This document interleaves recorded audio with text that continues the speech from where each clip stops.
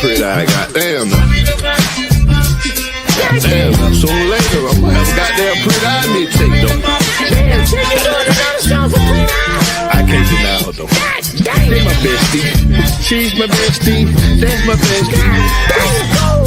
Your pair of eyes had me paralyzed. Toxic nigga, but you made me to a better guy. Smoke, but with you on forever, ever. I can watch you all day, girl, like you televised. You think like this nigga, they ain't never lied. I left the bitches alone, I had to pick a side. Look in your eyes, girl, you were hypnotized. Of course, it was your breasts, hips, and them damn thighs. Close my eyes, I'm still mesmerized. Get mad at my bestie, I tried.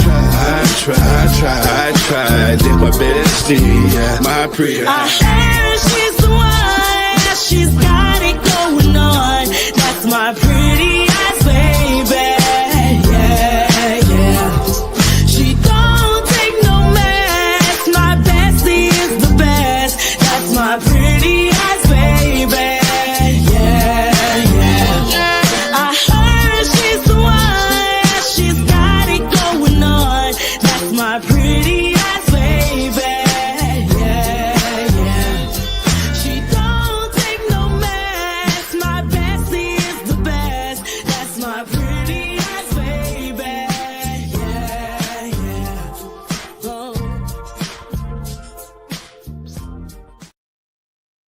That's on me. I'm pretty SG.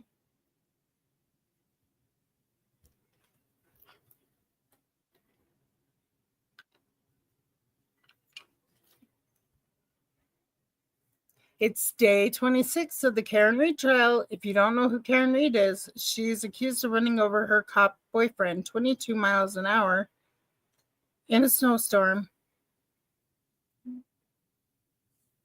backwards.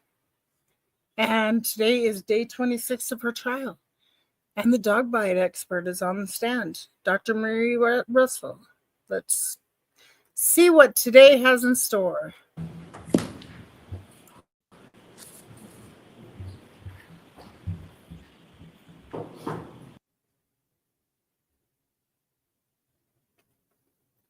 Hit the like, share the live. I have to ask you those same 3 questions. Were you all able to follow my instructions and refrain from discussing this case with anyone since we left here yesterday? Everyone said yes or nodded affirmatively.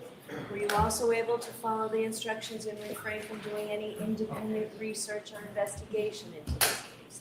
Everyone said yes or nodded affirmatively. Did anyone happen to see, hear, or read anything about the case since we left yesterday? Everyone said no or should be. Is Dr. Russell in the back there? Mr. Brennan, you can set up if you want to.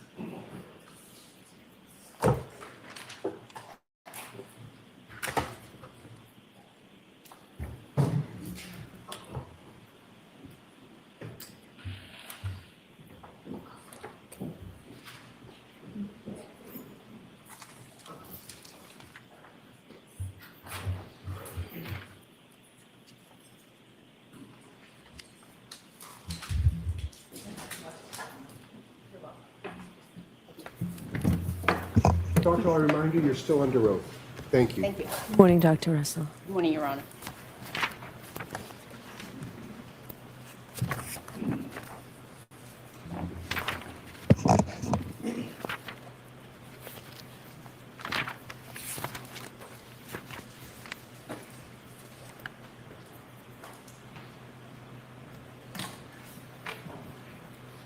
May I? Yes.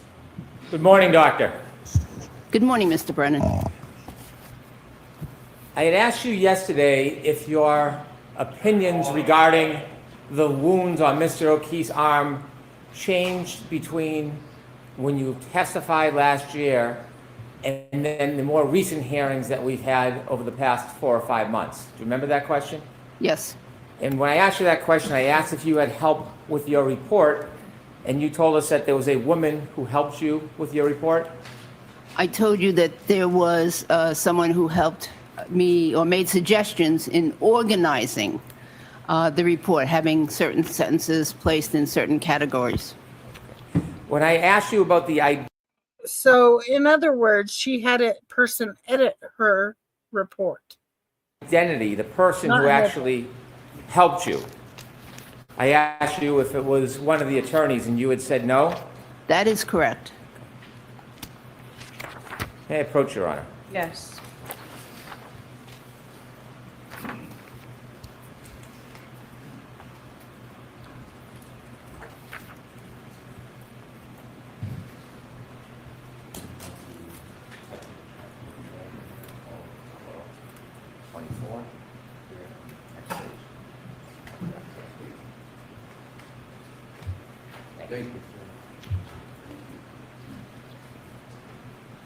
May I ask a question? Yes. Thank you. You had testified in December 22nd, 2024 in this case? I believe it was that date, yes. And when you testified back in December of 2024, do you remember I asked you who it was that had assisted you with your report? I don't remember that specifically. Well, I'm going to show you a page from the testimony. This is from the hearing. And I asked you, line 21, page 207, did anybody help you write this report? And what did you say? I wrote the report. If you could finish, please. I had some help with some minor edits, rearranging, some paragraphs or whatsoever, but putting things in the right category. Then I said, okay. And you answered? No, I wrote the report. And then So finally I did she asked, who lie? helped you with your report? What did you tell us? I said, Mr. Lessie.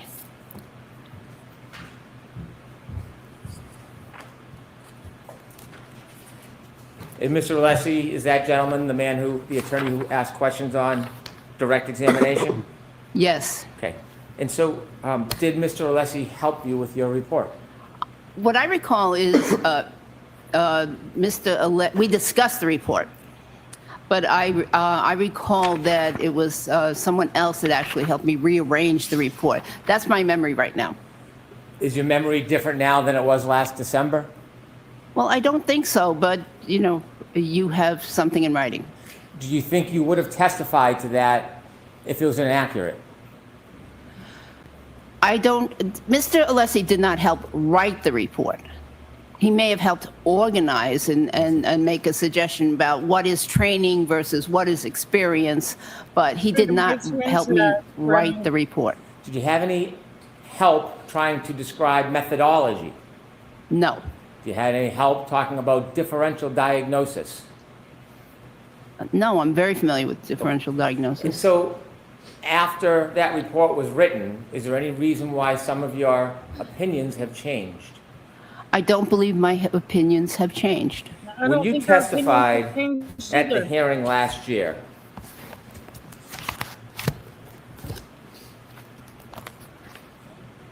June 21st, 2024, did you express that you couldn't say with 100% certainty what type of animal, in your opinion, caused those wounds?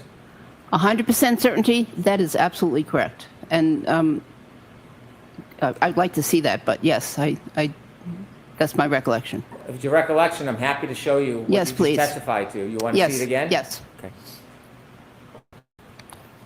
By the way, between last Yes, night and nothing today, is certain. did you get any advice from anybody suggesting you should ask for a transcript when I ask you a question? Did that advice come your way?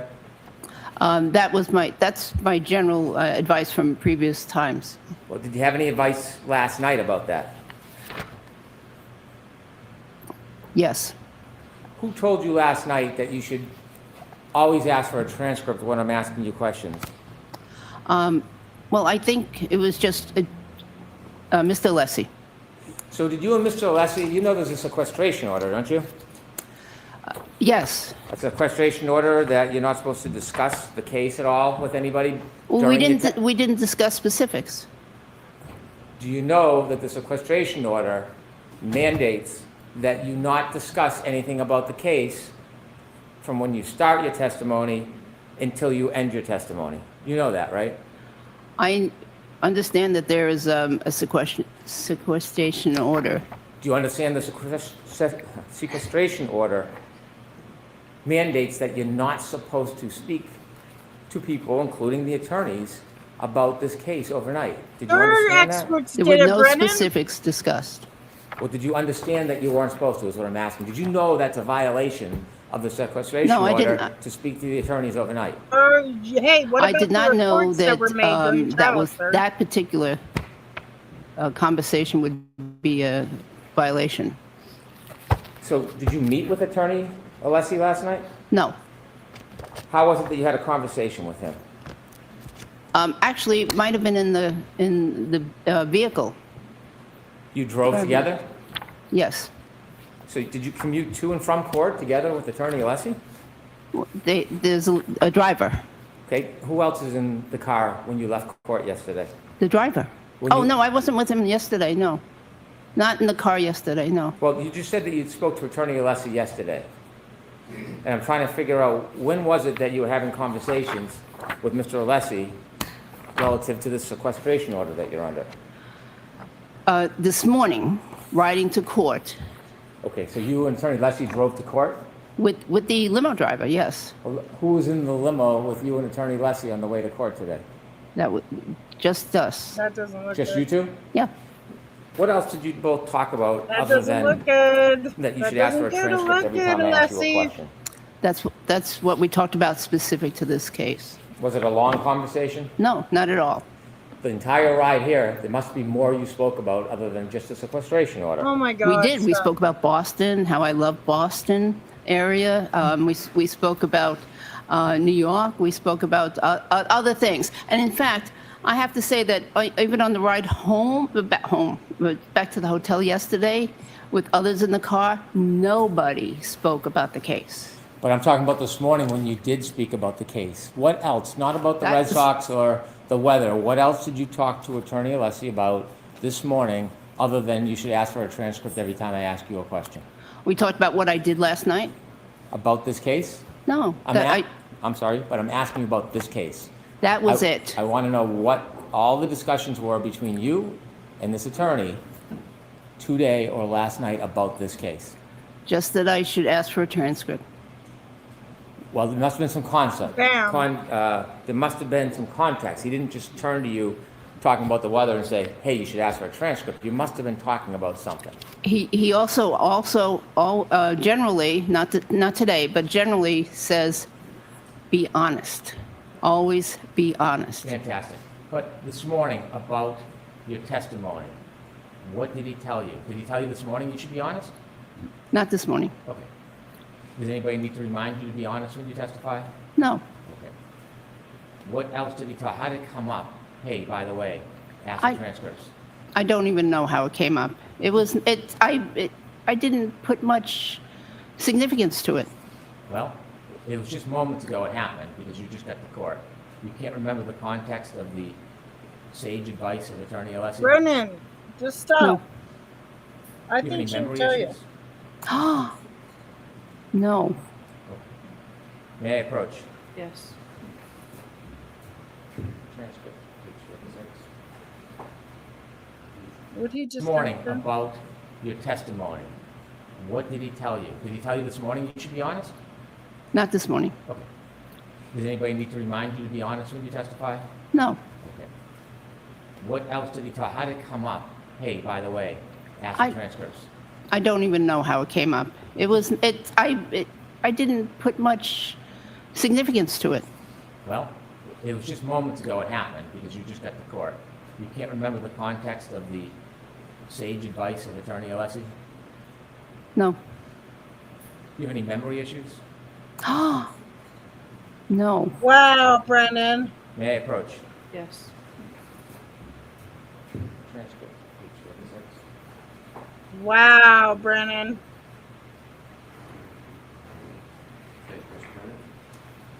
Since you've asked for the transcript, I have it for you. Dr. Russell, this is June 21st, 2024. I had asked you whether you expressed that you couldn't say with 100% certainty. You agreed with my answer, so there's no need to try to refresh your memory, but I'm going to show it to you because you asked. Take a look at line 16. Is that now consistent with the questions I asked you and the answer that you gave, that you were less than 100%, you couldn't be 100% certain? That looks consistent. Do you want more time with the transcript? No. There are no certainties. Has anybody else talked to you about your testimony today overnight, Dr. Russell? No.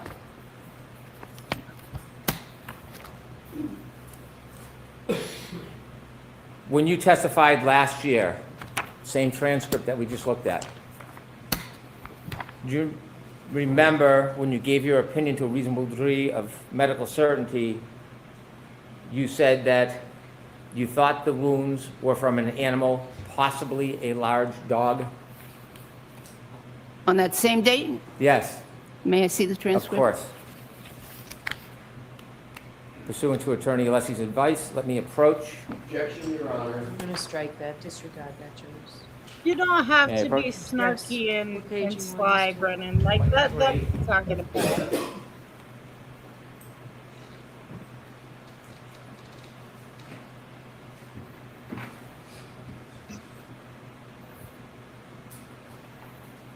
June 21st, 2024, Doctor? June 21st. Page 23, line 14. Will you ask the question based on everything we've discussed today? Is it your opinion based on a reasonable degree of medical certainty these injuries were from an animal attack, possibly a large dog? And what did you say? I said yes. Thank you. Have that back? Yes, you may. Okay, thank you.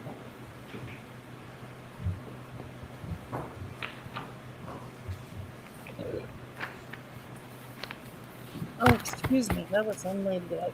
When you gave your opinion, not this year, last year, you agreed when you were assessing the wound, you used the word, or adopted the word possibly, didn't you? Adopted the word? Explain the context of it? Sure. That sentence? Sure. Go right ahead. No, you. I'm sorry. Okay. Then, I'm sorry, please When rephrase you- the question. When you were asked about your opinion last year, not this year, last year, about whether to a reasonable degree of medical certainty the injuries were from an animal attack, possibly a large dog, you agreed with that characterization. A large animal, possibly a dog, didn't you? Yes, an animal, possibly a large dog, last year, yes.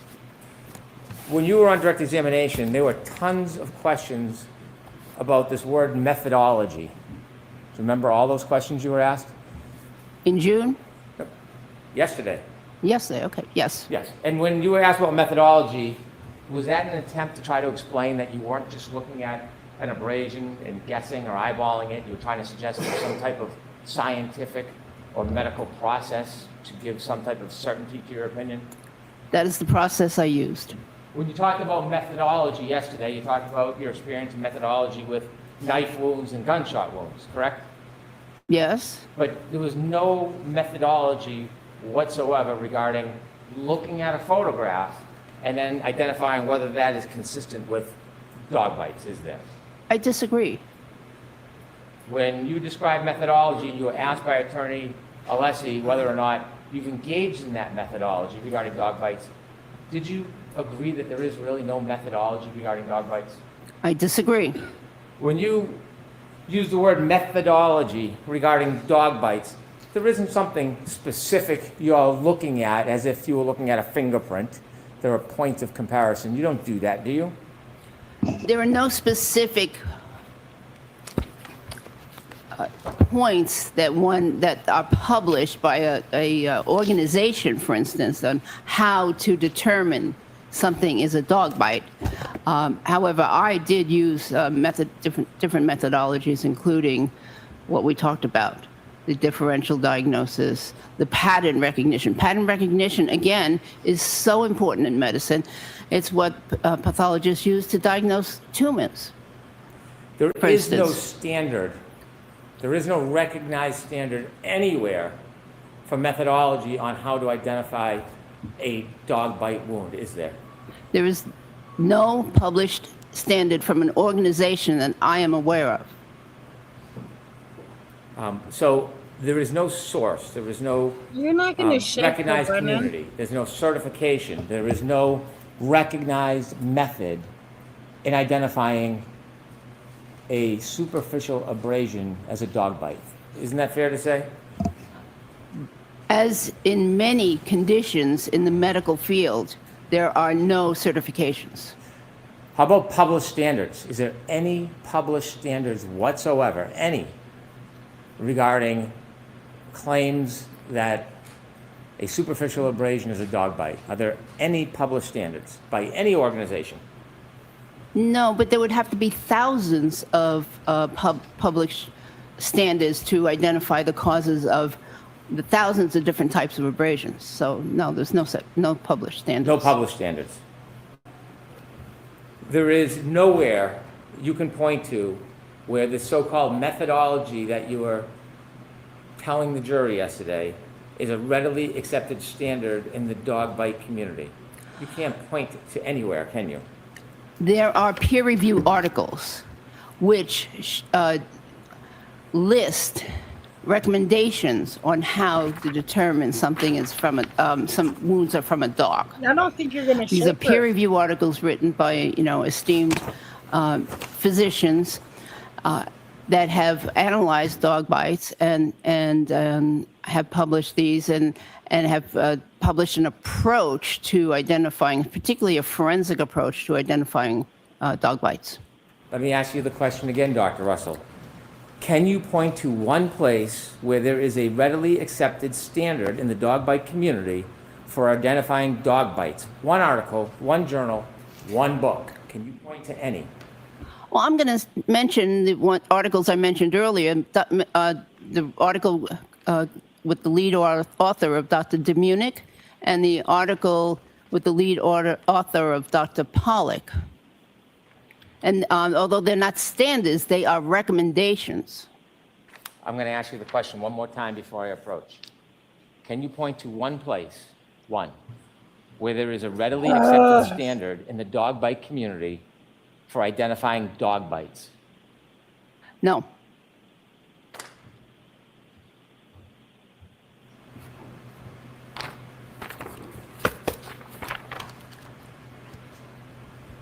And so with no readily accepted standards in the dog bite community, no defined methodology, when you look at a photo like you do of John O'Keefe's arm, you're just eyeballing it based on your personal experience with dog bites, rather than relying on some type of scientific foundation that has been published and accepted in the community. Wrong. Going to allow that. Isn't that fair to say, Dr. Russell? No, Don't absolutely believe in not. lying eyes, people. Don't believe there are them. many conditions in medicine where there are no Don't believe in lying eyes. standards Just don't do it. developed, and yet doctors make and nurse practitioners and the like make diagnoses all the time on these various medical conditions, and more importantly, they treat them because they require treatment. There are not published standards on every single of the 10,000 or more medical conditions that exist, including dog bites. I'm not talking about a stuffy nose or a broken leg. We're talking about dog bites here. So let's focus on dog bites, if you would. If you can Stop indulge with the me, doctor. snarkiness. Regarding dog bites, since there is no standard practice, there is no accepted methodology, and since there is no accepted and approved guidelines, you are essentially simply looking at a picture, a photograph, and just using your past experience with treating dog bites as the basis for your opinion. Isn't that fair to say? I don't think so. I'm using my past experience, my strong Hey, interest Pepsi. in dog bites over 30 years, You can't bully her, Brennan, with all the and the snark- and the articles that I read. The numerous articles I read, but Not the articles that have touching the recommendations. nose or I'm using all of that or broken combined to come up with a methodology for talking about determining dog that bites. those are the result He of a was dog. answering your When you say question coming up with a about that. methodology, are you saying that you're creating your own methodology, that you're the person who has the Oh, standard my and nobody else? Lord. Is that your There's position, other Dr. people. Russell? No, the phrasing was not good there. I use standard methodology of pattern recognition and differential diagnosis. There is no standard in the medical community relative to differential diagnosis and pattern recognition as it relates to dog bites, not other areas of medicine, dog bites. There is Oh no my accepted God, enough, methodology, dude. is there? That's true. Still, you You go mentioned through that it you the have this same as strong interest anything in dog else. bites. Let me borrow a phrase. Do you think you had any confirmation bias when you got into this case? I don't think so. Well, you definitely wanted to be in this case. You weren't sought out, you sought the case. That is incorrect. And you said you had a strong interest in dogs, and that is one of the reasons you wanted to get involved in this case. Isn't that fair to say? No, that's actually an unfair statement. I did not want to get involved. I wanted to offer my my knowledge and experience to help clarify issues. I did not want to become an expert witness in this case. And I used, again, as I do on just about every medical Well, sir, she's getting condition paid that I look at and every 400 grand. wound that I look at, Brennan, I do a that's differential why she gets paid diagnosis. 400 What grand. else could this I be? bet you What, she you know, what didn't else take could have the pills caused for these that much scratches and abrasions and wounds? What else before I come to my conclusion? On your ride over here today, were you instructed that when I ask a question, rather than answer it, give a long explanation about something else? No. I would like to put up an exhibit of Mr. O'Keefe's arm. And I What wanna is ask up you some with the questions like about it. snarkiness? Bev, you don't let the defense You get and I away have with had that. many conversations about Mr. O'Keefe's superficial scratches before, haven't we? Yes. And would you agree, looking at these, they are superficial abrasions? Do you agree with that characterization? Yes. He's not breaking When her. we last spoke, Like he's just for just being a background, dick to be to a dick remind because he knows ourselves, he can't. we I mean, he's broke trying to these get her into riled separate up parts so any we could way he discuss them can by to number. make her look like Just she's for lying or a sense or of she's clarity, being and we defensive discussed this or as wound number anything. That's one. why Do you he's remember throwing that? in Grouping all number these one, yes. sneaky little Number comments two? Yes. Number three? that he shouldn't be Four. allowed to have. But Yes. the defense lets him. Which did I'm you call sorry, this four? one. 4, Five. 5, 6, maybe.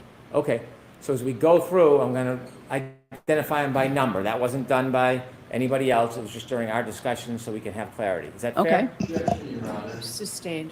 Is it fair if I Fuck refer it. to this as Stop 1, burden 2, shifting. 3, 4, 5, 6? I think so. Okay. When you testified on June 18th of 2024, last year, when you came in, you were asked questions before the actual hearing. You were asked questions about this particular superficial abrasion, weren't you? He loves to say superficial. I'd have to see the transcript. I believe course. so, but I'd have to see the Do transcript. you remember when you were first giving opinion testimony and about see all the this side specific comments? Of course you have to abrasion, see the transcript. wound number 1? Because unless he told Do you you remember you saying that you thought it was either to. Nothing teeth nefarious about that. or nails? I said nefarious. I'd have to see the transcript again. I will give you the transcript, and as I'm doing that, let me ask you, do you remember your testimony about what you actually said? Oh my God, Brennan. So, do you remember your testimony? For each specific day, no. I remember generally, but not for each specific day. If you I've have been an here many opinion- times. I'm going to bring your transcript up to remind you, but if you have an opinion, it shouldn't change, right? It should always be the same? Generally, yes. Okay. So let me ask you before we talk about what you said at the beginning. What is this from? It Teeth hasn't or nails? changed. She said It could be closet. either, but I think that's from teeth. So when you say they could be either, if you have a methodology and you have a certain standard where you Can't can be identify certain. something Even based on in a standard, methodologies, you there wouldn't cannot be so be much certain. uncertainty, would there? You'd be able to look Science at is this, forever changing. consider the methodology, and either come to an opinion whether it was teeth, nails, or something totally different, right? You know, Mr. Brennan, perhaps I Exactly. didn't explain earlier, but the nail of a dog tends to be cone-shaped, conical in shape, and very similar to the nails that the canine teeth of dogs. So the shape and the fact that they come to a point makes some wounds indistinguishable. Are you saying that nails of a dog are so similar to the teeth that you can't tell the difference between them when you're Yes. looking at a wound? Yes. I'm saying that they can cause similar looking abrasions. Are you able, as the premier expert in the United States on dog bites, able to tell See, the all that difference between teeth snarkiness. and claw nails of an animal when you're looking at a wound? Individually, well, okay, that's a very interesting question. Sometimes it's difficult because they can have similar appearing wounds. pattern. So you have to look at the overall pattern in order to make some conclusions. Well, when you first started testifying in this case, you never suggested you had to look at everything in totality. You were giving opinions regarding individual wounds. Isn't that fair to say? No, It wasn't until I began asking you questions and you had inconsistent answers that you've now changed from, rather than hasn't identifying changed. individual wounds, now you're saying, I can't identify individual wounds, but I can tell you in totality. I disagree with that. I believe that in the very first time I testified, I mentioned that the overall pattern was important. When you first testified, so today, before we get to your testimony, you're saying this could be either teeth or Hers hasn't nails, changed. but you think She it's probably hasn't teeth. forgotten Correct. times like How certain probable? Do you think people. it's certainly teeth? You know, every To a minute reasonable degree of counts. medical certainty? minute You're not counts. sure? What is the value Last of time your certainty or lack of freaking, certainty about what caused this Jennifer wound? McCabe. Reasonable freaking, degree of medical certainty. What is a reasonable degree of medical Textron certainty? or That well, what? last that those are caused by where teeth. she says Teeth. pull behind me. When you first testified, your position was it could have been teeth or nails. Not like That Carrie. is different than saying to a reasonable degree of medical certainty. Her story changed with Teeth, the isn't it? timeline. No, there is a small possibility that they could be caused by nails. Most of the When you people first on your testified, you didn't qualify witness it as a small was possibility, did confirmation you? bias, sir. I perhaps wasn't asked. Well, you answered. Do you remember when you were asked about it and you answered? You talked about that it was a pattern close to the shoulder with parallel marks. But he's a sneaky, Do you remember? sneaky Do I remember what? son of a Saying that this is gun a on pattern cross. close to the shoulder, right? He's That they're sneaky. superficial. You agree with that still? Yes. And did you say they were consistent with teeth and nail marks? Yes. Okay. Nails on a dog, oftentimes or most times, are And the horseshoe judge is shaped, letting him aren't get they? away with all this bullshit. That he does. They're generally conical shape. You don't think that nails on a dog in your studies have a horseshoe shape? I think it depends on the grooming of the dog and if the nails were cut recently. But in general, they come to a point. They're at the, you know, at the end of the paw. They come to a point. And by the way, the paws can open and close. So the distance between the nails can vary depending on the how that claw You're not going to make her impacts the change her skin. opinion there. So in many ways, they resemble the overall shape of canine teeth. And so to get back to my question here, you're saying that this could have been caused by dog nails? It's possible. Do you know, or do you think that the teeth in a dog are different shapes and sizes? Oh, yes. Depending on the tooth, there's different shapes and sizes. Absolutely. When you testified the first time and you said that you thought it was teeth or nails, teeth or nails. That's what she's Remember always said. testifying a couple days later in front of a group of people and you again iterated that this could be teeth or claw marks. That was your testimony last year. And Teeth she's or still claw marks, saying right? it's teeth or nails. Object to the characterization of that prior proceeding. So just prior proceeding, folks, that's all that we need. Did you testify at that prior proceeding last summer that this could have been teeth or claw marks? I would need to see the transcript.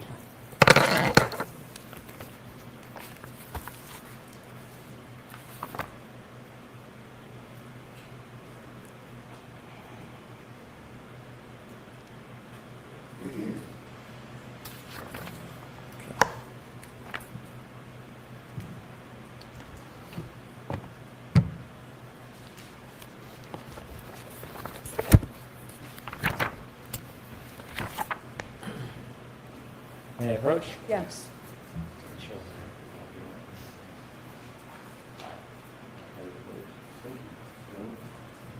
When you first testified on June 18th, Doctor, you were asked questions trying to identify what you thought that wound was. and this is your June 18, 2024 testimony, on page 37, line 7, the questions begin, when you were asked what you thought they were. You can read any part you want, but line 7 might be a starting point.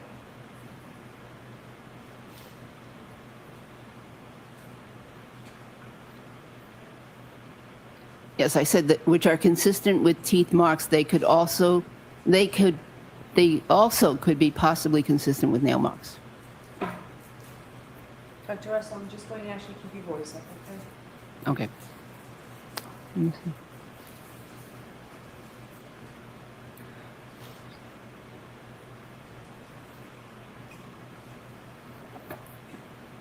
Thank you. That was your first testimony last year, yes? Yes. Okay.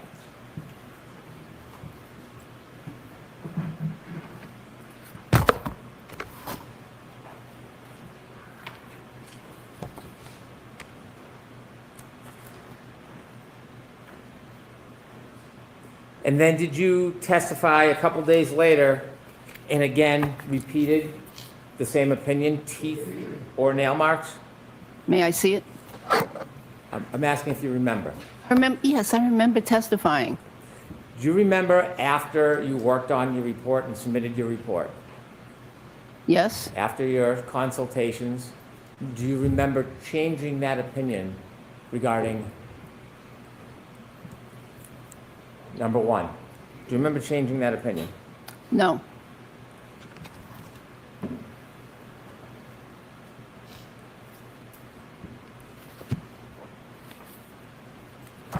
Do you remember changing from either teeth or possibly claw marks to being very specific, claiming that it was definitely teeth marks? No. Are there different types of teeth in a dog? Yes. Okay. The pointy teeth, the big ones, those are called canines, Correct. and the smaller ones are incisors. Correct. There are 6 incisors in a healthy dog on the top and bottom between the canines. Correct.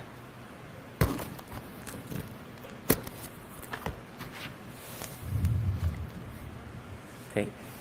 Did you, when you testified subsequently to the original proceedings, did you change your opinion from teeth or claw marks to specifically teeth and even more specifically canines?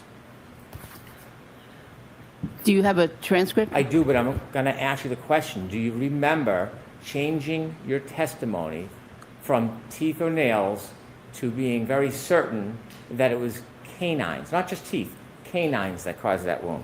I became more certain, yes. You had never said that the canines caused these wounds before you filed the report, ever, did you? I may not have, that's true. And so after you did your report, you shifted from teeth and nails to canines. Do you remember that? I don't think it's a shift. No one would ever refer to a dog's nails as canines, would they? No, I don't think so. That would be inaccurate, wouldn't it? Yes, That would be a mistaken use of the word. I believe so. When you testified, December 2024, you didn't say nails could have caused this wound. You didn't say generally teeth. You said canines. I believe that, and that's true. I believe that canine teeth caused that wound. Did you have any new information So about reported dogs photographs as that would canine. help you change your opinion That's- from teeth and nails to canines? Well, I had been challenged. I had testified several times. I reviewed the case several times and challenged, and each time I reviewed the case, I became more certain that these were from canine teeth. And actually, there's other marks there, but these are from teeth. You say more certain. You had never said canines before, ever, until that recent hearing. Isn't that true? I said teeth. Canines. It doesn't matter. I said teeth. Top- Canines are some of the teeth. Upper or lower canines? Upper. And if it's upper canines, You testified previously that the point of entry would be here at the bottom and the dog would pull this way. That's what you testified to. Yes? No, I believe you misunderstood then. The point of entry is up there.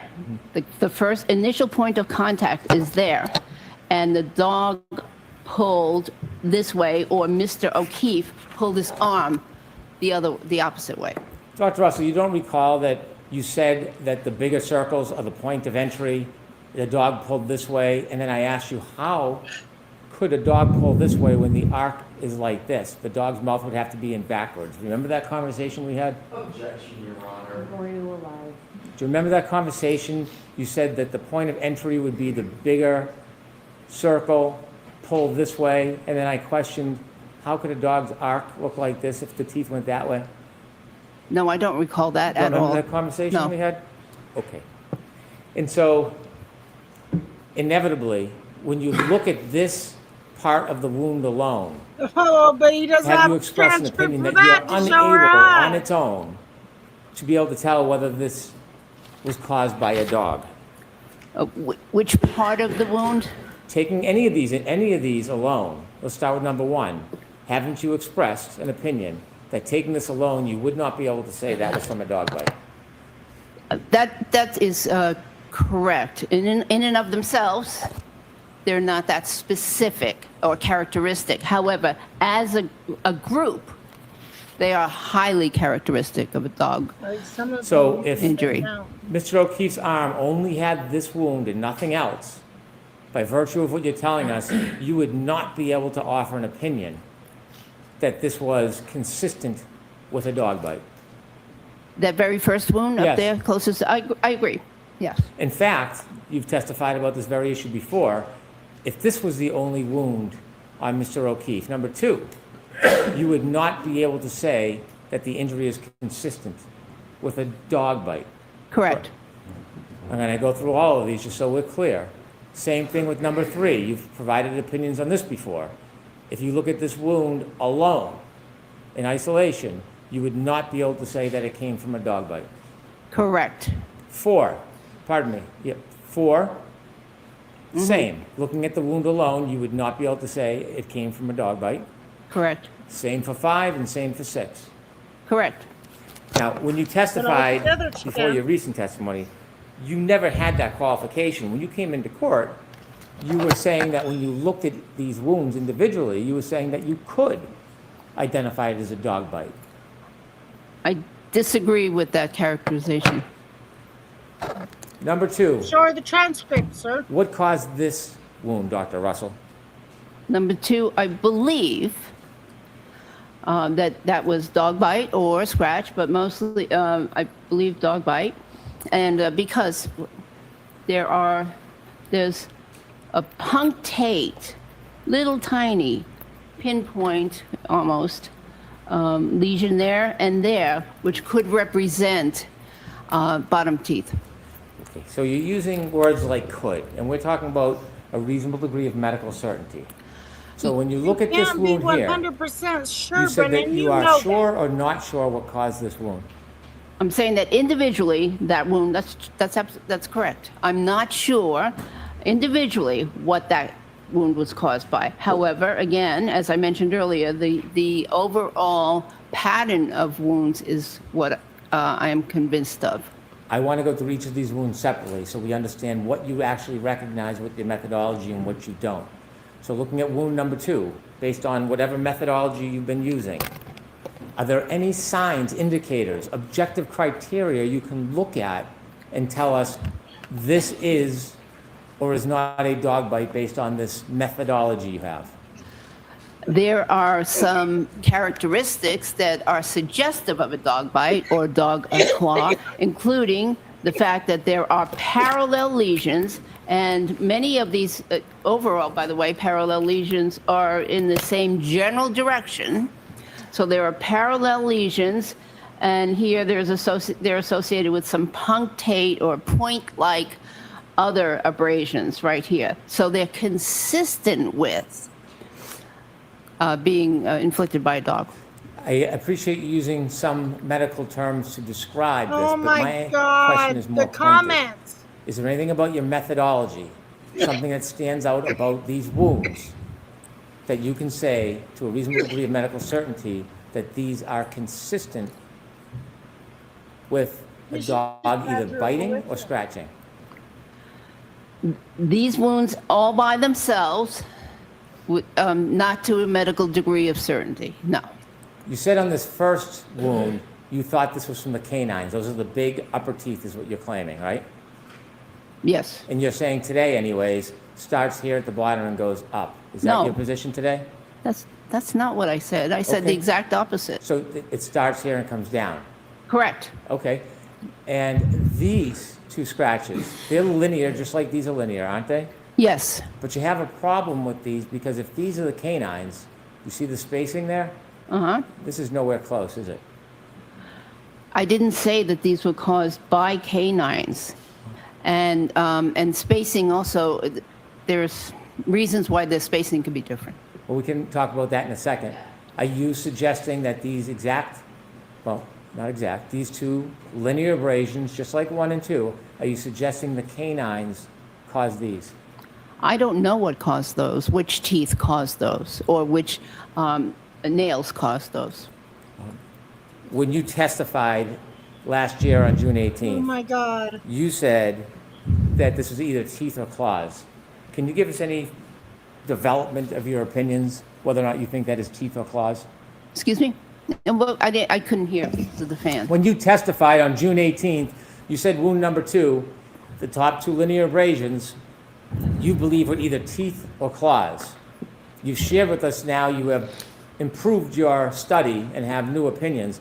Do you have a clearer opinion whether this is She never teeth said she had or no claws? opinion. Objection, Your Honor. She never said she Do you had have no an opinion whether this is teeth or claws or She's not never something totally changed. different than a dog? I believe they are teeth or claws caused.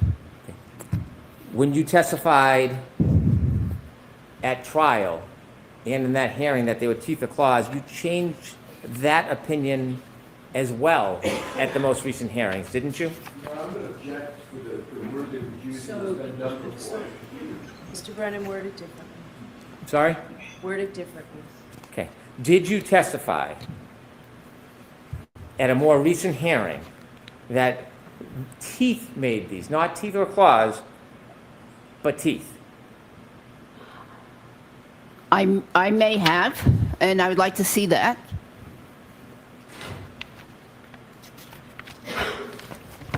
May I Can approach? you just hold 1 second? Could you please turn the fan off?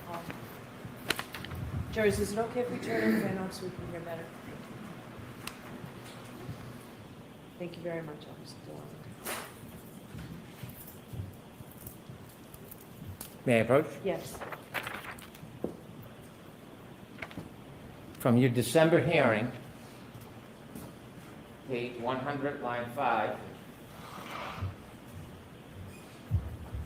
when you were asked about that second wound from December, and I asked whether you changed your opinion from teeth or claws to just teeth, weren't you asked specifically about that on page 100, line 5?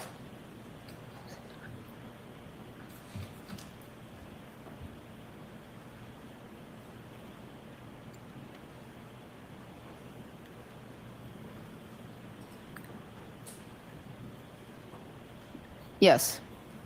But may I read it? Sure, I'll read it with you. Okay. I said, I'm not sure on the second set. So this is the set just above the elbow. I'm not sure exactly what teeth made these. One of them could, one set of these could be canine, one part of this, and then adjacent incisor tooth. But I'm not sure on the second set, so this is the set just above the elbow. Yeah, I think the first part of that paragraph is talking about the first set Yes. up there close to the shoulder, and then the sentence, but I'm not sure on the second set, so this is the set that's just above the elbow. I said I'm not sure. And then, sorry. Oh, go ahead. Are you done?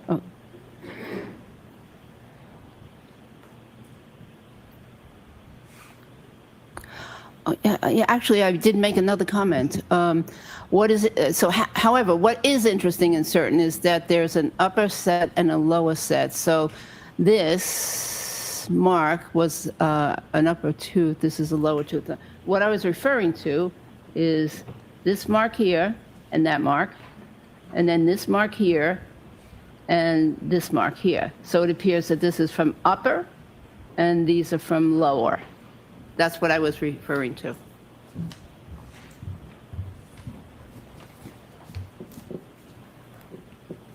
And so when you first described this wound as teeth or claws, at the most recent hearing, you had a certain opinion that this was teeth, didn't you? Yes, I was leaning towards teeth. Correct. Well, it didn't seem like you were leaning. You said Oh my God. these were from the upper teeth. You Yes. said it. You said it matter of Yes, she factly, not with changed any it, teeth or qualification. nails. Your It was claim at the still last teeth hearing or is this was from nails. teeth. That's what I believed. And today you're saying you don't know if these were teeth or claws. Not with 100% certainty. You didn't qualify 100% certainty. You were asked your opinion, Dr. Russell. You Yes. were asked, what do you think? And she you gave didn't you say her with 100% opinion. certainty. Your claim, the first time you testified, teeth or claws. Recently, you said teeth, and now you're saying you're not sure. No, I'm saying I believe that those marks are from teeth, but I'm not 100% certain. Suffice to say, looking at wound 2 alone, you cannot say this was caused by a dog. In and of itself, no.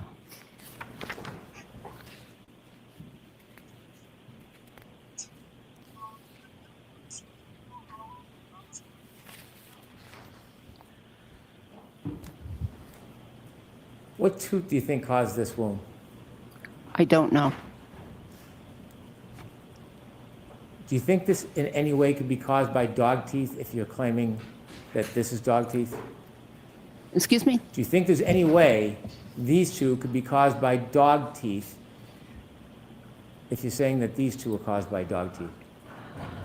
Yes, could be, but I don't know which teeth. And I don't know the extent of the bite, how much impact there was, and how much pressure, how much contact there was between the teeth and the skin. The canines are the longer teeth in a dog's mouth, aren't they?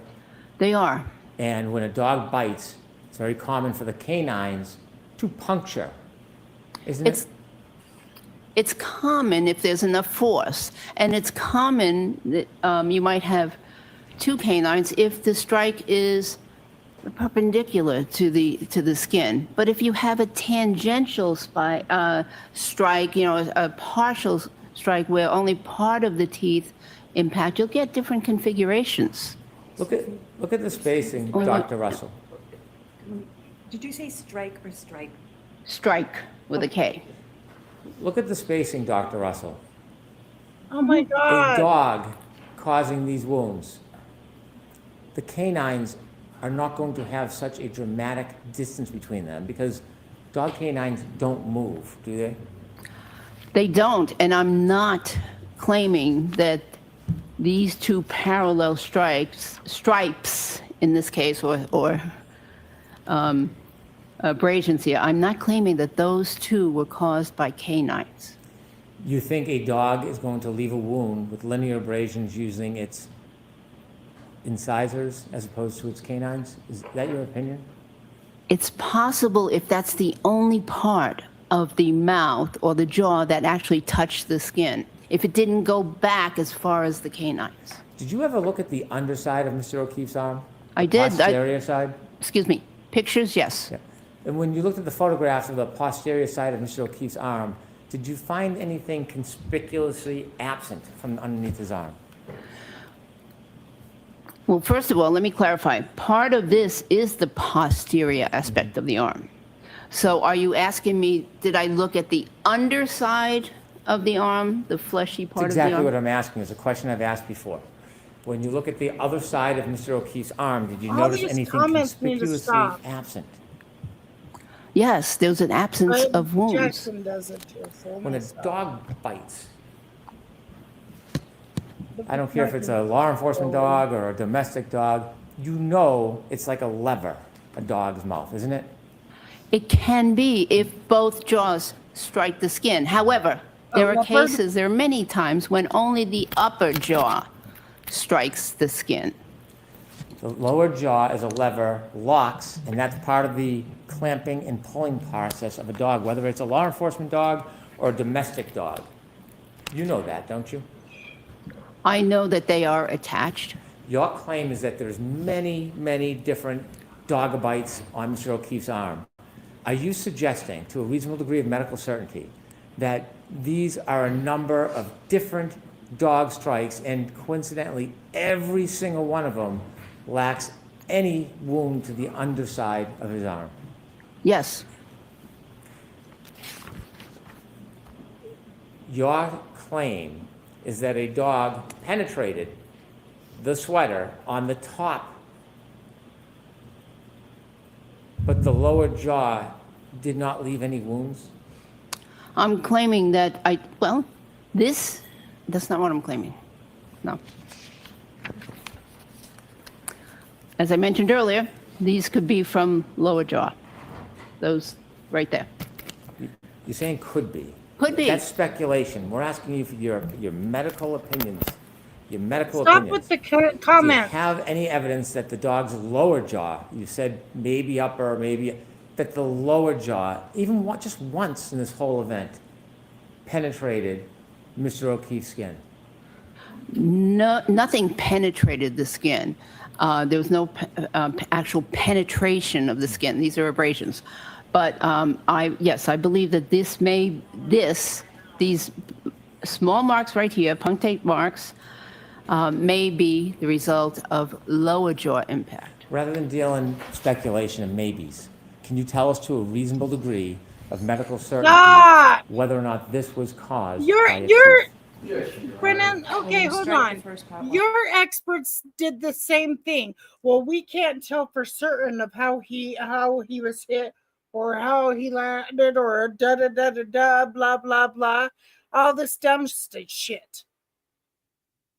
But she's saying that they're either teeth or claw marks. She has never wavered from that.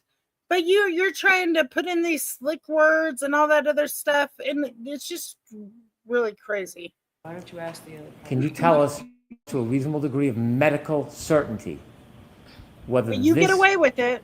superficial abrasion, can you put that back up please, was caused by a dog? In and of itself, that part only, no. Can you tell us anywhere on Mr. O'Keefe's arm to a reasonable degree of medical certainty where the lower jaw impacted Mr. O'Keefe to leave even a scratch? Not with a reasonable degree of medical certainty on individual wounds. And not just individual wounds, I'm talking specifically the lower jaw. Can you point to one wound, Oh my God, she did. one Ask and abrasion on answer. that arm where you can say to a reasonable degree of medical certainty the lower jaw caused any of those abrasions? I believe there are several areas where there's impact from the lower jaw. However, I cannot say with reasonable degree of medical certainty that part only. Let's look at number 3 to move along. When you first talked about these wounds, again, is it fair to say that you described that it could have either been teeth or claw? I'd have to see it. Okay, I'll bring it to you. You don't remember that testimony? I remember, again, I've been here many times, so I want to be, Well, you have the Specific. opinion today, and I'm getting the transcript for you, Dr. Russell. Thank you. Do you have the opinion today that that those were either teeth or claws? yes. What's your opinion today? Well, I think that most likely they are from teeth marks. Well, rather than most likely, we deal with reasonable degree of medical certainty. To a reasonable degree of medical certainty, can you give us an opinion regarding the cause of those marks? Objection, Your Honor. Teeth or claws. She already answered it. Strike the comment. Can you tell us to a reasonable degree of medical certainty whether these wounds were caused by teeth or claws? Individually, no.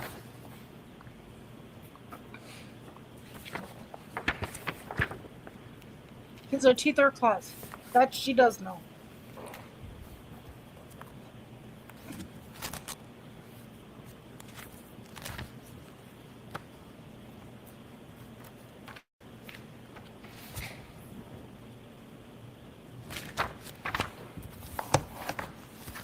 Did you ever change your mind about Aren't you showing her the source. transcript, Brennan?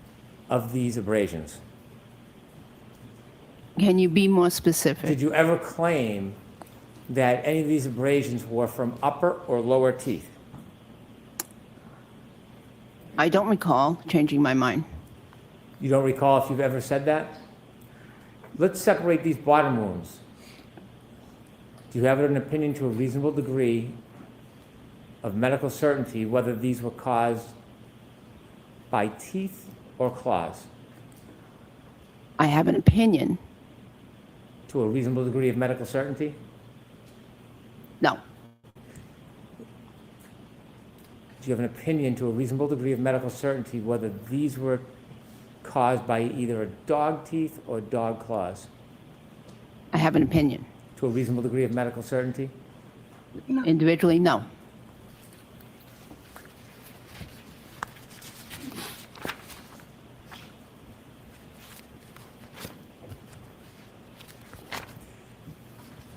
The one near the wrist, you had testified yesterday, there's lines in what you believe to be an arc, correct? Yes, they have a general overall appearance of an arc.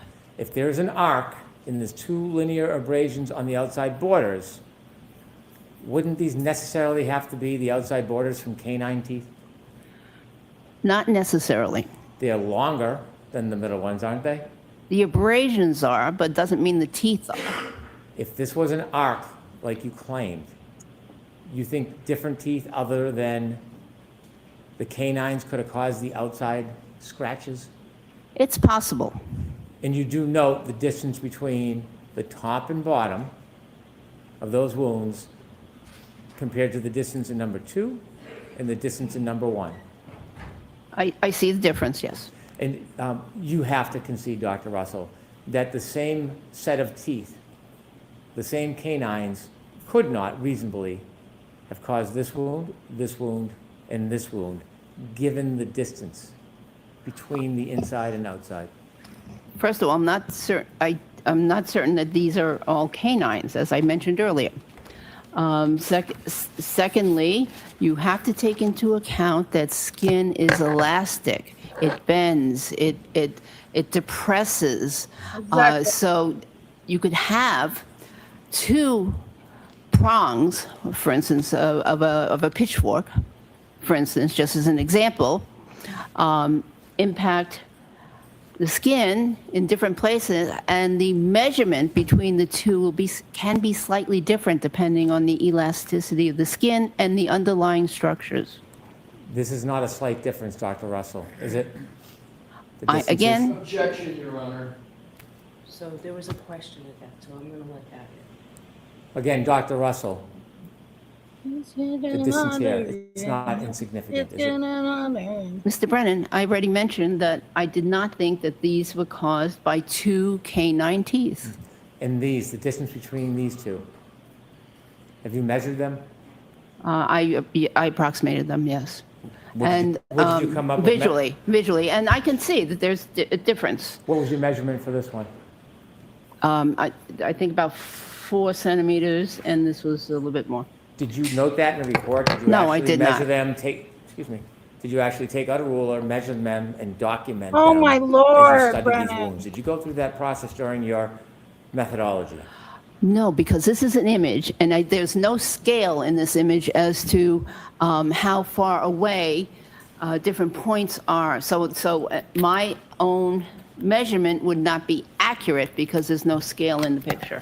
Why did you go through the process of measuring them if you're now saying that it's inaccurate after I asked you if you memorialized it? Why would you Lord. even do it if you're now saying it was inaccurate? It was an approximate measurement in my mind.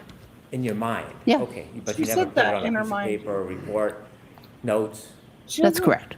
Why would you even go through the process if you're looking at it and your explanation is, it's only a photo, I wouldn't be able to tell? Why would you even try to? I think probably everybody in this room has already done the same thing. And if anybody in this room did the same thing, it would be quite obvious, doctor, that the gaps between 1, 2, and 5 are dramatically different from each other, aren't they? They are. However, I'm not saying the same exact teeth caused those marks. When you testified yesterday, you used the term differential diagnosis. I want to ask you a lot of questions about differential diagnosis. Do you remember using that term? Yes. And differential diagnosis was really just a way for you to try to get your opinion to the jury that these injuries were not consistent with the car accident. That's what a fancy way of doing it is, right?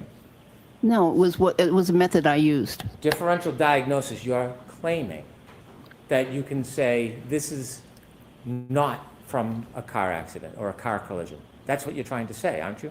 That was the result of my differential diagnosis and my pattern recognition So if you're- methodologies. If you're going to exclude a cause of the injury, in this case, a collision, you have to know a little bit about collisions, don't you? Yes, I don't know how to answer that. Well, try. Can you be more specific? If you're going to say that these superficial abrasions could not have been caused by a car collision, you kind of have to understand a little bit about the mechanics of a car collision, don't you? Actually, I disagree. However, I've treated thousands of victims of motor vehicle accidents and have seen the wound patterns that they come into the emergency room with. And that forms a basis for me. Do you really think? Did you finish that answer, Dr.? No. Did I cut you off? I believe so. Oh, I'm sorry. Please continue. No, and the thousands of victims of motor vehicle accidents, I've looked at their wounds, I've treated their wounds, cleaned their wounds, touched their wounds, and is what I use as a basis, part of my basis to determine that these were not caused or not consistent with a motor vehicle accident. When you first gave that opinion that it wasn't consistent with the motor vehicle accident, it's fair to say you didn't have a lot of information at that time when you first came in and said that, correct? Specific to this case? Yes. Yes. I didn't have a lot of information, that's correct. Okay. And so in order to rule out a collision causing these wounds, let me ask you, are you an accident reconstruction expert? Reconstruction? No. Did you ever go to any academy for training to receive any type of degree or certificates in car collisions? Actually, I did receive a certificate in hit and run accident investigation from the Massachusetts Criminal Justice Training Council when I was a police officer. Do you agree that what training you did have was rudimentary? It probably was, yes. Well, not probably. You've used that word before. What is Wouldn't you say rudimentary? that any training you have had has been rudimentary? In terms of Accident- accident Yes. investigation, yes. Have you ever testified as an expert anywhere in accident reconstruction? No. Do you know what ACTAR is? ACTAR? Yes. No. It's a certification doesn't group make for a collision difference. specialists, accident reconstructionists. Is it fair to say that you're not ACTAR qualified? She's more qualified than your experts. All they know how to do is change reports in the middle Are of you the trial. ACTAR qualified? No, and What I don't know false any freaking physicians that are. insinuation. Have you ever gone to a scene of a car collision and done an investigation and written a report and reached a conclusion about the cause of the car collision and the injuries that were related to that car collision? No, that's outside my scope.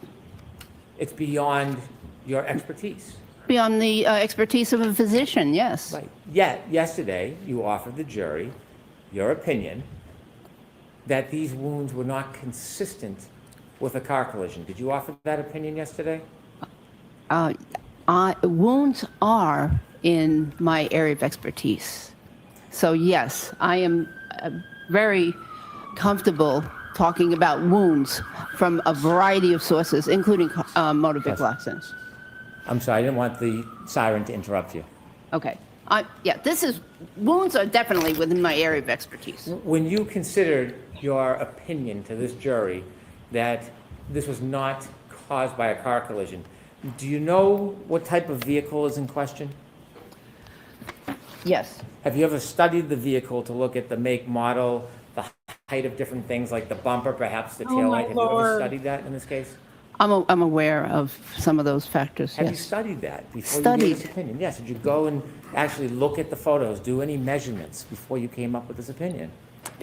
Not before I came up with the opinion, no. Did you ever look at the damage to the rear taillight of the defendant's vehicle and see if it was in similar or the same height of Mr. O'Keefe if he was standing up? Did you ever do that? I have looked at And photographs. when you looked at the photos, did you see that a 6'1" man like Mr. O'Keefe, if he stood, his elbow would be the exact height of Miss Reed's broken taillight? Did you notice that?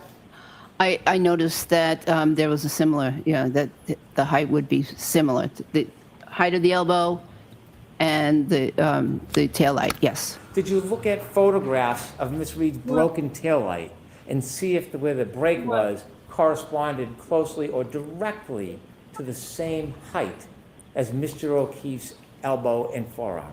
I did. And did you see that it matched up height-wise perfectly? Close, yes.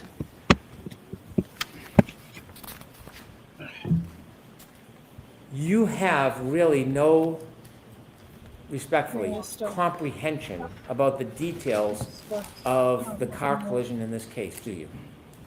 I have some understanding of the allegations of a possible collision. Do you know how slowly or fastly Miss Reed's Lexus was traveling on January 29, 2022 at about 12:32 a.m., right around the time that you think these wounds happened? I have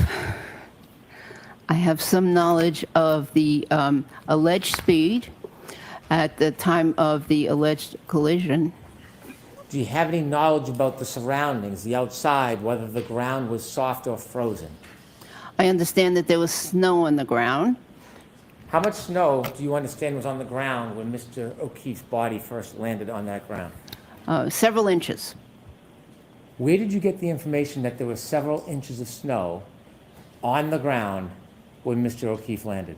You asked me when? Where did you get that information from? A report that I read. Have you ever seen the videos or the reports that when Mr. O'Keefe was moved from the ground, there was grass and dirt under him? Yes, I saw a picture. Okay. Not 2 inches of snow. The ground, the cold, hard ground. Did you see anything that said that? Yes, I saw an area of grass in the picture. Have you ever looked at Mr. O'Keefe's pants to see if there was any dirt or grass stains on the back of it? I've seen pictures. Did you realize when you were forming your opinions about the source or the genesis or the cause of these abrasions, did you look at his pants and study whether or not he landed on snow or landed on the hard ground? What does it matter? I did not see any evidence of grass on the pants. Did you ever actually look at I the pants? don't know if I looked at the pants. So when you say you didn't see any evidence, are you saying you didn't look, or you looked and you didn't see anything? I looked at pictures of the clothing that was available at the hospital. Did you look at anything about the pants, photographs, the actual pants themselves? Did you look at Oh them? my God. I looked at the pictures that were available at the hospital of his clothing that was on the floor. Were part of the photographs that were available for your review and your conclusions of differential diagnosis, was part of that evidence photographs of the back of his pants? I don't recall. If you're going to make an opinion about something outside Whoa. your expertise, that this was not consistent with a collision, wouldn't you want to see as much information as possible? So let's, we'll come to sidelines tomorrow.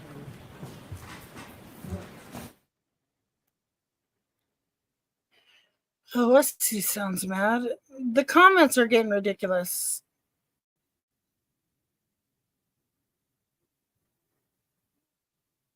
I don't like it when Jackson does it a lot.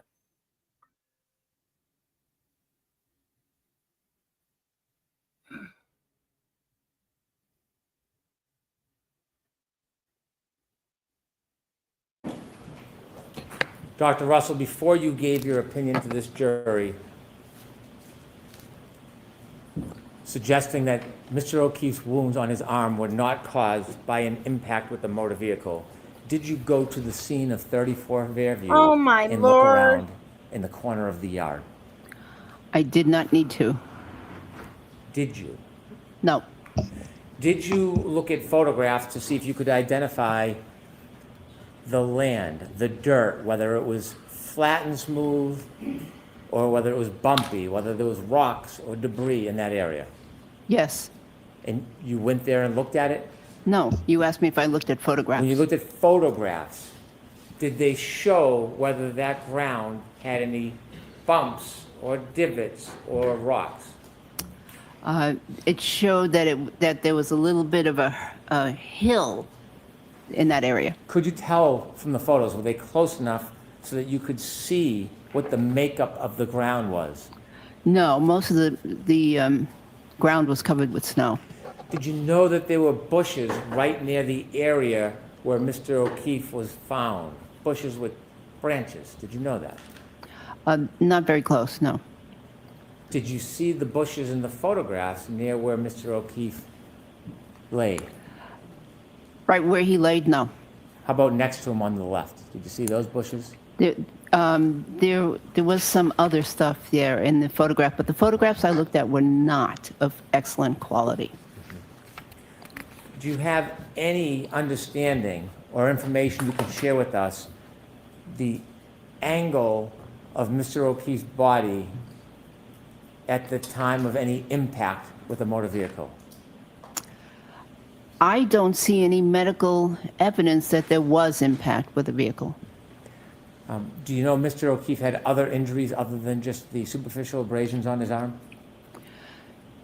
Yes, but no significant injuries below the neck. How about on the head? Was there a significant injury? Oh, yes. When you considered excluding car collision as a source of those wounds, did you consider in your history that you've seen, or have you seen, let me strike that, have you seen in your history multiple victims of a car collision where Many. they were Sorry. hit by the same car?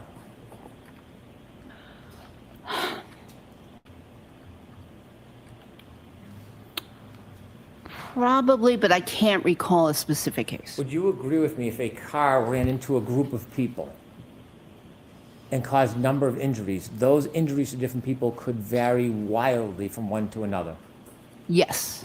Even if the car was going at the same speed and ran into a group of people, those injuries could be totally dissimilar from one another, couldn't they? Yes. Some person, unfortunately, could be killed if the car was going fast enough and hit them the right way. Yes?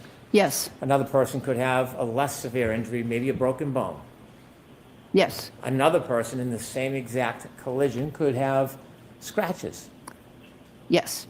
In fact, there are cases, I'm sure you've studied, where people have been hit by cars, thrown airborne, and had no wounds on them at all.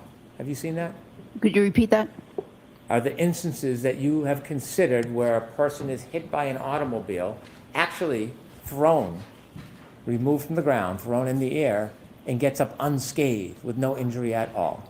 No significant injuries, correct. So a car collision can cause wildly different injuries depending on many, many unpredictable factors. Yeah, but you Isn't know, that fair to say? they have. Yes. When a vehicle's involved, They still and you have have been involved in treating telltale patients signs that there. receive injuries from broken plastic or broken glass in a car. Yes, many times.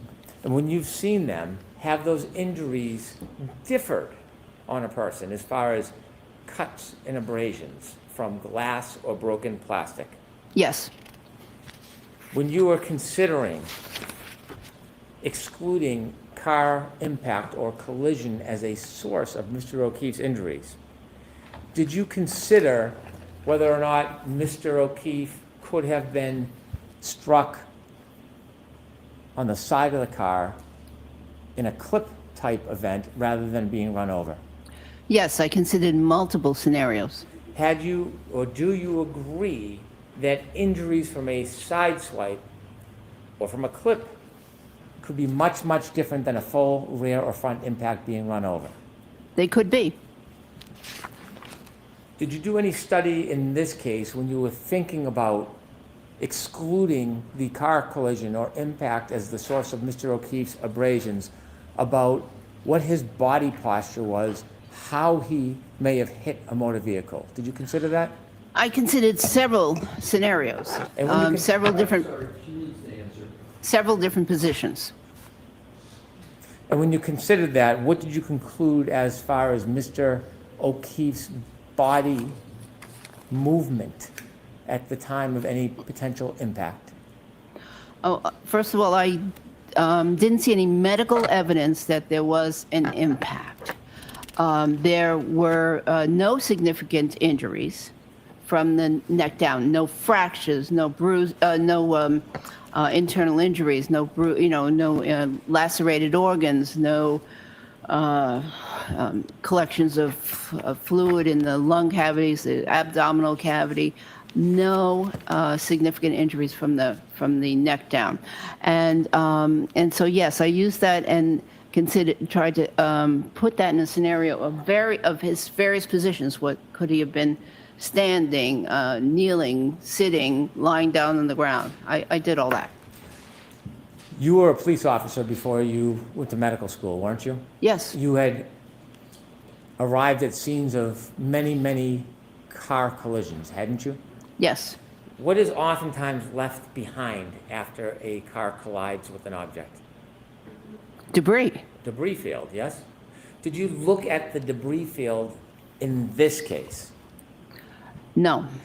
In the cases that you went to wherever you saw car collisions, some of the debris that you would find could be broken glass or broken plastic. Isn't that fair to say? Yes. And when you went to those scenes, you would often find broken glass or broken plastic in a debris field near where the victim was found or laying. Isn't that fair to say?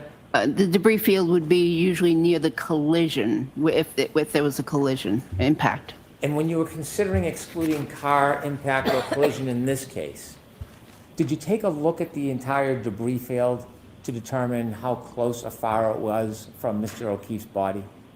I couldn't tell on Did you the ask any photographs. question? I'm sorry, please finish. I couldn't tell from the photographs. And before you came to your conclusions, did you ask anybody for any more information so that you could make a fair assessment of that information? The injuries here were so characteristic that, and they were so parallel to one another that I couldn't even imagine pieces of glass or plastic or even metal lining up to cause those injuries, lining up in a certain fashion to cause those regular striations. Rather than imagining, did you make any effort to actually seek information so you could identify and evaluate the debris field around Mr. O'Keefe's body that morning? I did not.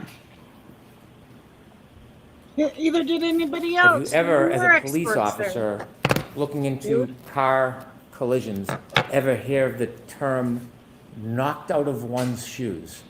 Not as a police officer. Have you ever heard of that as a medical expert? I've heard of it as a civilian, yes. Not as a medical expert. Could I have Exhibit 74B, please?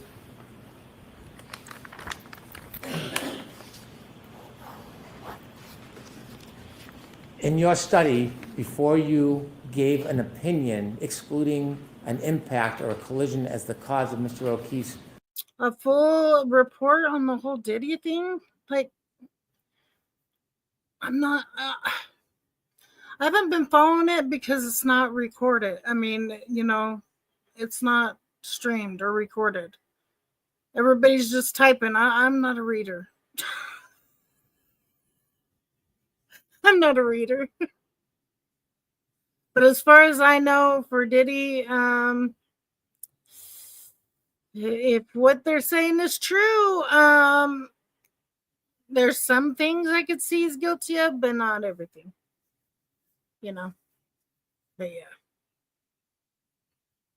Like the whole sex trafficking, I'm still on the fence for that. Because this, I'm not a reader. As I'm reading your comments right now. I'm not a reader. But no, I don't know. I don't know how they're going to get him on a RICO by himself. Unless Cassie is his co-conspirator. But, yeah. Yeah.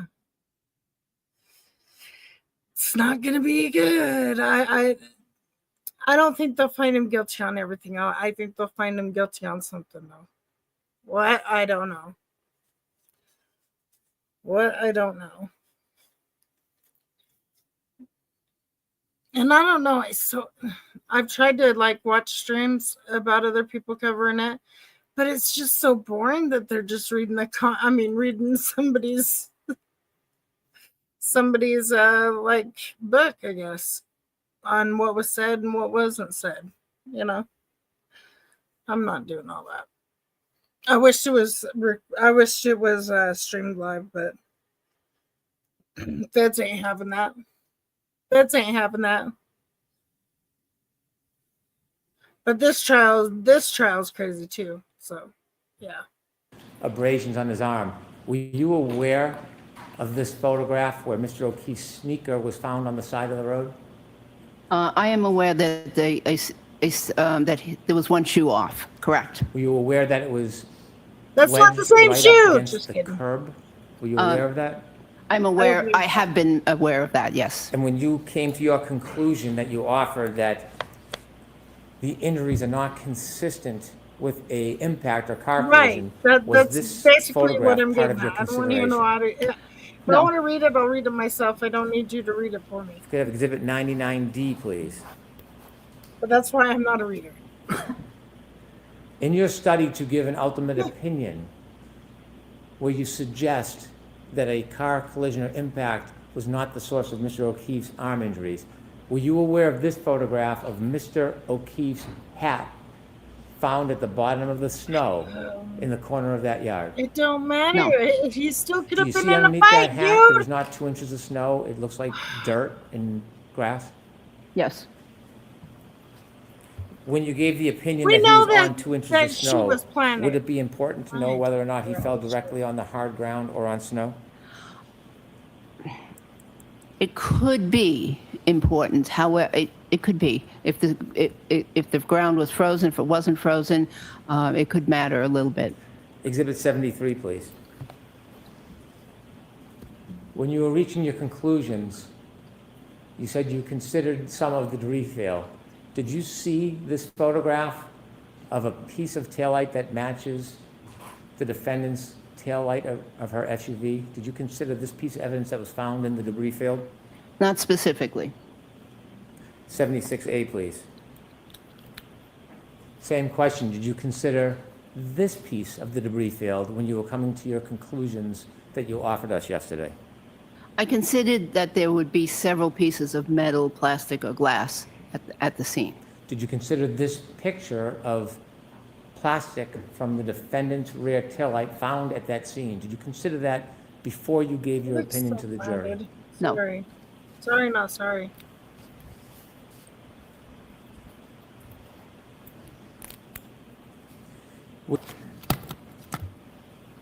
In the foundation of your opinion that a collision or impact would not cause Mr. O'Keefe's wounds on his arm, was it important for you to determine whether or not the taillight to the defendant's Lexus was broken early that morning?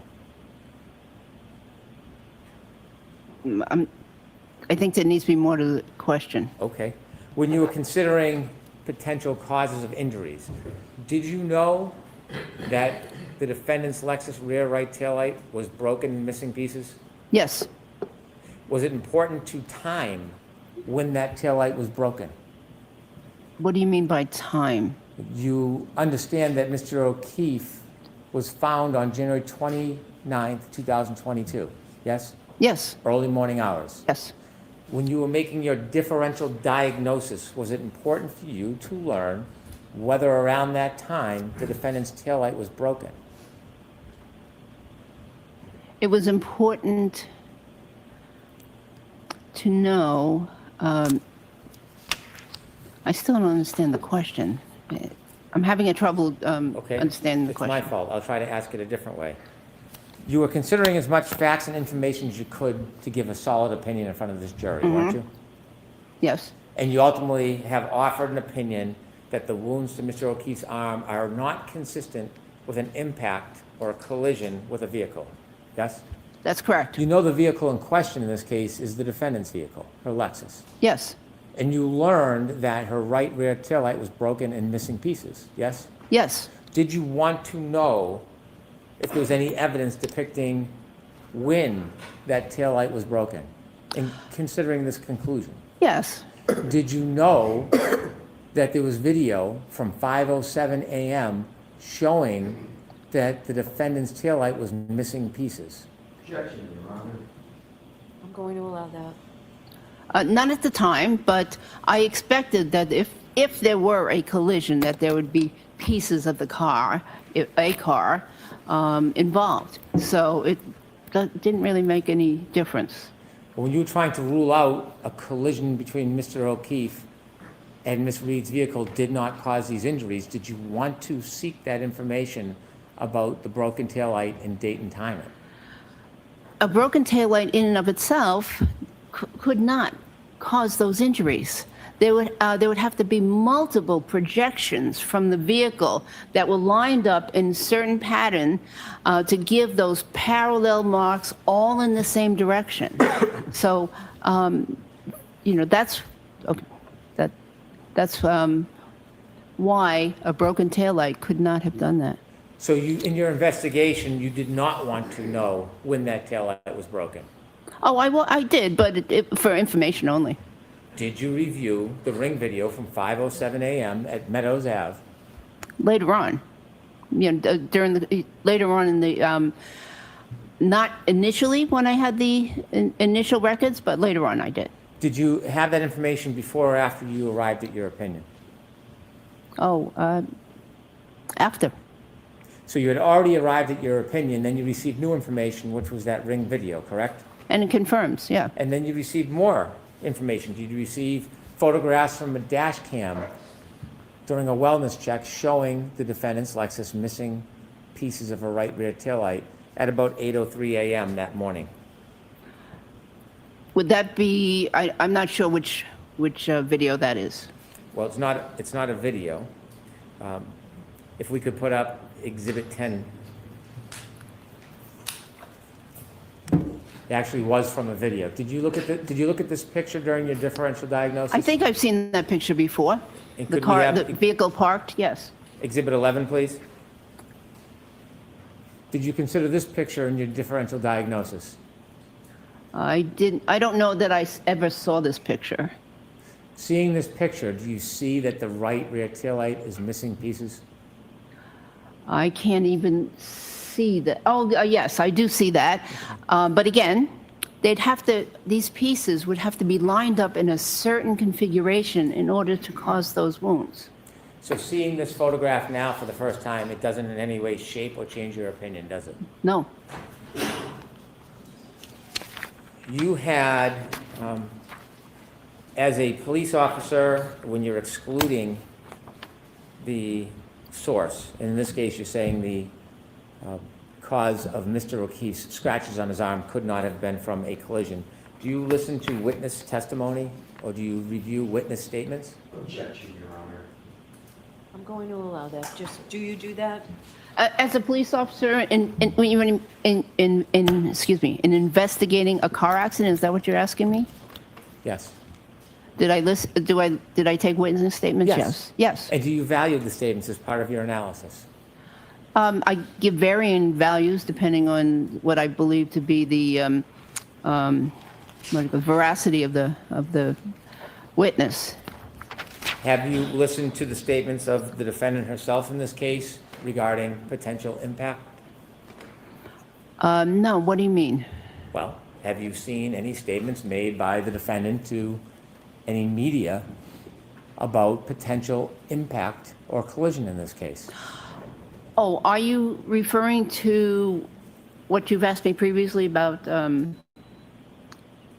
did I hit him or something of that? What do you mean specifically? Have you seen any of the media statements by the defendant, 2020, Nightline, docuseries? Have you seen any of these statements in your analysis of whether or not there was a impact, a collision between the defendant and her Lexus and Mr. O'Keefe? Have you seen any of those? I did see some statements, but that was after I rendered my opinion. And some of those statements, after you rendered your opinion, did some of those statements come from the defendant herself? Yes. And when you listen to those statements, did you hear any of them talk about the idea or issue of collision or impact? Yes. And when you listen to those statements after you formed your opinions, did in any way change the analysis of your opinion? Absolutely not. And I'll tell you why. Please do. Because she had, the defendant had undergone a very stressful event, finding her loved one in the snow. And so after a stressful event, many people suffer from what's called an acute grief reaction. It's very common. I did it. And they do things that seem to be irrational. They ramble. They act bizarrely. They make statements that are irrational, that don't make sense, and they oftentimes tend to blame themselves for whatever has happened. I've seen this many, many, many times in the emergency department. Does this happen moments after a stressful event? Oh, yes. Does it happen months later when you go on 20/20 or Nightline? I've never seen that situation. Yeah, no. Does it happen a year later when you go and speak to documentarians and be interviewed? Is that the same kind of condition you see a year later, a year and a half later? A grief reaction can last years. It usually is very brief, but it can last years. Now, when you looked at the clothes in this case, Mr. O'Keefe's clothes, you are aware that those clothes were swabbed for DNA traces, aren't you? Yes, I'm aware that some of the clothes were swabbed for DNA. Could we have Exhibit 147B, please?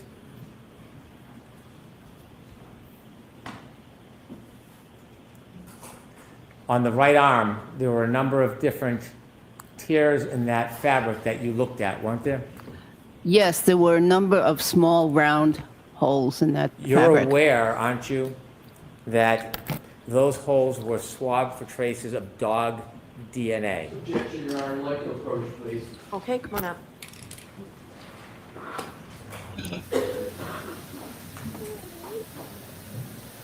Old cyber.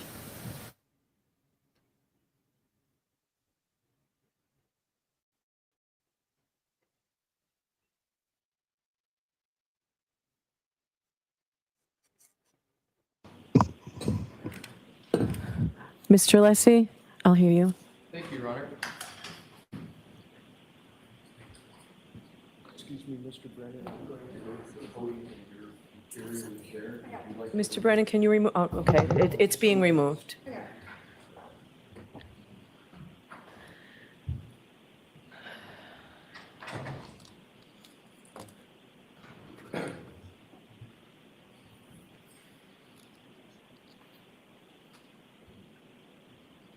Thank you, Your Honor. Attorney Brennan, just with regard to Dr. Russell, in open court in front of the jury, used the concept of DNA in this case. He has introduced it and brought it in for the very first time in front of the jury. He has done so intentionally. He intentionally brought up DNA. Based upon that intentional mention, the defense moves strongly, vigorously for a mistrial with prejudice. A mistrial with prejudice.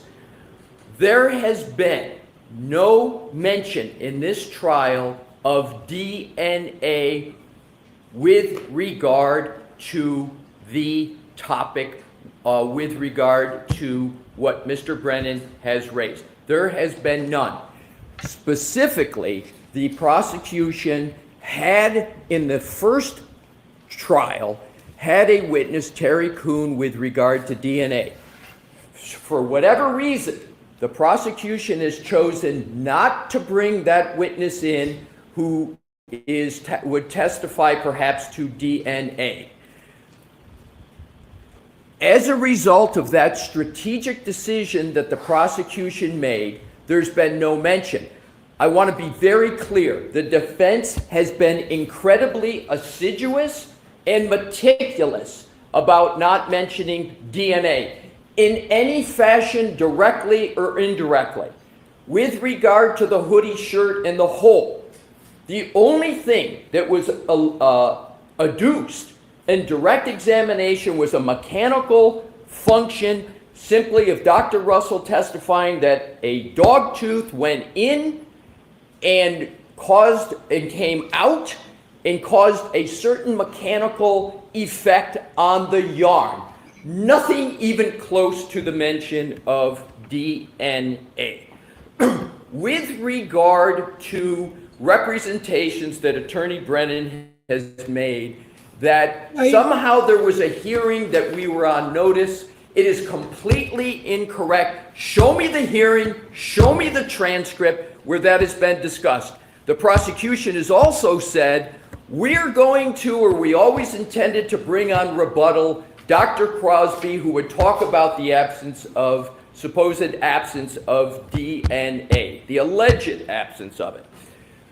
The problem with that of trying to rescue the mistrial that the prosecution has caused with prejudice is that Dr. Crosby could never testify about such a topic, because I would object and object because there would be no foundation, because the prosecution strategically chose not to bring in the foundation whatsoever in this trial. The fact that they did it in another trial, or perhaps did it, is irrelevant to this trial, as Your Honor has admonished several times. What happened this is a new trial, and whatever happens in the first trial is the first trial. So in conclusion, Your Honor, because of the conduct of the prosecution, and specifically the intentional mention of DNA, the prosecution has put in the jury's mind that topic that is irremediable. That cannot be reversed. That cannot be cured. That cannot be ameliorated with a jury instruction. That cannot be dislodged. The prosecution has to suffer the consequences of its own intentional actions of bringing up that topic.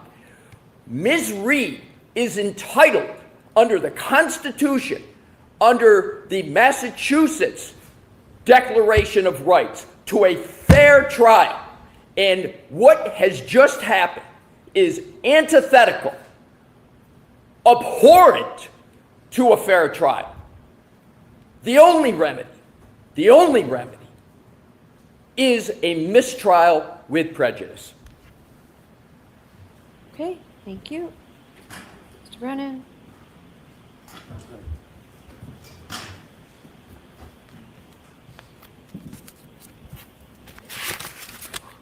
Inquiring of Dr. Russel about the absence of dog DNA is not only proper and permissible, it's essential, and the Commonwealth is entitled on cross-examination to explore theories and facades that the defense creates if there is actual evidence that undermines or contradicts the representations that they are trying to portray to this jury. Let's be clear. The defense is on notice that there is no dog DNA in the sweater of John O'Keefe. Let's be clear. The defense is on notice that we were not going to try to disprove all of their varying theories in our case in chief, but if they were going to propose The theories burden's that we not on thought were theirs. And what unsubstantiated, we would varying do so in theory? rebuttal. It's always been the same. It is clear these witnesses are on the witness list. More so, the conversation and by them examination and of Dr. freaking Russell the is dog got replete in involved? the historical record That's of the this same case. theory. Dr. Russell herself testified on December 12, 2024, that she did consider the absence of DNA in her opinion. She disregarded it. She discounted it. She created false theories about the potential destruction of it. But she did testify this was part of her consideration for her opinions. Again, on January 7th, 2025, Dr. Russell again discussed the absence of dog DNA in John O'Keefe's sweater. Now, it may be inconvenient. It might be hurtful for the defendant's theories, for the creation they portrayed for this jury yesterday, but it is not improper. It's not unconstitutional. It's not irrelevant. It's very relevant.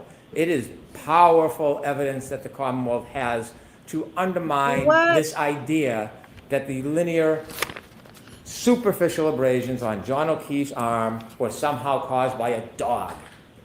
They, on their case in chief, tried to create impressions about the cause of the abrasions to Mr. O'Keefe. The defense does not get to pick and choose what words the Commonwealth can or cannot use. They do not get to pick and choose what parts of Dr. Russell's opinions are important and not important. Because they chose not to emphasize, highlight, or discuss the absence of dog DNA on direct does not mean it's beyond the scope of direct examination. It means they did not want to talk about it because it was not helpful to them. There have been countless cross-examinations in this case where questions are asked beyond the scope of direct. This is not beyond it. It goes to the heart of her opinion. If I cannot cross-examine her, as proposed by the defense, about the heart of her opinion, she shouldn't give it. She shouldn't have an opinion, because you can't come in and just take the favorable factions for yourself and leave out reality. I intend on asking Dr. Russell about her opinions, about the role that the absence of DNA played. Also, I expect to ask her about her attempt to diminish or demean the DNA evidence, because it shows her inherent bias in all of her opinions, where she acts as an advocate, not as a scientist or a doctor. It is admissible evidence. We intend on using it. And when she returns to the stand, these are the very questions I'm going to ask her. Your Honor, may I have a brief 1 minute? Sure, go right ahead. Thank you, Mr. Your Honor. Russell. Your Honor, a key misstatement of fact that Attorney Brennan just made. He said that Dr. Russell talked in prior proceedings and hearings about dog DNA. The record is abundantly clear. She only did so in response to a question from Mr. Brennan. I have the transcripts right with me. She never raised it affirmatively. She gave her opinion that these wounds were to a reasonable degree of medical certainty from a dog. Mr. Brennan on cross said, did you consider, and this is in a prior proceeding, did you consider DNA? She gave her answer. She didn't raise it. I heard it. I was there. Your Honor was there. So this impression that Mr. Brennan is trying to give, that somehow the defense brought this topic up before, is incorrect. The second point, Mr. Brennan needs to have a good faith basis to ask the question. To have a good faith basis, he has to have some admissible evidence that he's got for it. He has no admissible evidence on dog DNA with regard to the arm. He knows he doesn't. He strategically chose not to bring that evidence in this case. Now he's saying he wants to use it. That would be improper in this trial for that reason.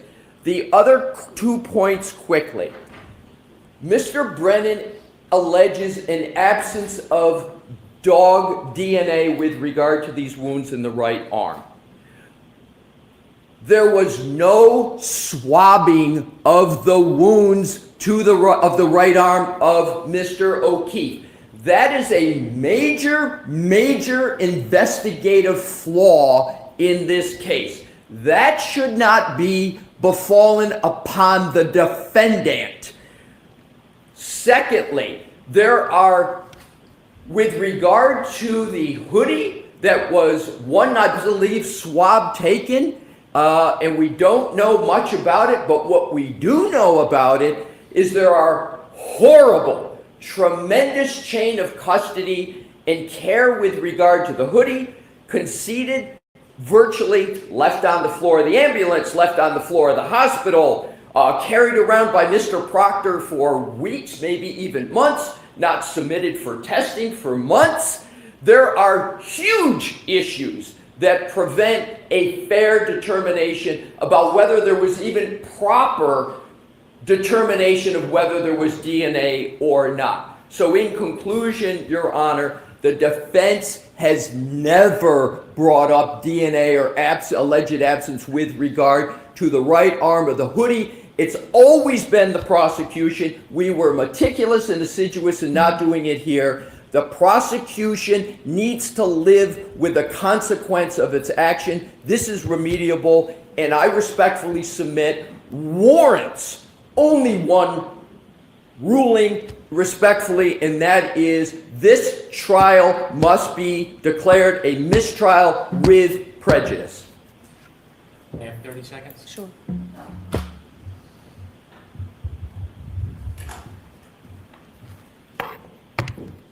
The defense can pound their fists and yell as loudly as they want, but they can't change truth and reality. Whatever the motivation is for wanting a mistrial can't be based on a claim that the prosecution raised DNA for the first time with Dr. Russell at the Lanigan hearing.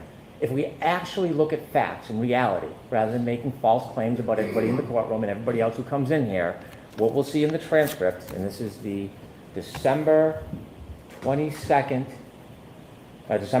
2024 transcript, I direct the court to the direct examination of the attorney who just accused the government of raising it for the first time. Oh, Despite his words, what page? we have page 83, line 21. the We government have page is the 122, Just saying. line 14. We have page 124, line 14. These are the words of Attorney Alisi on direct examination. And there are more. There are more. But that is enough for the court to understand that the representations are wholly mistaken by Attorney Alisi. Wholly.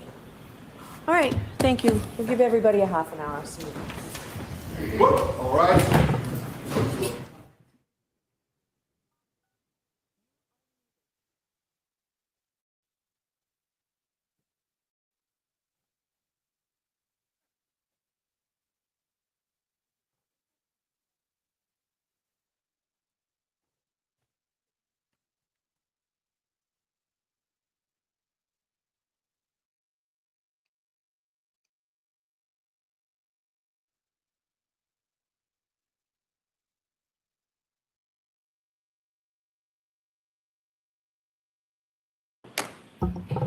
Nor I did not address sidebar the other issue that's under court's consideration regarding Dr. Walsh's opinion. yeah. I don't see it without a foundation.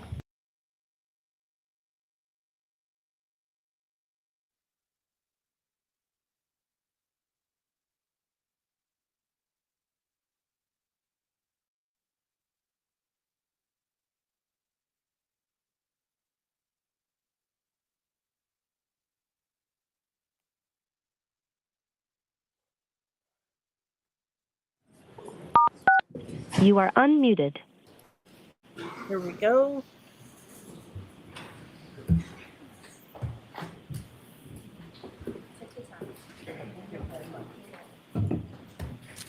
Please be seated for the session.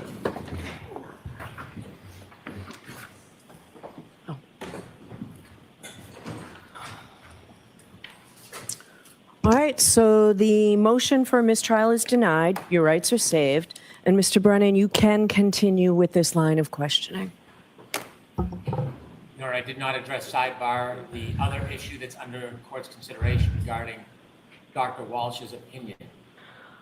Yeah. I don't see it without a foundation. So if you can build a foundation, I'll consider it. I do not believe that foundation has been laid yet. I would expect that foundation would need to be substantial, specifically whether or not it was relied upon by the witness. Yes. Could you do that outside the presence of the jury so that I don't ask questions in front of the jury? Oh, yes, but not right now. They're on their way. All right. Do you have an... I'll work around it. Okay. I'll work around it. Your Honor, I would object to being done outside the jury, that it should be done like I've had to do with several witnesses in front of the jury. Okay, if that's what the defense wants. Are you sure, Mr. Alessi? Oh, wait, I'm sorry, let me confirm with my... Yeah, okay. I am going to, yes, Your Honor, we are going to agree Dear. to outside. Thank you, Your Honor. Okay,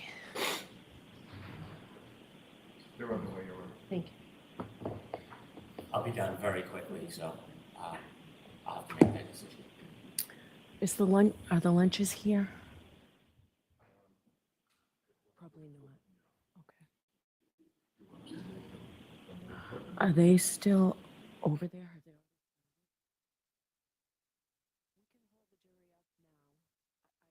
How long they are? Did you start yet, or can you turn? I just, if they're downstairs on their way up, I don't want to stop them.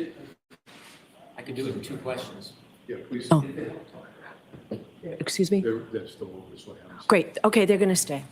Your Honor, if it might help, obviously, I'll be subject to whatever Your Honor does.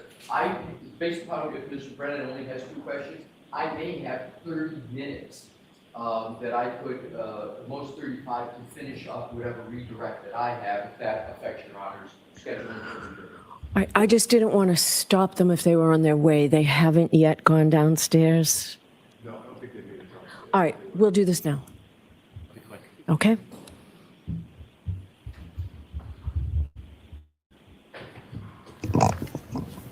Dr. Russell, during your review of the case, did the defense offer you the report of John C. Walsh, MD, Deputy Medical Examiner? I didn't hear the whole I'm sorry. question. During your review, the defense provided you materials. Did they provide you the report of John C. Walsh, MD, Deputy Medical Examiner? I don't recall. May I approach? May I- Yes. Can we turn the fan off over here, Tony, please? Or- Thank you. Dr. Russell, did you ever review and receive that document from the defense?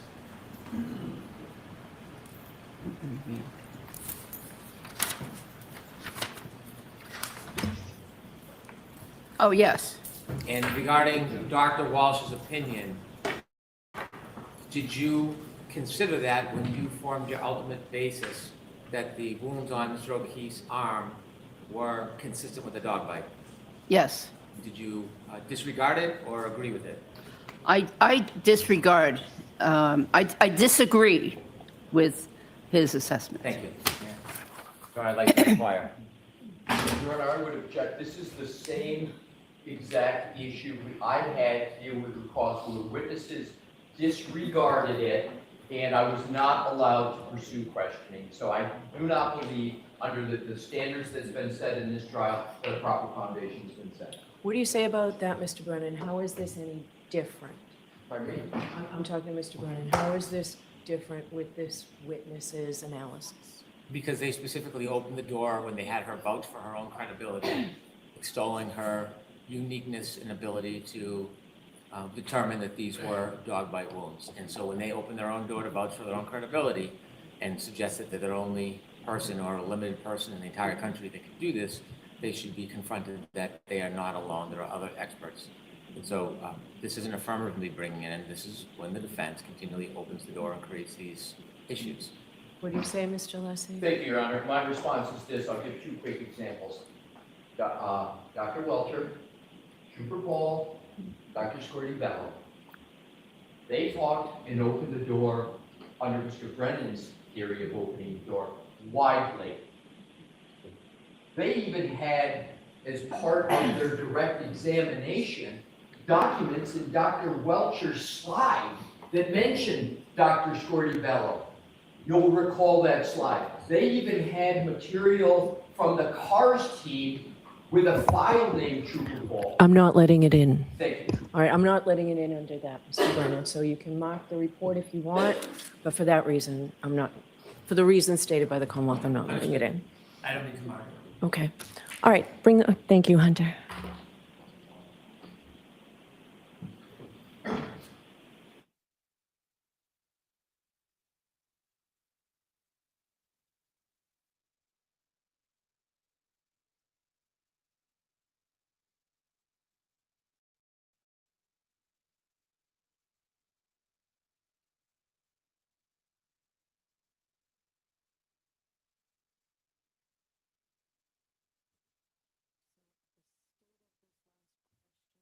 An objection.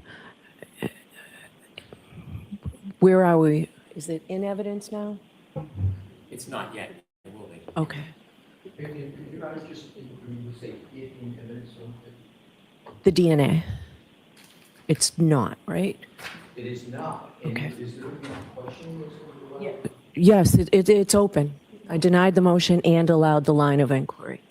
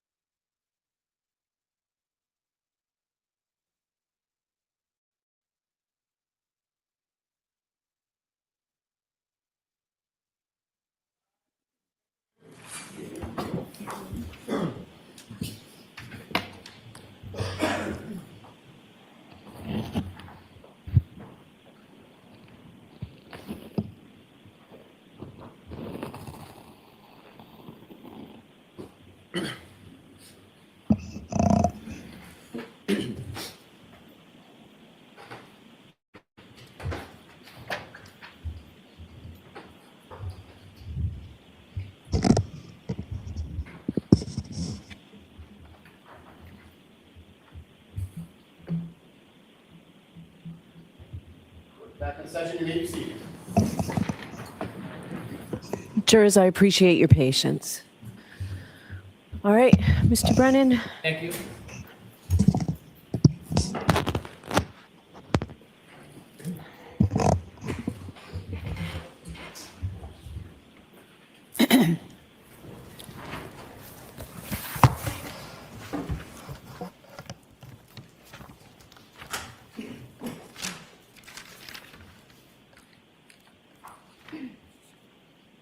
Good afternoon, Dr. Russell. Good afternoon. Dr. Russell, we were talking about your differential diagnosis and your opinion that Mr. O'Keefe's abrasions on his arm were not consistent with impact or collision with a car. I was asking you specifically about some of the things you may or may not have reviewed before you formed your opinion. You looked on direct examination at a photograph in Dr. Welcher's presentation, and it had a photograph of a person who had been hit and died as a result of a collision. Do you remember that photograph you looked at? The photograph of which one specifically?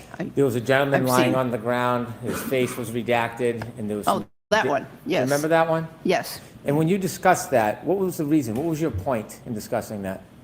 I was answering questions. Do you know what the point was, what you were trying to deduce or No, I was suggest? just answering questions. Okay. You have stated before that one of the reasons you do not believe that the injuries were the result of a collision or impact with a car is because there were no lower body injury breaks. Do you remember that? That's one of the reasons, yes. You would agree that a side swipe or a clipping collision is different than a front or a back immediate impact, like being run over. There's a difference, right? In general, yes. When you talk about the absence of lower body brakes, do you have any studies about the frequency or the likelihood of lower body brakes in a clipping impact as opposed to being directly run over? No. When you looked at that photograph that was shown to you on direct examination, did you look at the actual injuries that were listed for that gentleman and see that there were no lower body breaks? I looked at all the injuries, yes. And did you recognize in that photograph and slide that there were no lower body breaks? Yes, I did. There were major internal injuries, however. When you considered the information in this case, did you have an opportunity beyond that photograph to look at Dr. Welcher's videos about impacting a vehicle driving backwards? Did you watch those videos? I saw an image. I saw an image. Did you see a video when Dr. Welcher put blue paint on his arm and showed the height and the location when it touched Alexis? Did you see that? Objection, Your Honor. I'm going to allow that. Yes, I saw that image. Did you consider what's called the text stream data? Do you know what text stream data is? What? Text stream, the black box that shows the operation of a car, how fast, how slow, acceleration. Did you look at any of that information before you formed your opinion? I looked at it, but I honestly did not understand it.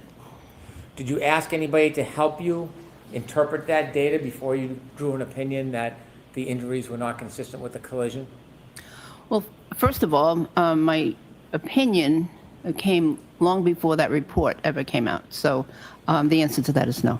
When you have an opinion, if there's new evidence that is contradictory or different or maybe undermines your theory, do you have an open mind to reconsider your theory? Yes, I do. Did you want to understand that information about the text stream data and the information that was available regarding this allegation? Did you want to understand that before you came back and offered the same opinion you had before that information was available? I didn't understand it, and I didn't know that if any of the attorneys understood it, actually. Did you know anything about Mr. O'Keefe's cell phone data when you were drawing these conclusions about when his last movements were? Did you learn anything about that? No. Did you know about any type of DNA testing on the defendant's rear taillight area? Yes. And did you know about any hair found on the car? Yes. Did you consider those things when you excluded the collision or impact as the cause of those wounds? Well, I considered that.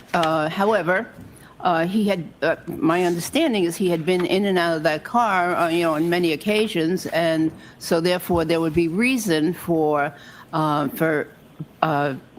either skin cells or DNA or possibly other, hair, fabric to be on that car. So when you consider testing your conclusions, do you look at it as an advocate or do you look at it as a scientist or a doctor and try to value how little or how strong that evidence is? I'm looking at it as a neutral party, a doctor, a scientist.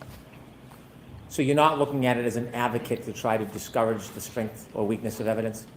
Excuse me? You're not looking at it as an advocate? You're looking at it as an independent professional? I'm not an advocate at all. When you talked about John O'Keefe's sweatshirt, could we put that up, Ms. Gilman, please?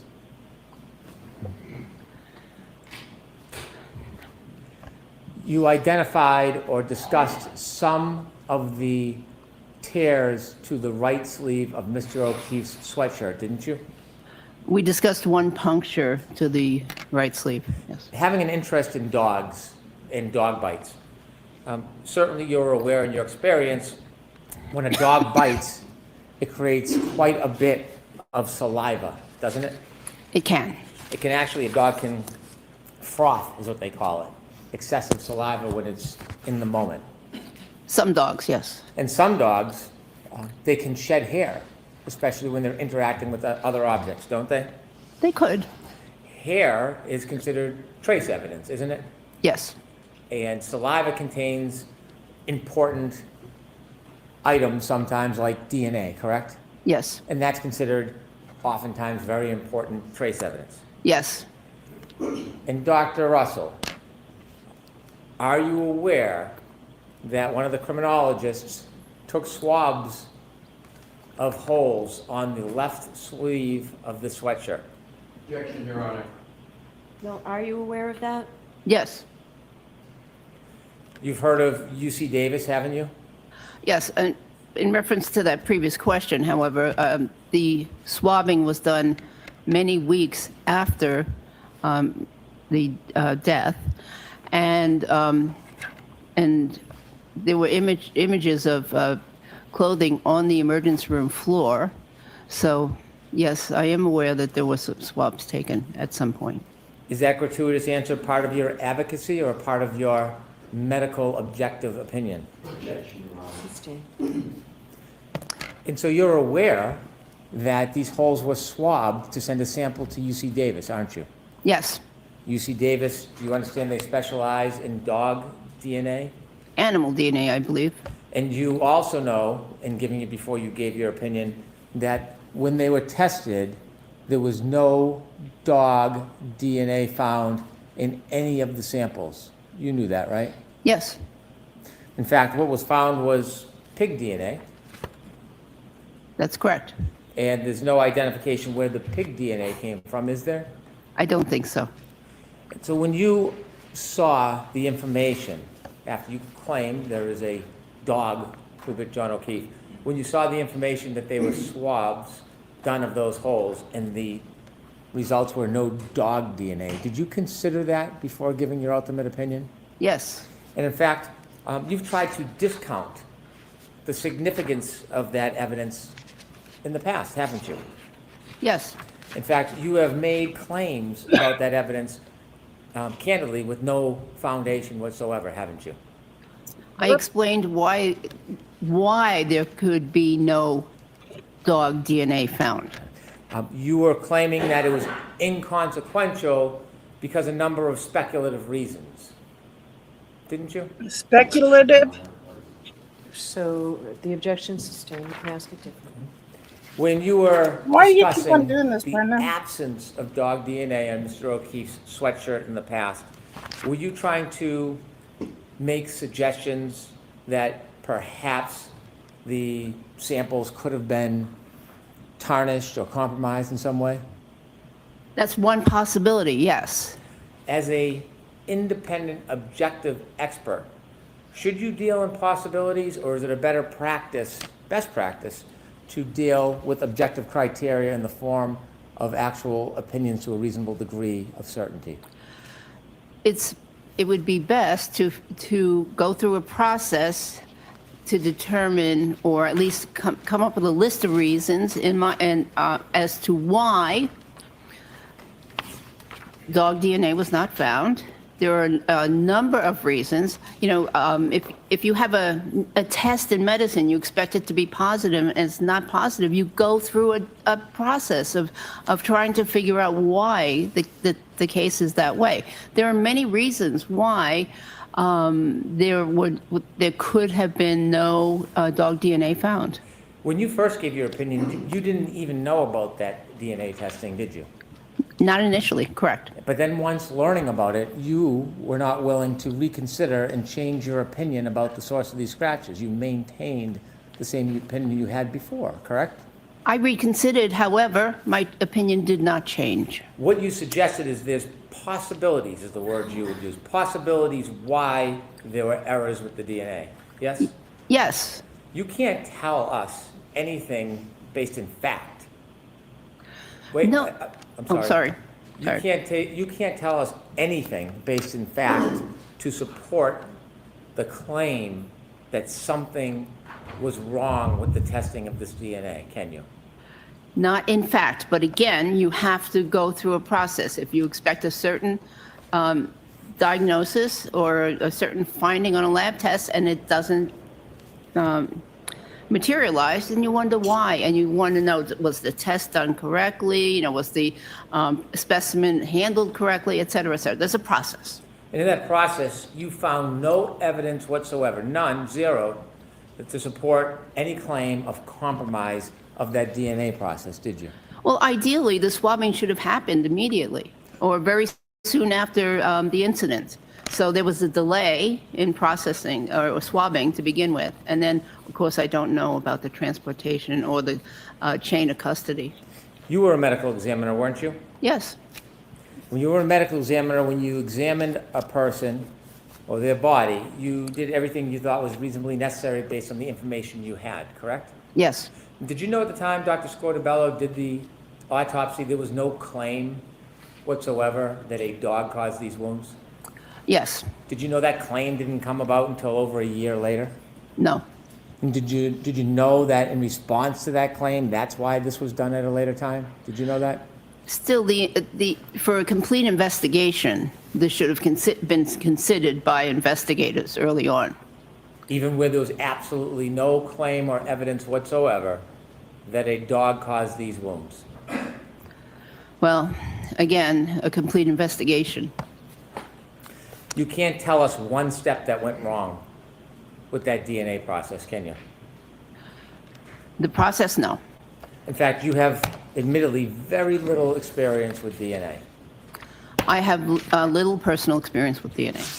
And yet, although you're not an advocate, you are willing to advocate trying to undermine the strength of that evidence, aren't you? Stop it! No, I am a scientist, and I'm trying to understand why Hypothesize, it yeah. could have been negative.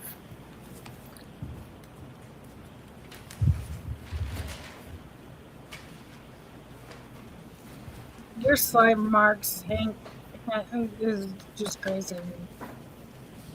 As a scientist and providing a medical opinion, do you try to exclude in your differential diagnosis all other reasonable causes of a wound?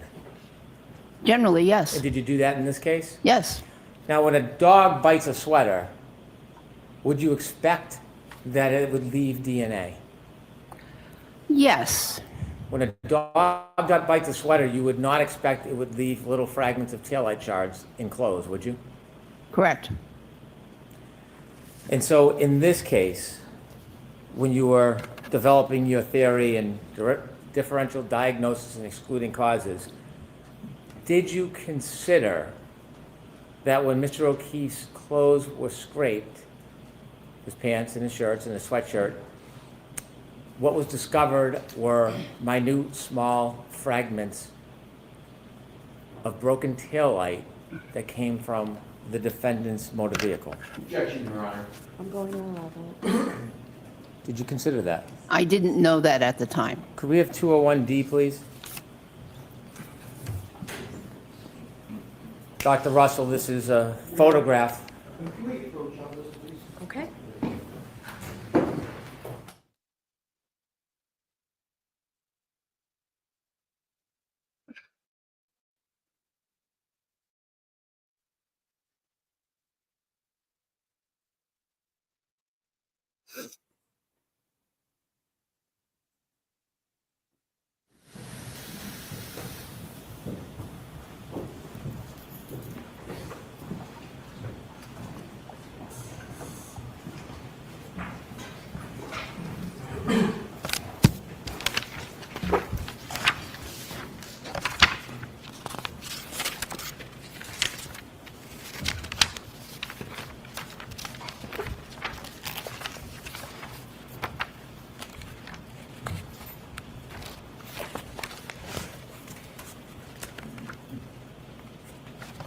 Dr. Russell, were you aware that very small fragments, shards of plastic that match the broken taillight of the defendant's Lexus were found when criminologists scraped Mr. O'Keefe's shirt and sweatshirt?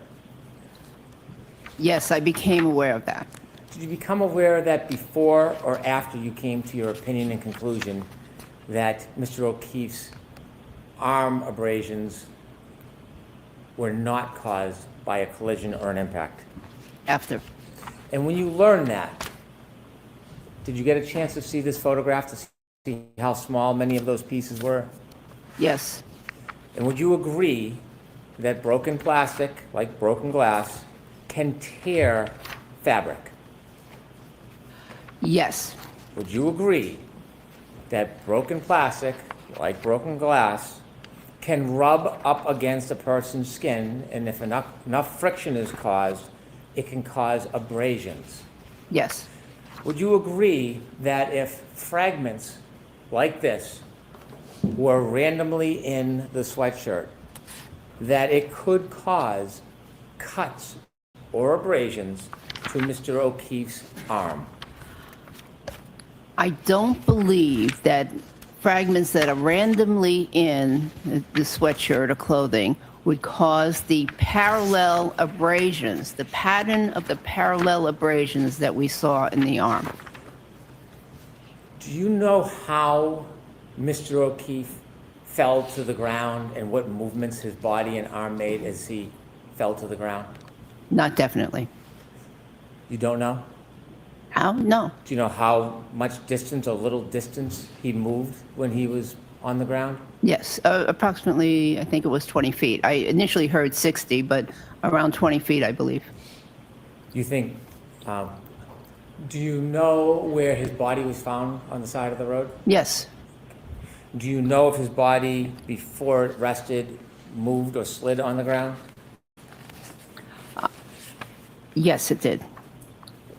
And it's your opinion that fragments like this could not have caused the superficial abrasions to John O'Keefe's arm? You know, in reference to that last question, actually, that I don't know that there was a collision, but I know that it's alleged that there was movement of the body after the collision. I wasn't asking about the collision, I was asking about his body. Are you telling us to a reasonable degree of medical certainty that these type of fragments that were found in his clothes could not have caused the superficial abrasions on John O'Keefe's right arm? They can cause superficial abrasions, but not in that pattern that we saw on the arm. I'm going to ask you the question again.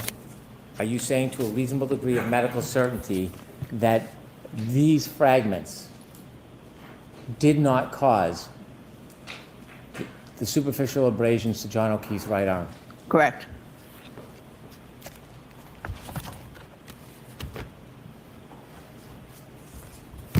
I have no further questions. Okay. Oh, wow. Mr. Alessi? Thank you, Your Honor.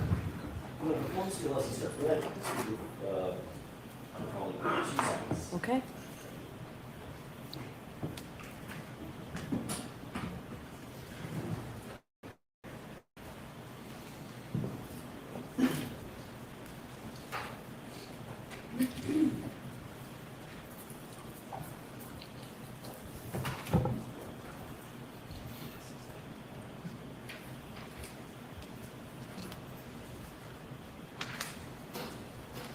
He likes to throw slick little words in there.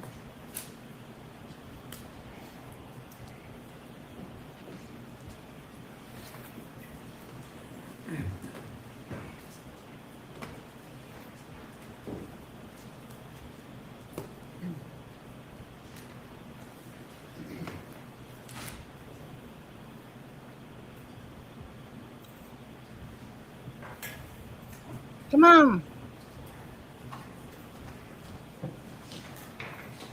Okay.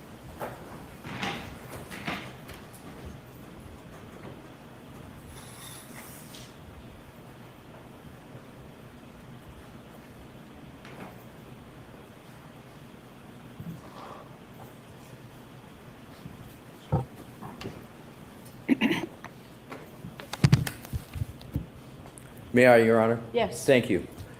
Your Honor, I would like to have published what is in evidence is 201A, and then I'm going to proceed after that with 201E. Okay. Dr. Russell, I have up this exhibit, and with regard to the questions of Attorney Brennan that he just asked about these alleged shards, can you tell the size of them from this depiction? I don't even see any shards in that depiction. Can you read that slide and see the handwriting that is there? Yeah, it looks like clear app plastic collected from 7/18/18. There's another date over to the left side, and then it says AMV 6/29/23. Right. And if Mr. Wolk, you could go back. Can you determine at all from this whether the shards are microscopic or not? I cannot see any shards. All right, let's go to 201E.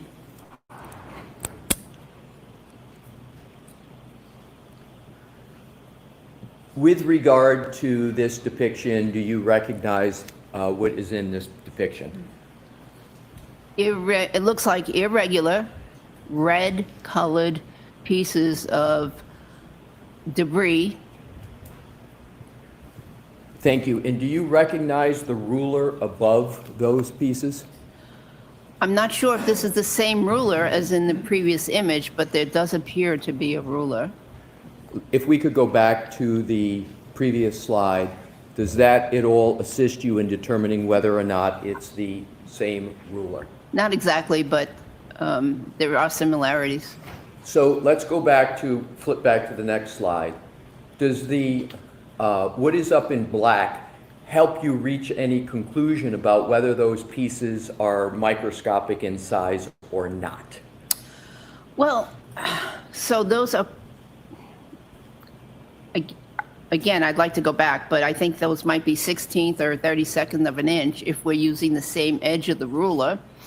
Those pieces that are depicted are not microscopic because we can see them with our eyes, but they're extremely small. All right, so they're extremely small. You've asked, you want to go look back at the ruler. Does that further assist you in your analysis as to the size of these pieces? 16. So those looks like they're maybe a 16th of an inch or less. Okay, so let's go back, Mr. Wolk, one more time. So these pieces are a 16th of an inch or less, correct? Yes, if we're using the same ruler. Right. So with regard to, and if we could, Mr. Wolk, now go to Exhibit 1.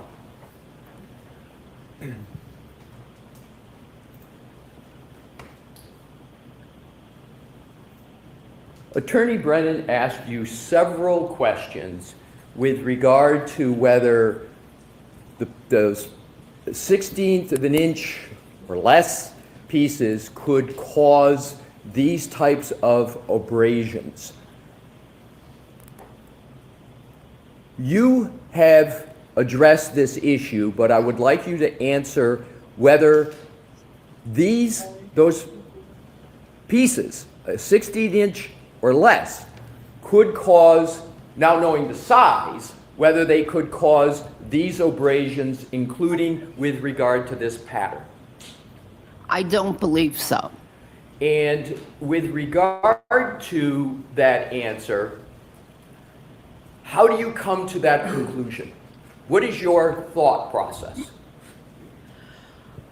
Okay, again, there are multiple parallel abrasions. So these pieces would need to be lined up in a certain configuration to cause those abrasions, and they'd have to be oriented in nearly the same direction because many of these groupings of wounds, and if I may use the pointer, are oriented in this direction a little bit. Well, anatomically, a little inferior to superior, ever so slightly this way. So they're oriented in the same way. So not only would they, those abrasions are rather large for those tiny pieces of plastic or glass, but they'd have to be oriented in a certain way to cause those wounds. As an emergency department physician, as a forensic pathologist, what is the likelihood, if any, that those shards could cause those wounds? You have to ask it differently, Mr. Russell. Dr. Russell,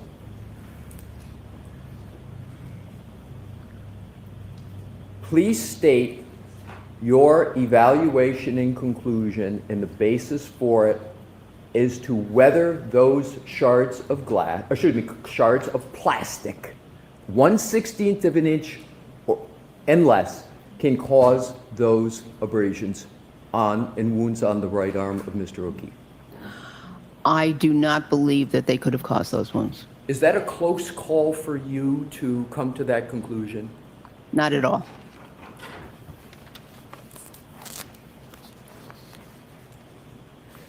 You were asked several questions by, please keep that depiction up, Mr. Wolf. You were asked numerous questions by Attorney Brennan where he wanted you to go section by section by section and evaluate each. He grouped these, I think, 5 or 6. Do you recall that questioning? Yes. Is that a scientifically proper way to evaluate this wound to determine whether or not it is from a dog? Is that a proper methodology to look at each individual section only? No. How, at a scale, is it improper to evaluate them that way under your methodology? Objection. Sustained. Dr. Russell, what is the proper way to evaluate the wounds on the right arm to determine whether or not they're caused from a dog? To look at patterns, because individual wounds can vary, but the pattern is what is significant. And on your direct examination, did you go through this method that you just described, a pattern and pattern recognition? Did you go through that in some detail and discuss that? Yes. Now, you were asked questions by Attorney Brennan, and in his questions, it was asserted that you don't have a standard, a published standard. Do you recall that questioning? I'm going to allow it. Do you recall the question asking whether you had a standard to reference for your methodology? You recall that questioning? In reference to dog bite wounds, yes. Yes. Yes. And with regard to the question and assertion in the question with regard to a methodology, you referenced studies and as part of your answer. Do you recall that discussion with Mr. Brennan? Yes. Do those, and are those studies peer-reviewed? Yes. And give the name, please, again, that we had gone over on direct, but give the name of the lead authors of each of those studies. Yes. So one of them was by Dr. D. Munich, and the other one was Dr. Pollock. And by peer review, that means that it's the article was reviewed by other physicians in those respective specialties of the authors. I'm sorry to interrupt you, Dr. Russell. Have you finished? The specialties of the authors, yes. If we could take that down for a moment. Your Honor, may I approach, please? Okay. If I could have, Your Honor, for Madam Court Reporter, exhibits marked for identification PPP and QQQ. Right. And I'll start with PPP if I could, please.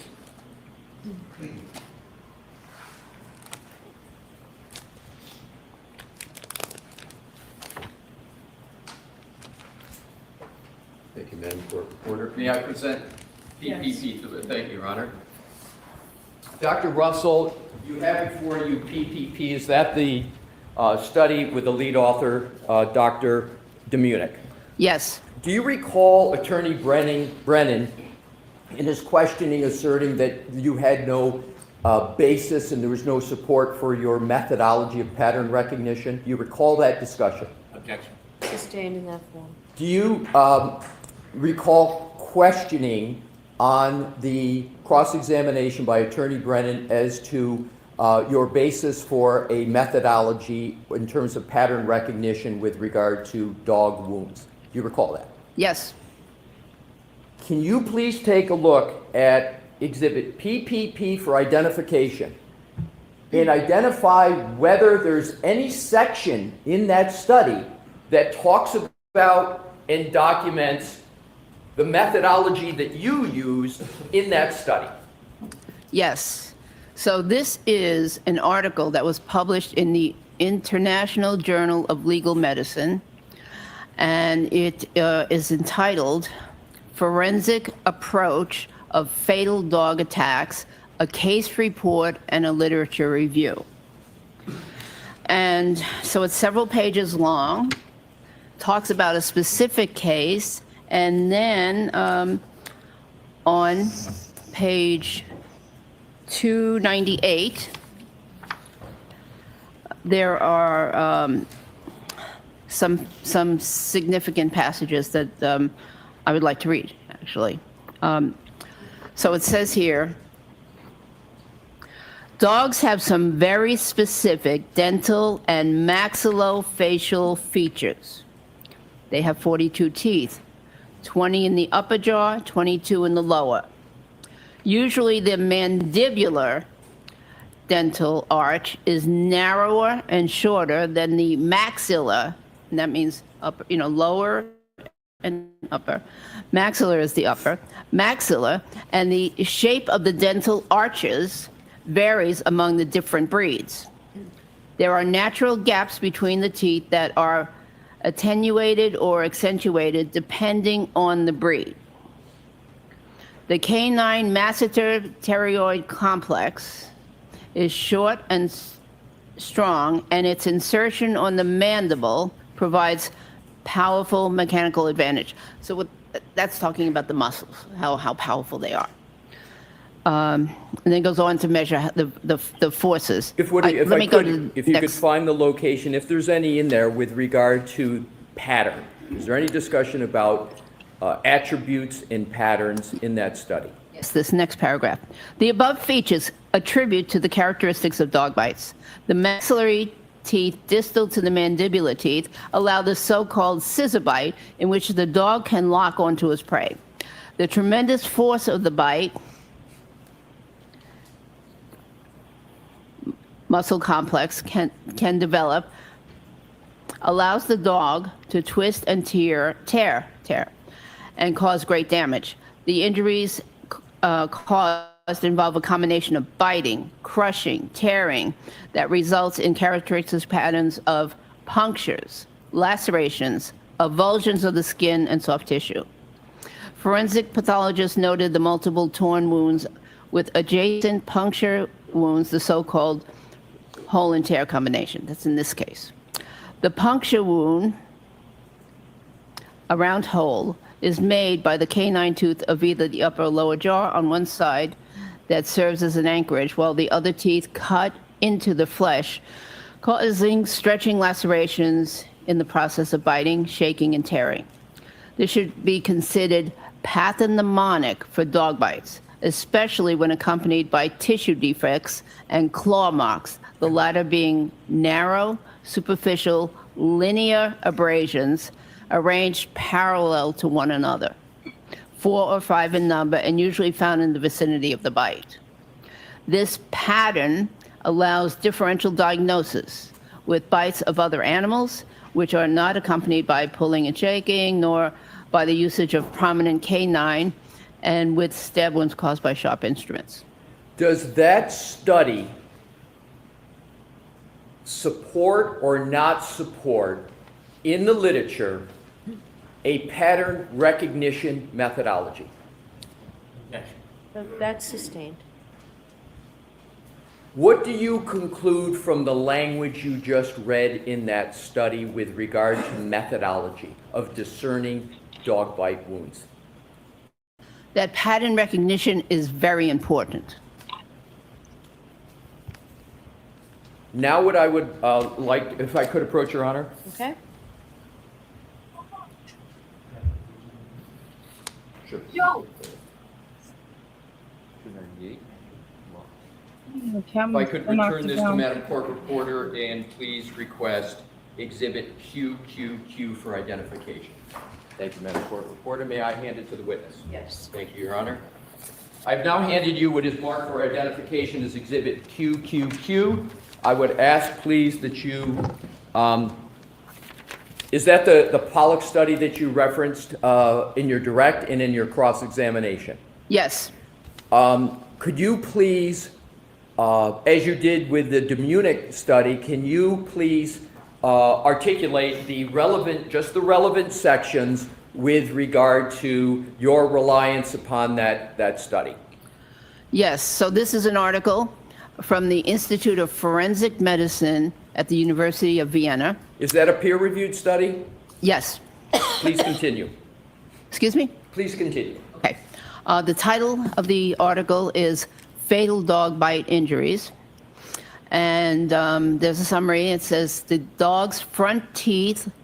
So let me preface this. This was talking about a deceased child, and they described the features. It says the dog's front teeth left marks of individual circular or scratch-like abrasions, as well as slit-like skin severances. Slit-like skin severances of the skin, arranged in curved lines. The pattern of the skin lesions largely corresponded to the anatomy of the dog's set of teeth. No tissue defects could be detected. And is there any other section of that study that references pattern and pattern recognition methodology? Any other Yes. words, any other section? And if so, could you please read them? Yes. So on page 491, there's a section called the morphology of dog bite injuries. What does morphology mean? It means the shape. And so it goes on to say the anatomy of a dog's teeth is the key to interpreting injury findings.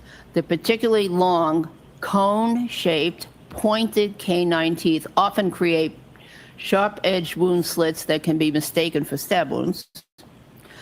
The bite mark on the skin is ideally a complete and congruent imprint of the front dental arch. Sometimes only the protruding canine teeth are imprinted. If the shorter incisors leave an impression, smaller skin lesions, parentheses, round pressure marks or streaky glide marks, can be found between the impact points of the canines. In practice, it is hardly expected that all 6 incisors will act uniformly. I'm sorry, I didn't hear that sentence. Could you repeat that? In practice, it is hardly expected that all 6 incisors of a jaw will act uniformly. Is that sentence relevant at all to what you've referenced as an incomplete bite? Yes. How is it relevant? Because if not all the teeth impact, then you get a partial bite. You get irregular appearances. There's another sentence that's important here. A gap in the injury pattern can have several causes. Oblique biting, so what that means is not dead center on, but off to the side a little bit. Oblique biting. Curvature of the body surface, which we could have in this case around the arm, the edges of the arm. Mr. Wu, could you please put Exhibit 1 back on the case? And Dr. Russell, would be helpful as you're discussing these items if you could determine whether or not what's discussed in that study is at all depicted in this exhibit. Okay, so we discussed oblique biting, which is off at an angle. Curvature of the body surface. So here we have a body surface that's actually quite irregular. There's curvature down here. There's definitely curvature around the elbow, and so there's curvature around the bones. So curvature of the body surface can change the appearance of the wounds. Interposition of textiles, so that would be clothing. Is there an example of interposition of textiles in this case? I don't think so. Well, was the decedent Oh. in this case wearing any, is textiles mean clothing? Yes, and I It thought was you the meant in this decedent- article. But yes, there was textiles in this case. Mr. O'Keefe was wearing that hoodie sweatshirt. Please or continue. what sweater shirt. So interposition of textiles. And then it goes on to mention some other things which I don't think apply in this case, such as different tooth lengths, tooth loss, abnormal teeth. And is there any other aspects of that study that are relevant to your analysis and methodology with regard to evaluating the wounds in Exhibit 1? You know, a lot of this article is relevant, and I don't know if you want to keep. I don't want to to, keep I want on to reading. keep reading it, but if there is a section, because then I'm going to have a few more questions once you're done identifying the most relevant sections of the article. Yeah, this. And then there's one section that said. Thank you. Yes, thank you. Then it does mention that in some victims, parallel scratch marks originating from clawed paws are found accompanying the injuries. And is there any other section that you believe supports your evaluation of the wounds on Exhibit 1? No, I think that's it. All right, so, thank you, Your Honor. May I approach? Yes. Thank you, Dr. Russell. Madam Court Reporter.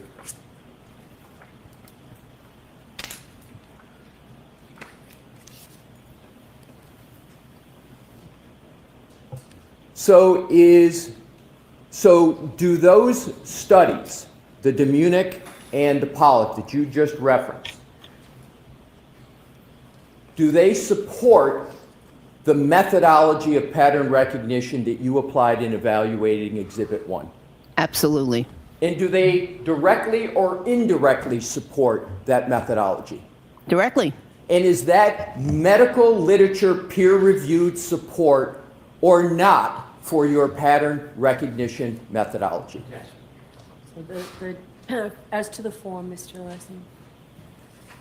Do those studies, each of them, those peer-reviewed studies, support your pattern recognition methodology that you applied with regard to Exhibit 1? Yes.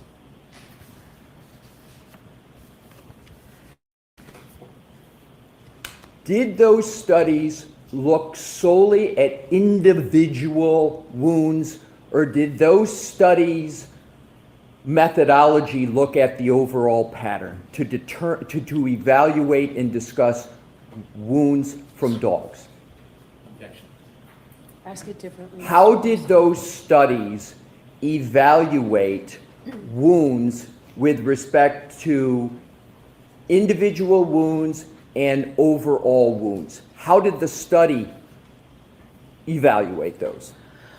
They described some individual wounds. There were numerous wounds. Described some individuals, but they looked at the overall pattern to make recommendations. Was the overall pattern in those studies important or unimportant in the analyses and conclusions that those authors reached? Important.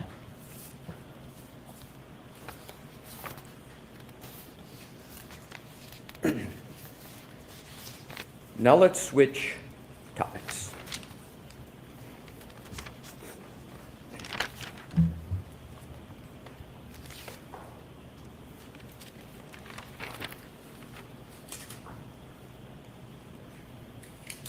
Attorney Brennan asked you about various considerations you made with regard to differential diagnosis. Do you recall those? Yes. Let's just start with your differential diagnosis methodology. You describe whether or not you took into consideration additional information that was presented to you in determining whether your initial hypotheses was correct or not. Describe just generally that process and whether or not you took new information and retested your hypotheses. Describe that process that you undertook just generally. So in general, when a physician is presented with a set of circumstances or wounds or symptoms or whatever, they come up with a possible diagnosis, but have to consider other diagnoses as well. That's what a good physician does. They consider what they think is the most likely, and then they go through a process of eliminating the or including and the other possibilities. Would you like me to give an example, like chest pain or? Well, I'd like to give you an example of what you used here in this case as the application of that. Well, okay, so I'm just describing the overall process, because if you came to a diagnosis and narrowed in on it and never considered any other information, sometimes your diagnosis is going to be wrong. And so you have to allow for other information. And so I did that in this case. I examined the circumstances, examined the wounds photographically, and came up with my impression, but I also considered other possibilities. What else could cause those scratches or those abrasions? And did you honestly and scientifically consider those other possibilities as you continue to review the information, old and new information in this matter? Yes. And did that process allow you to avoid confirmation bias? Yeah. Yes. So in terms of that process, now let's go through some of the items that Attorney Brennan discussed with you. He asked you several questions, one of which, did you evaluate news clips and audio clips? You remember that questioning? I remember a question about some news clips. And did you recall your discussion with Attorney Brennan about acute grief reaction? You remember that discussion? Yes. Now, in terms of acute grief reaction, you talked about it, and do you recall discussing that sometimes people who have a traumatic event, that acute grief reaction occurs? You recall that discussion with Attorney Brennan? Yes. Now, do you recall also mentioning that sometimes these patients engage in self-blame? Yes. And my question, among others, is when they go to self-blame, from your experience as emergency room physician, seeing patients with this, as you discussed with Mr. Brennan, are there instances when patients blame themselves for something when they're not to blame? Can you discuss what you meant by self-blame in acute grief reaction? Sustained. Your Honor, may we approach? Okay.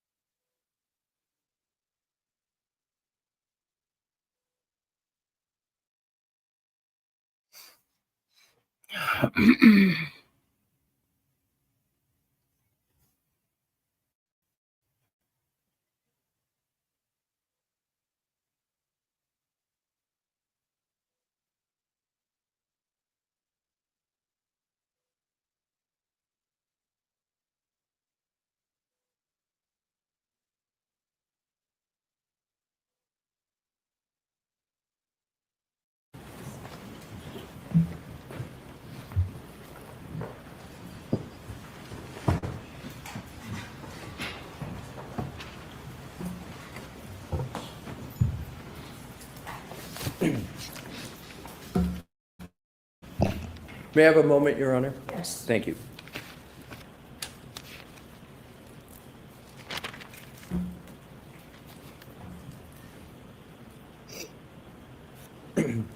Dr. Russell, do you recall questioning by Attorney Brennan with regard to some alleged clip with regard to a motor vehicle, the Lexus and the pedestrian in this case. Do you recall that discussion?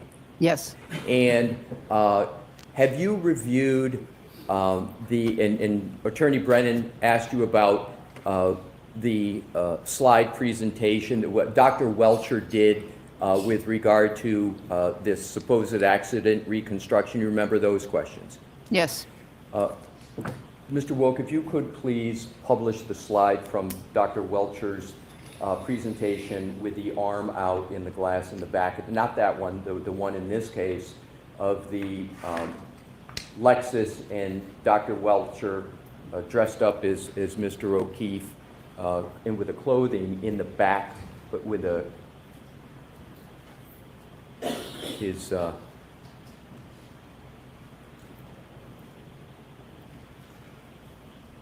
For an extra dramatic effect.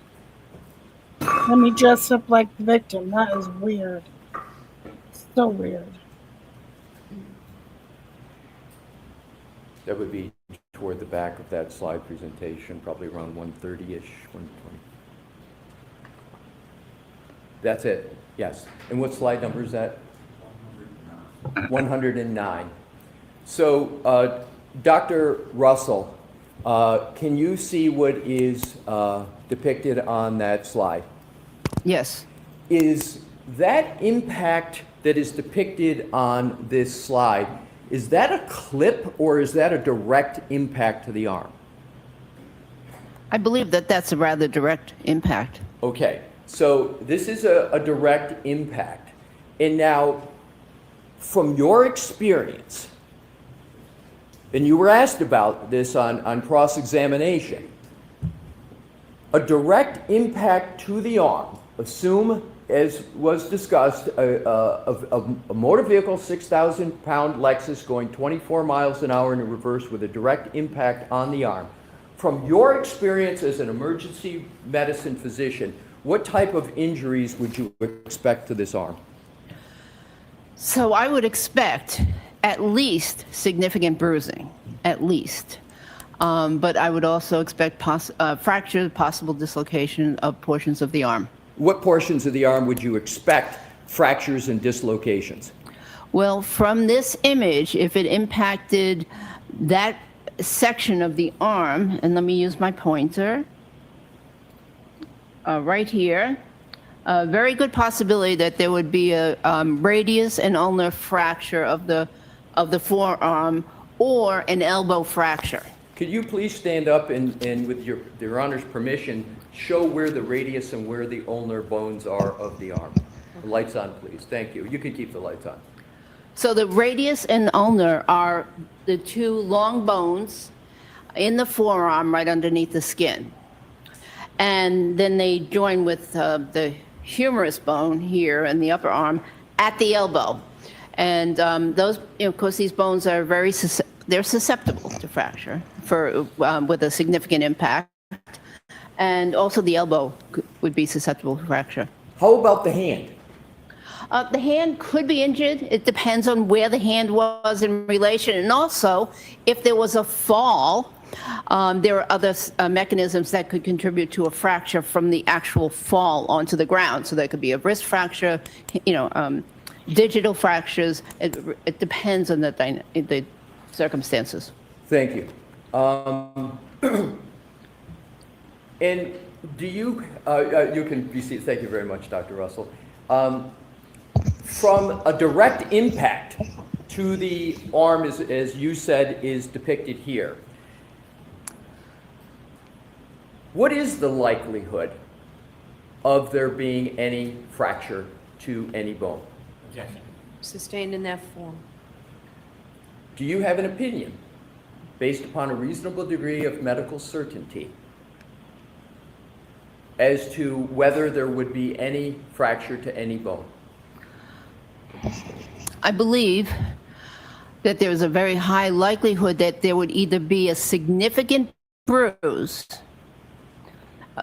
or laceration or a fracture of the bones. Now let's go to, as I understand it, you have reviewed the autopsy report of Mr. O'Keefe? Yes. And you've reviewed the file, the medical records files, correct? Yes. Is there any indication at all of significant bruising to the right arm of Mr. O'Keefe? No. With regard to the lower extremities, from what is depicted here, meaning this impact, did you evaluate the autopsy and the medical records to see what evaluation was done of the lower extremities? Yes, a very extensive evaluation of lower extremities was done. What very extensive evaluation was done and by whom? By Dr. Scotabello, and it was both external and an internal examination of the lower extremities. Let's start with the internal examination by Dr. Scotabello. Could you please describe what type of internal examination she performed? Well, she opened up the legs. Sustained.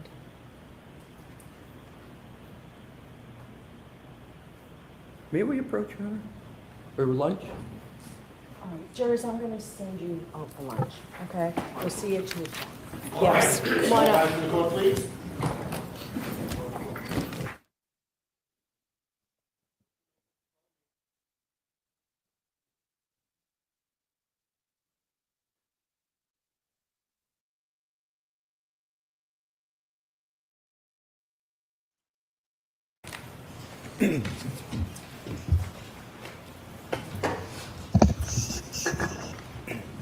All right, Mr. Alessi, whenever you're ready. Thank you, Your Honor. Dr. Russell, we left off talking on the topic of differential diagnosis, and more specifically, we were talking about the lower extremity, the leg, and you were mentioning we reoriented to Attorney Brennan's questioning in the area. Could you please describe for the jury your basis of differential diagnosis with regard to the lower extremities and the leg, and specifically with regard to the autopsy's analysis of that area? Well, the autopsy doctor did a very thorough evaluation of lower extremities, and to include, the external examination, which is very important, as well as an internal examination of the extremities, the tissues beneath the skin in both legs. And just briefly, how did she perform that internal examination beneath the skin, to look at what was beneath the skin? Well, to directly visualize those tissues, she had to open up the skin. So she opened up the skin in the legs from the buttocks right down to the bottom of the legs near the ankle, and then reflected or folded back the skin to examine if there were any injuries to the tissues underneath. Were there any injuries to the tissues underneath from that examination? There were no injuries that she mentioned, nor no injuries that I saw on the pictures. And no injuries, did that include analyzing whether there was any inflammation? No, you can't tell about inflammation, but I specifically looked at the area adjacent to a very punctate little abrasion on the knee. And I looked underneath of that area very carefully on the photograph, and there was nothing. No injury underneath, no bruising, no hemorrhage underneath that abrasion. With regard to that, how did you describe that punctate? I want to make sure I got it accurate. By the right knee? Abrasion. Abrasion. Could you determine from that even the age of that abrasion? I could not. I have no further questions at this time, Your Honor. Oh, okay. Mr. Brennan? Could I inquire about scope? See what's that on.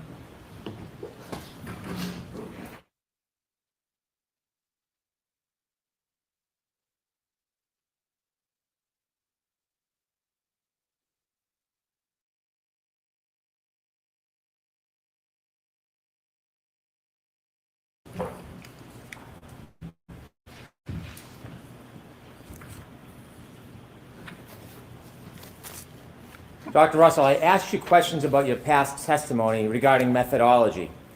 And when I asked you those questions and showed you some of your transcripts, would you agree with me that you have testified that there is no recognized methodology on diagnosing dog bite wounds?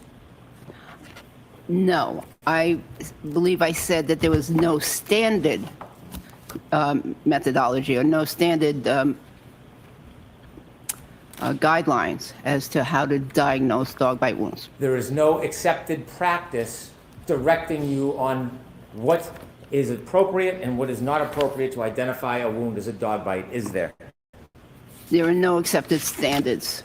When Attorney Lisi had you look at a couple of case files from the Journal of Legal Medicine, let me ask you about that. You're not suggesting that those articles substitute for the absence of standards in identifying dog bites from photographs, are you? Before standards are created, there are usually articles that have recommendations upon which the standards are subsequently based.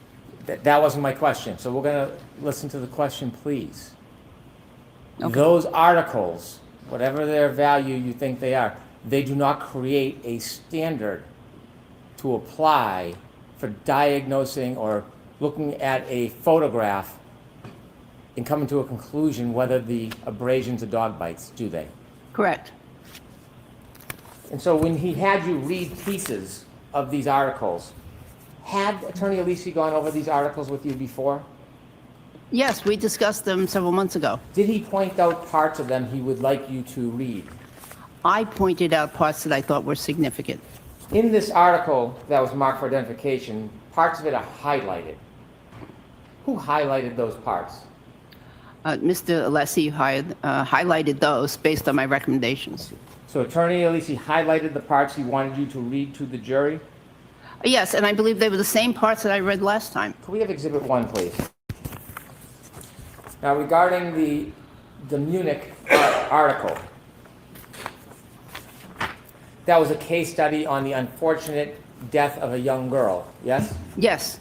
Who was attacked by or bitten by up to 3 different dogs. Yes. And it was a neck wound from which she bled. Yes. Very, very unlike what you're looking at here. Yes, but that's very typical of an article, scientific article. They will present a case study and then present the research behind what they have seen in other articles and make recommendations. I'm not asking you to defend that it's different. I'm asking you if it is different. Oh, it is different. Very different, isn't it? Yes, that neck wound, yes. Extraordinarily different. Yes. And so when you read this, let me ask you a couple questions. In this article, it talks about the characteristics of dog bites, doesn't it? Yes. And it talks about the maxillary teeth distal to the mandibular teeth allow the so-called scissor bite. Yes. So when the dog clamps down, the teeth kind of go to the side to tear the skin. I didn't interpret it that way, no. Okay. A scissor bite is when a dog bites down, yes? Yes, I believe that what they were describing was the dog bites down. And when it bites down, it anchors. That means teeth on the bottom, penetrate, puncture, yes? They can, but they don't always puncture. And then the top is a puncture. If you're going to scissor, it requires a puncture, doesn't it? It's a mechanism. It's a movement. What they're describing is a move. The way I read it, the way they described it is a movement like a scissor, where it's open and it's closed. It doesn't mean anything about how deep they penetrate. There are no scissor bites on that wound, are there? I don't know. I see 1 or 2 things that showed up what I think might be upper and lower, so it could be. Would you define any of those abrasions as scissor bites, Dr. Russell? We talked earlier about how these marks here may be lower. I'm not going to define it. No, I can't say for sure that there's a scissor bite, but I see things that appear to be characteristics of upper and lower teeth. I'm asking you about scissor bites. Please listen to my question. There is nothing on that wound that is consistent with scissor bites, is there? I don't know. Well, you're the expert. So when you look at that, can you point whether there's any wounds that are consistent with scissor bites? According to their definition, and that's not an accepted definition, but according to what they were describing, and I believe what they meant was an open and closing of the jaw as the scissor activity. I believe that there's possibly 2 areas where I see that. You're now saying this article that you relied on redirect examination is not an accepted authority? I'm not saying it's not an accepted authority. It is a peer review article. The injuries caused involve a combination of biting, crushing, and tearing. Do you see any crushing or tearing in those abrasions? There's no crushing or tearing here, but does not mean that there has to be crushing or tearing. I'm reading your article. I'm just reading verbatim, and I'm asking you about it. Yes, and I'm trying to explain so that nobody gets nobody misunderstands this. Crushing and tearing that result in characteristic pattern of punctures. A puncture is when a tooth penetrates the skin and there's some depth to it, correct? Yes. Show me one puncture, anyone, on that wound. Okay, there are no punctures on this arm that I see. However, again, the wounds don't have to have every single characteristic. It is, it depends on the force of the bite, how the wounds are going to appear. The injuries caused involve a combination of biting, crushing, and tearing that results in a characteristic pattern of punctures, lacerations, and avulsions. There is no punctures whatsoever in that wound. Would you agree with me? I agree. There are no lacerations in that wound. Would you agree with me? I agree. There are no avulsions in that wound. Would you agree with me? I agree. However, I'm just asking you the question, Dr. Russell. So you can maybe ask her. Specifically, this study says the injuries cause a combination biting, crushing, and tearing that result in characteristic pattern of punctures, lacerations, and avulsions. They name 3 things that are characteristic traits of a dog bite, and you would agree not one of those 3 traits is present on the arm of Mr. O'Keefe. Would you agree with me? I agree. However, in that case, those were dog bites that killed the victim. In this case, we do not believe that these dog bites killed the victim.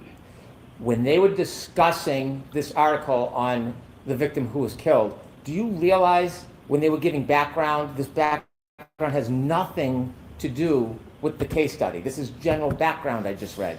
Do you realize that? They were investigating fatal dog bites. Do you realize that is not qualified in this article? You realize that? I realize that they were commenting on fatal dog bites. This is not a case of a fatal dog bite. This article, I'm going to show it to you. May I approach? Yes. In the highlighted paragraphs that Attorney Alisi had you read, that is describing the background of dog bites, not this fatal attack. Would you agree with me? The title of the... No, I don't agree. Okay. I move to introduce this as an exhibit, please. Mr. Leslie? I have no objection, Your Honor.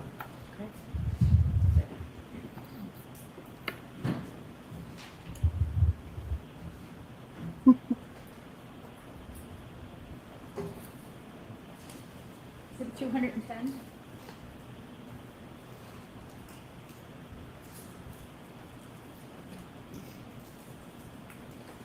The sly remarks made her stop, though. But Attorney Alisi highlighted. In the other article that you read from, that was highlighted as well. Who highlighted the portions you were to read? Mr. Alesi.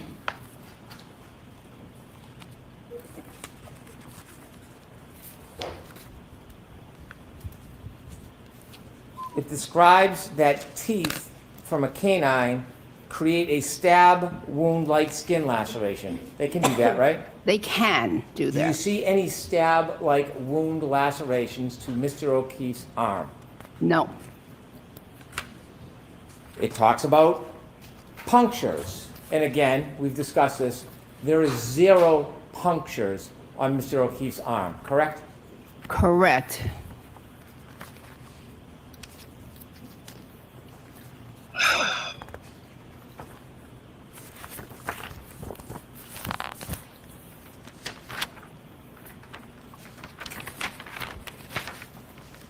You said that when somebody is in a collision, that they can suffer injuries such as bruising or breaks. Yes. We've also discussed when a person is impacted by a vehicle, it can result in a variety of different injuries or no injury at all. Correct. There's a number of dynamic factors involved that are very difficult to assess and predict, correct? Correct. And in this case, you did not do any accident reconstruction to try to identify the details of the mechanism of injury to John O'Keefe, did you? I did not do accident reconstruction. And so, having not done accident reconstruction, would you agree it's fair to say that you are not in an informed position to give an opinion as to how the injuries could or would have happened in this case? I disagree. Specifically, you were asked questions about the impact or collision in this case. How fast was the defendant's Lexus traveling when there may have been an impact in this case? I understand possibly 24 miles an hour. Who picked that number? I have no idea. Well, you heard it from somewhere and you've just given an opinion on it. Where is that number committed to or derived from? I don't know. Well, if you're going to give an opinion based on what you're portraying as facts to this jury, you should have some certainty about the source of your material, shouldn't you? You know, I'm an ER doctor, so in the ER, I've treated thousands of motor vehicle accident cases. And most of the time, I do not know what speed the vehicles were going at. I've never done accident reconstruction. I don't know any ER doctor that does accident construction or is trained in accident construction. It's not part of the job. I totally agree, but you're having opinions you're giving on behalf of Mr. Alisi, and that's why I'm pressing you on these issues. Sustained. Do you know, you don't know the movement of John O'Keefe before any potential strike or collision, do you?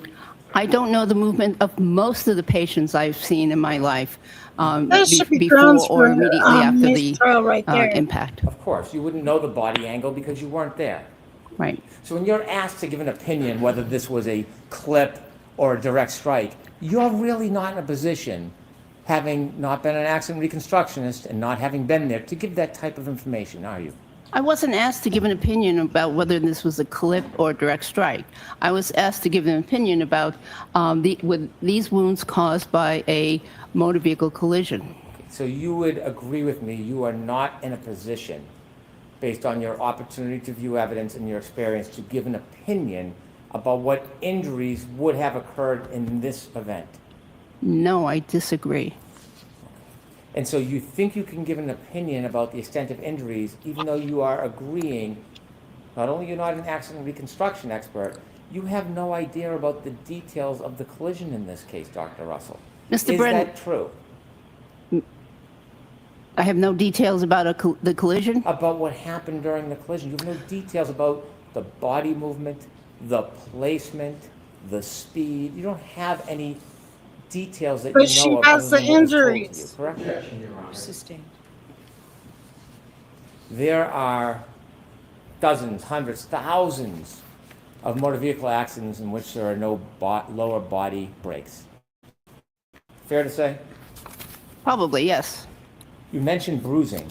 What do you do to treat for a bruise? If someone's has some type of pressing and the bruise before it really forms, what's the best way to treat it?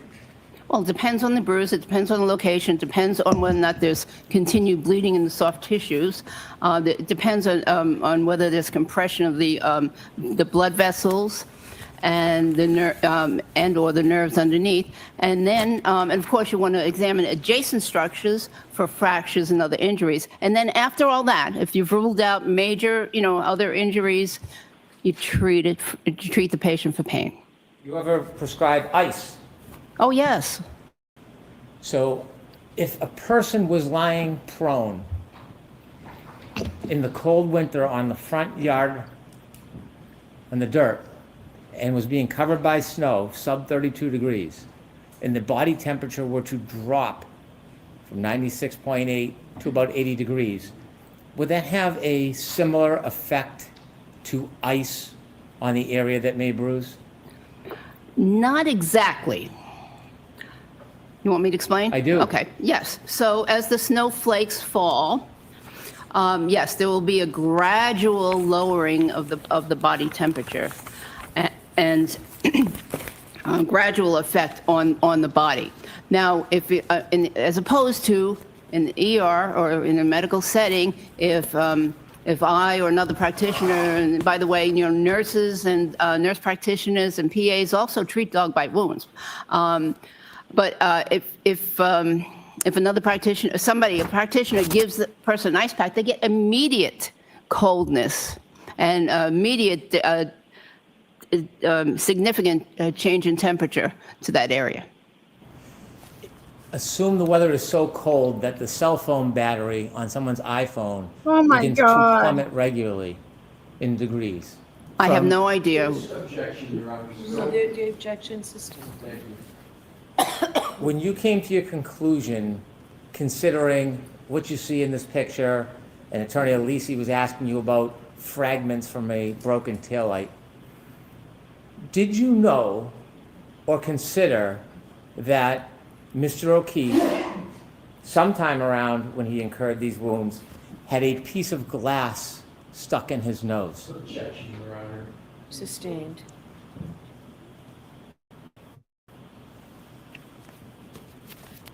Finally, Dr. Russell, you said during your differential diagnosis you consider information, you either weigh it, accept it, or you distinguish it and you disregard it, correct?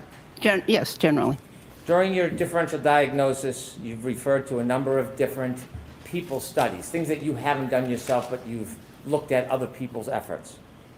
One of the things you looked at was the deputy medical examiner from the Forensic Pathology Investigations Division of the Armed Forces, a person by the name of John C. Walsh, correct? Objection, Your Honor. I'm going to allow that. Would you like me to ask that again, Dr. Russell? No, you don't have to ask it. I read that report, yes. And John C. Walsh is a doctor, correct? Yes, that's what it says.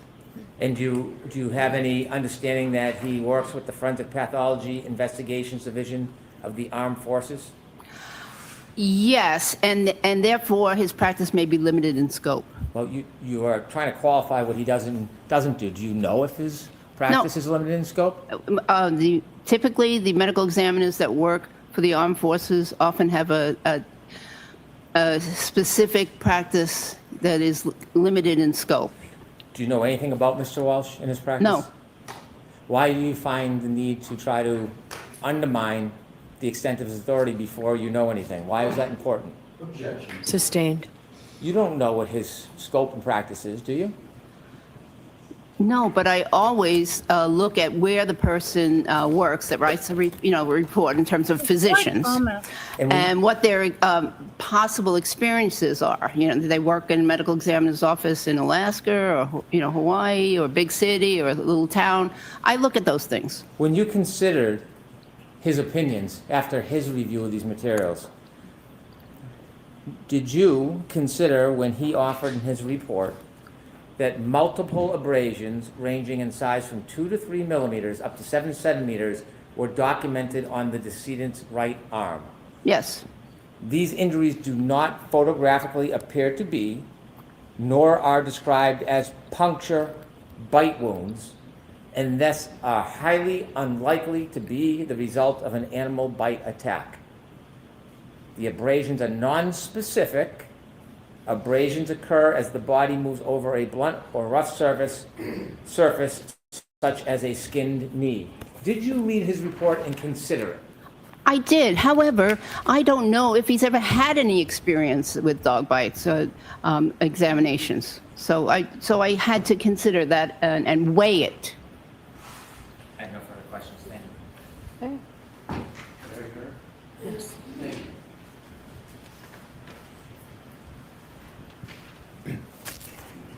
Dr. Russell, there were questions with regard to highlighting of articles. Did I determine which parts were to be highlighted, or did I merely perform the function of highlighting the parts you wanted me to highlight because you didn't have a highlighting function with you traveling from California? That is correct. It's the second one. With regard to these articles, you mentioned a methodology in connection with them and a pattern recognition methodology. Was it the purpose of citing this article to say that they're just like this situation, or was the purpose to say that there is a methodology in the literature to determine how to determine whether a wound is from a dog? Objection. Sustained is to the form. Dr. Russell, what is the purpose? Let's just start with the Demunic article that was talked about, because these articles were discussed. What was the purpose of you citing to those articles? The purpose was to identify that pattern recognition is an important component in identifying wounds, and particularly in dog bite wounds. It did not mean that the victim had to have every single characteristic that was listed. And it just was focusing on things to look for, and the patterns. It was not just that there's one individual wound that's going to be diagnostic, but that there are patterns for the physician to look for. In terms of, Attorney Brennan asked, and so now with regard to the Pollock article, in terms of the Pollock article, is there any discussion in this article about whether the spectrum of injuries to which you can apply the mechanism and the methodology, is there anything in there about whether the pattern of injuries can be diverse or whether they're all the same? Does Pollock speak to that? He does. And what does Pollock say about whether or not the spectrum of possible injury forms when you apply this methodology can be diverse? What does he say? Well, he mentions about the actual surface of the body that is impacted, if there's any curvature to that surface, if there's any structures underneath that would affect the bite. So yeah, those are, and if there was material or textiles or fabric that were in between the bite and the skin, and there were other factors too. Okay, thank you. Now, lastly, what I'd like to cover is Attorney Brennan discussed the Dr. Walsh. May I approach, Your Honor? Okay.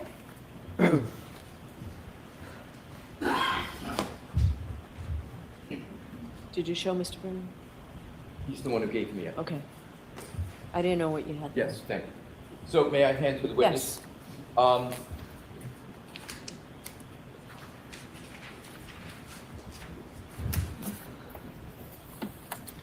May I stand here, Your Honor? Yes. Thank you. Just step back a little Yes. bit. Yep. Step back a second. Dr. Russell, what I would like to do is to give the jury a fair Objection. I'll withdraw that. Objection. Commentary, I'd like to be heard. Why don't you bring the reports over? Okay.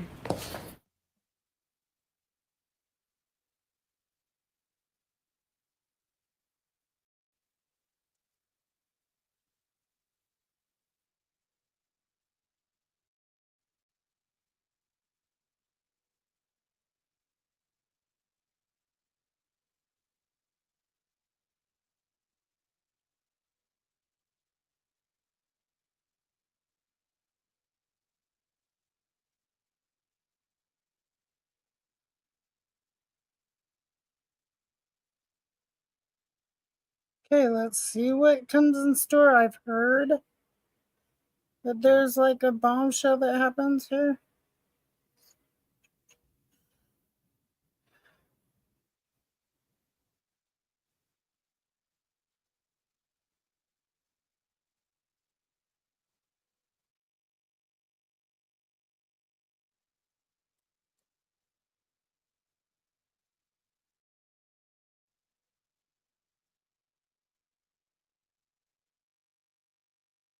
May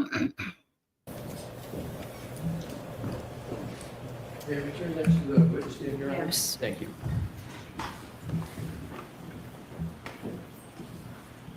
May I proceed, Your Honor? Yes. Thank you. Dr. Russell, I am re-handing you this letter from Dr. Walsh. And what I am going to do, and you just tell me if I do it correctly, I'm just going to read 2 paragraphs, okay? And you just tell me if I'm reading it correctly. In totality, the injuries documented in the autopsy report and photographs are non-specific and may be the result of a variety of different mechanisms.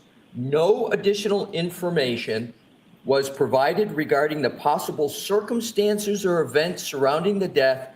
The absence of additional information prohibits the attribution of injuries and contribution of findings to a specific underlying cause of death. Did I read that correctly? Yes. No further questions, Your Honor. Thank you, Dr. Russell. All right, Dr. Russell, you are all set. Thank you. I'm going to have this marked for identification. Thank you.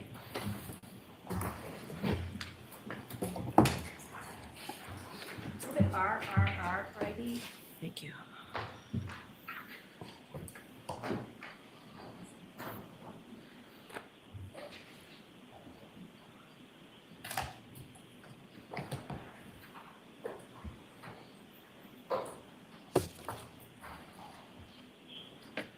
And the next witness is who? Sorry, Your Honor. Who's the next witness? If I may, Your Honor? Yes, just tell me the name because I need to know whether we need to go to sidebar first. Officer Barrows. Okay, thank you. Officer Barrows.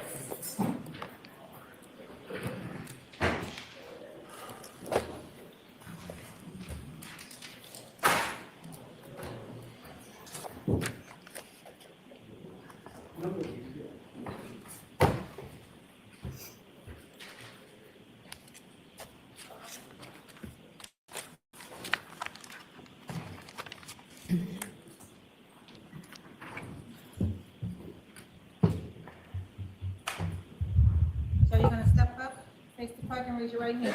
You solemnly swear the evidence you give to the court and jury in the case down here is the truth, the whole truth, and nothing but the truth, so help you God. I do. Maybe see. Good afternoon.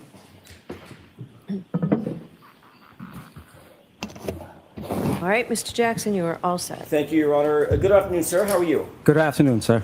Could you please state your full name, spell your last name for the jurors, please? Nicholas Barrows, Barros, And where do you currently work? the town of Dayton, Dayton Police Department, How long have you worked for the Dayton Police Department, sir? since 2011. And what's your position there currently? Currently, I am a sergeant. What's your duty assignment as a sergeant? What do you do? I supervise the 4 to midnight shift.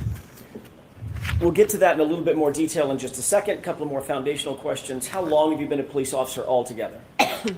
Since 2011, so going 14 years. And what education and training and background do you have that qualifies you to do your duties as a sergeant, a supervisor at the Dayton Police Department? I completed the police academy. I hold a bachelor's degree in criminal justice. I've been to many trainings as a police officer and as a supervisor. When did you get your bachelor's degree? 2012. Is the Dayton Police Department an autonomous police department for the city? In other words, is it a branch of, say, for instance, Massachusetts State Police, or is it an autonomous department? It's on its own. Okay. It's not in any way connected to the Canton Police Department, I presume? Correct. Is it in any way connected to the Massachusetts State Police It Department? is not. As a supervisor, are part of your duties to oversee subordinate officers in their daily fare, whatever that may be? Yes. Does that include anything having to do with crime scene investigation? To an extent. Witness interviews? No, that would be the detective bureau. What about working and coordinating with detectives? To an extent. Collection of evidence or working with detectives as they collect evidence? They would collect evidence. Maintaining crime scene protocols, things of that nature? Correct. All right. As a sergeant with the Dayton Police Department, are you a trained observer? I am. Would you consider all of your subordinates, the patrol officers, day-to-day officers, are they also trained observers? They are. Is that part of policing? It is. Describe that a little bit for the jurors so we understand. We are in the police academy. We're told to watch everything. It's our heads on a swivel. We are always looking because we don't know what the unknown is. When you say you don't know, is it true that you don't necessarily know what might become relevant later that may be needed in court? Correct. I want to draw your attention to January of 2022, a few years ago. January 29th, 2022, did you have any, you personally, officer, did you have any personal relationship with the Canton Police Department? I did not. Did you have any personal relationship with a trooper from the Massachusetts State Police named Michael Proctor? I did not. Do you have any relationship with a person by the name of Brian Higgins, an ATF agent? I did not. Do you have any relationship with a Boston police officer known as Brian Albert? I did not. Did you know any of the witnesses or individuals involved in an ongoing investigation related to the death of Boston police officer John O'Keefe? I did not. On January 29th, 2022, did you receive some sort of a call to respond to a particular location? I don't want the address of the location. We'll get to that in a second. Did you receive some sort of a call in the afternoon? I did. Describe that for the jurors, please. Around 2:30 in the afternoon, I received a call from the troopers assigned to the Norfolk District County DA's office in regards to a vehicle that was at a residence in the town of Dayton. What were you asked to do? Why did you get that call? The troopers said that they were coming into my jurisdiction, and as a courtesy, they wanted me to respond with them. Is that sort of normal protocol? If you go into somebody else's jurisdiction, you let them know? Yes. So that was not necessarily unusual? No. About what time did you receive that first call? The first call was around 2:30 in the afternoon. Was there are logs kept of those kinds of things? If you get a call, you respond to location? Yes. At some point after you received that first call, did you receive any other call specifying a time of arrival for the MSP troopers, anything like that? I did. Describe that for us. I got a second call around 3 p.m. From Trooper Michael Proctor stating that he was about 10 minutes away from the address in Dayton. At the point that you spoke with Michael Proctor, had you ever spoken to him in your professional or personal capacity ever before? Never. Did you know the name? Did you know who he was? I did not. Complete stranger? Complete stranger. What time did you actually arrive at the residence? I arrived at the residence, I believe it was 3:27 p.m. Sergeant Barros, did you, I don't want the address, the cameras are rolling. Did you respond specifically to a residence in the city of Dayton? Yes. Did you at that time know who lived at that residence, who resided there? I did. How did you know that? Early in the shift, when I came on at 8 a.m., the midnight shift, the outgoing shift, had told me that a resident of Dayton at that address had called looking for a ride to Brockton Hospital. Who did you know at that time, or who did you believe at that time to live at the address that you are now responding to? William Reed. That was Reed, R-E-A-D? Correct. Okay. Did you know anything about his daughter at that time, or did you just know the name William Reed? I just knew William Reed, the name. At the time that Michael Proctor called you, did he say anything about what his intentions were once he arrived at the location? Yes, his intention was to retrieve a vehicle that he said was involved in a homicide. Did he specifically say to you at 3 o'clock-ish in the afternoon he intended to seize the vehicle? I believe the first phone call, that was his intention. Meaning all the way back to 2:30? 2:30 is when he first called me and said that they were coming to Dayton to retrieve a vehicle that occurred in a homicide in Canton. And you understood that to mean what? Retrieve a vehicle? Seize. Thank you. What was your role once you arrived at the scene at the Reed household? My role was Trooper Michael Proctor asked me to facilitate a tow, to tow that vehicle. Was that a private tow company? Yes. And when you say facilitated tow, what does that mean? He asked who we used for towing vehicles, and during that period of time, it was Diamond Towing. Did Diamond Towing ultimately show up, a representative of that They did. tow company with a tow truck? Correct. A flatbed? Yes.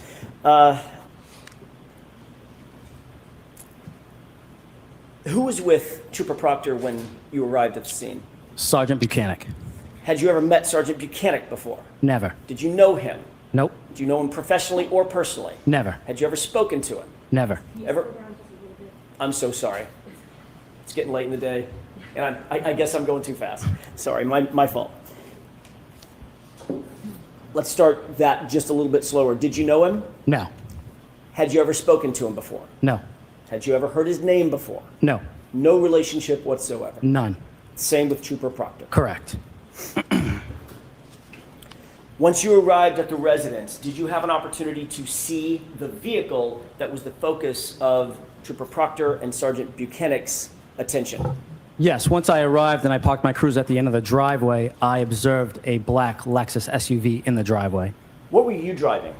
I was driving a Ford F-150 police cruiser. A police cruiser that's a Ford F-150? Correct. They have those? Yes. Cool. Were you in full uniform? Full uniform. Gun, badge, the whole works? The whole works. Did you ever go inside the house? Briefly. What was the circumstance of going inside the house? I went inside to let the troopers know that the tow truck operator was there, and I also went in to ask how we're going to get the tow truck into the driveway because there was about a foot of snow. Okay. That sort of answers my next question. Did you see whether or not Trooper Proctor and Sergeant Buchanan actually did go inside the residence? Yes, they did. For the bulk of the time that they were in the residence, where were you? Outside the residence. Were you with the black SUV? I was in the garage speaking to the defendant's mother. The defendant's mom? Yes. Janet? Okay. Yes. Where was the SUV at this point? In the driveway. Did you have an opportunity to see the SUV? I did. Did you walk all the way around it? Not all the way around. Did you see the rear end of it? I did. Did you make note of the rear end of it? Yes. How long would you say you were at the location in a position to observe the rear end of that SUV? 2 minutes, 20 minutes, something in between? Longer? I would say not the entire time that I was there, but a good amount of time. More than a glance? Yes.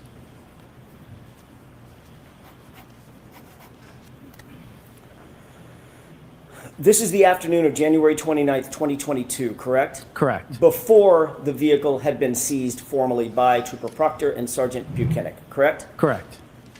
Did you observe anything of note about the rear end of that black SUV?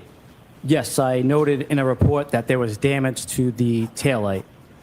Can you describe for the juror, by the way, which taillight are we talking about? The right rear taillight. Can you describe for the jurors what you noted in terms of the damage to the right rear taillight? I noted that the report said that there was right rear damage to that taillight. When you say damage, have you ever described that damage previously? I have. Can you tell us what that Yep. description is? There was, it was damaged, the taillight was damaged, but there was a crack missing, but it was not completely damaged. When you say there was a crack, do you mean there was a piece missing? A piece was missing. Can you describe for the jurors kind of what that piece looked like, how big it was, how small, the shape, as you would call it? The piece was about maybe this big. Is that maybe the size of a dollar bill, maybe 6 inches? 6 inches. And or so. how wide? Maybe that wide, maybe 3 inches, 2 inches, somewhere in there. I want to show you a photo. Your Honor, with the court's permission, I would like to show Exhibit 13. It's been previously marked. Do you see what's depicted in this photograph? I do. What does that appear to be, just generally? The right rear taillight. Of what? The Lexus SUV. Is that consistent with the black Lexus SUV that you saw at the Reed residence? That was the black Lexus. That was not the taillight the day I was there. Can you do me a favor, Mr. Wolk? With the court's permission, could we zoom in on the right rear taillight, please? Okay. Do you see the condition of that taillight as it's depicted in this photo? I do. Sergeant Barros, is this the condition of the right rear taillight when you showed up at the Reed household at around 3:15 in the afternoon on January 29th, 2022? Absolutely not. What's different about this photo, sir? That taillight is completely smashed out.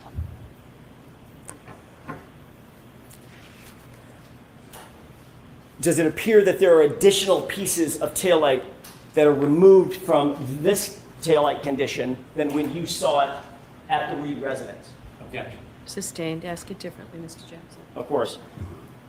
Describe specifically, other than the fact that it's different, describe in detail for the jurors what is different about this taillight as it's photographed here. That middle section was intact when I was there. Towards that right side where that large chunk is, that's what was missing. I'm going to hand you a green laser pointer. If you can, there's two displays, one monitor directly in front of you and one to your right. If you could use the one to your right, it's a little easier on the jurors. Describe what's different about that taillight. Can you see that? So this area was intact. This is what I saw was missing here. May I approach? Yes.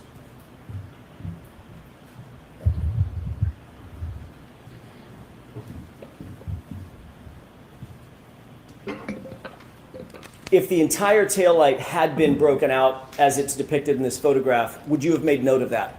Objection. Sustained. Do you believe you would remember if the taillight, well, let me ask it a different way.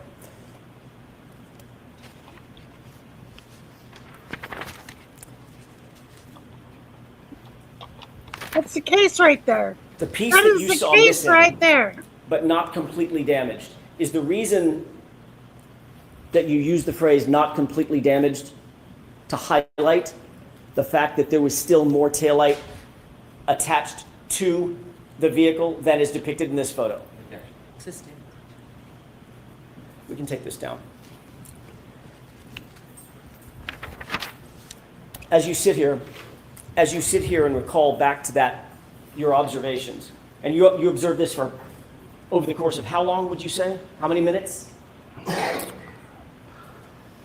Probably 20 minutes or so. You actually wrote a report about this, correct? Correct. And you documented your observations, correct? Correct. In your documented observations, did you use the phrase cracked but not completely damaged? I did not. Sustained.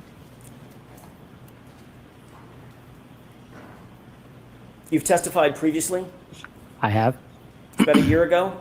Yes. Did you use the phrase cracked but not completely damaged then? The objection sustained, Mr. Jackson. Yes. Ultimately, Something. was the black Lexus SUV towed and cleared from the scene? It was. Is it your responsibility or part of your responsibility to log the time that things like this happen, like for instance, the SUV is taken away? When I clear from the scene, yes. What time was that when you cleared the scene? I believe it was 4:17 p.m. Suffice it to say that SUV was not seized at a later time, correct? Correct. It was not seized at 5:30 p.m.? No. I'd like to show you another exhibit, if I could. This is exhibit 105.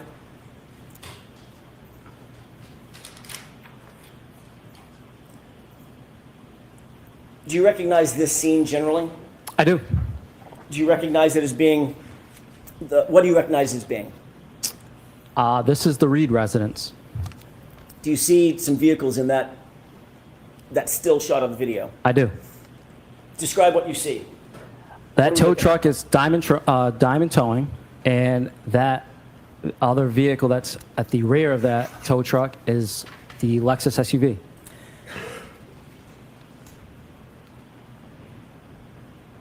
if we could, with the court's permission, zoom in. It's high on the screen, correct?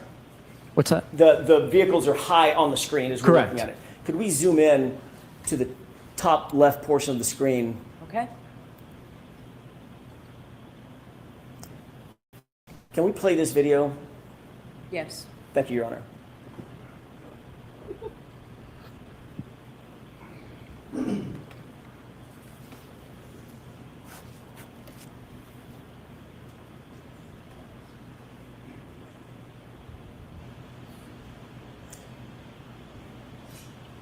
Can you see what's depicted in the still image of that video right now? I can. I'm going to ask you if you'll turn to your right, concentrate on this area here. Do you see what's depicted in that still image? I do. Does that appear to be a taillight? Yes. Does it look clear? Does it look like it's shining red? Looks clear. The portion that is intact, does that appear to be brighter red? Correct. And the photograph that I just showed you a second ago, is that red portion there? Can you rephrase that? Sure. Let's go back. You see the red? Yes. All right.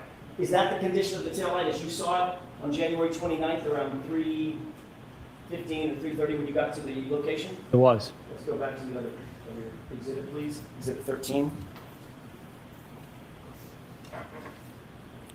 Can we zoom in, please? Can you see that this entire area is now missing? I can. So sustained. Just ask it differently. Sure. The area that I'm circling here, do you see any red lens in that area? No. Is that consistent, this photograph consistent with the condition of the taillight as you saw it on January 29th, 2022, at just after 3 o'clock in the afternoon? Absolutely not. Thank you. Lights, please. Thank you. Mr. Brennan? Thank you.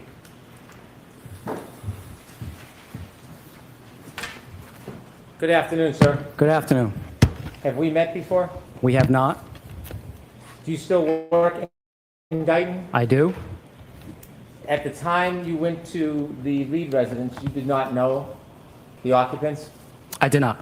Since then, have you ever met or spoke to William Reed Nope. or the defendant? Nope. When you went there that day, it was at the request of the state police? Correct. When they asked you to come, it's a typical procedure for one law enforcement agency to contact local law enforcement agency? Correct. And part of the reason they do that is to bring in separate and independent law enforcement officer to the scene? Yes. Because it's your jurisdiction? Correct. And they called you before they got to Mr. Reed's house, didn't they? Yes. They told you what they were going to do and when they were going to do it? Yes. They didn't just show up at the Reed house and then you found out later. They invited you and informed you what the process was going to be. I wouldn't say that they told me what the process was going to be. When you got there, were the troopers already there or did they arrive after you? The troopers were there. Were they in the house or outside of the house when you got there? They were outside in a pickup truck. Did you see them get out of the pickup truck after you got there? They got out after I identified themselves. Did you ever see them approach and touch the rear taillight of the defendant's Lexus? I did not. Did you ever see them manipulate in any way that rear taillight of the defendant's Lexus? I did not. Did you see them do anything that was suspicious, inordinary, or unfairly remarkable relative to that car? I did not. When they spoke to you, they then went inside the house? What do you mean by spoke to me? After they introduced you, you introduced yourself to them, they went into the Reed house? Yes. And then they came out? They came out much later. And that vehicle was towed? Correct. At no time from when you got there until you left, did you see anybody from the state police in any way tamper with that vehicle, did you? There's I did not. nothing that happened there. When the vehicle was towed, do you know how long it took to take the vehicle from Dayton back to Canton? How long? Yes. I do not. You didn't escort it back. I did not. You had an opportunity to write a report in this case, didn't you? I did. And when you did, you had an opportunity to describe the damage to that taillight in any way you wanted to. I did. You could have gone into detail about size of the damage. I could have. You could have gone into detail about the shape of the damage. I could have. You could have gone into detail about the width of the damage. Sure. I could have. You could have taken photographs of the damage if you wanted to. I could have. In fact, there was no limitation on what you could have written in your report regarding the damage, was there? No. You write reports regularly, don't you? I do. You're trained at the academy. It's the best way to memorialize events. Correct. Because in Doctor time, wrote your memory reports. is not always as good later on than it is at the moment. Correct. What might be important or remarkable later might not be remarkable at the time you're making the observation. Correct. So you're taught at the academy to use as much detail as you can so that you can have an accurate memory later on. Correct. Because oftentimes, well, you respond to a number of different events and incidents, don't you? I do. You write a lot of reports. Not necessarily now in this position that I'm in, but Did you at the time? at the time, correct. Yeah. And so it's sometimes difficult to remember the details of all events, and you use the report to refresh your memory. Correct. When you wrote your report, and you could have put as much detail as you wanted, is it fair to say you only wrote one single line about the damage to the car? Correct. The vehicle had damage to the right rear taillight. That's what I wrote. Fair to say you didn't document that it was the size of a dollar bill. You didn't say that, did you? No. Or that it was 3 to 6 inches. You didn't mention that, did you? No. You didn't mention the placement of where the damage was. You probably didn't think this was going to be. To an extent, I did the right rear tail light. Right rear taillight. You didn't indicate if it was on the side or on the back. I did not. You didn't provide any other details of your description when your memory was probably at its best. True? True. And would you agree that your memory that day was probably much more accurate than it is today? I would not. When you wrote the report, did you ever have an opportunity to write a supplement report if you wanted to give more detail? I guess I could. You didn't. I didn't. Inevitably, you were a witness at trial. You were a witness at a prior proceeding in this case, weren't you? Correct. You came in and you swore under oath regarding your memory. Correct. And that was probably a year to a year and a half after you first made the observations which you reduced in writing in this police report. Correct. And when you made those observations, that was on January 29, 2022? Correct. When you came into court and you testified, that was on June 10, 2024. If that was the date. You were asked questions to use your best memory to describe the damage to that taillight last time you swore under oath to tell the truth, weren't you?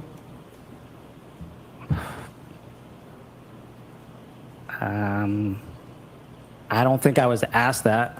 But were you asked to describe the best you could the damage to that right rear taillight last time you were in court on June 10, 2024?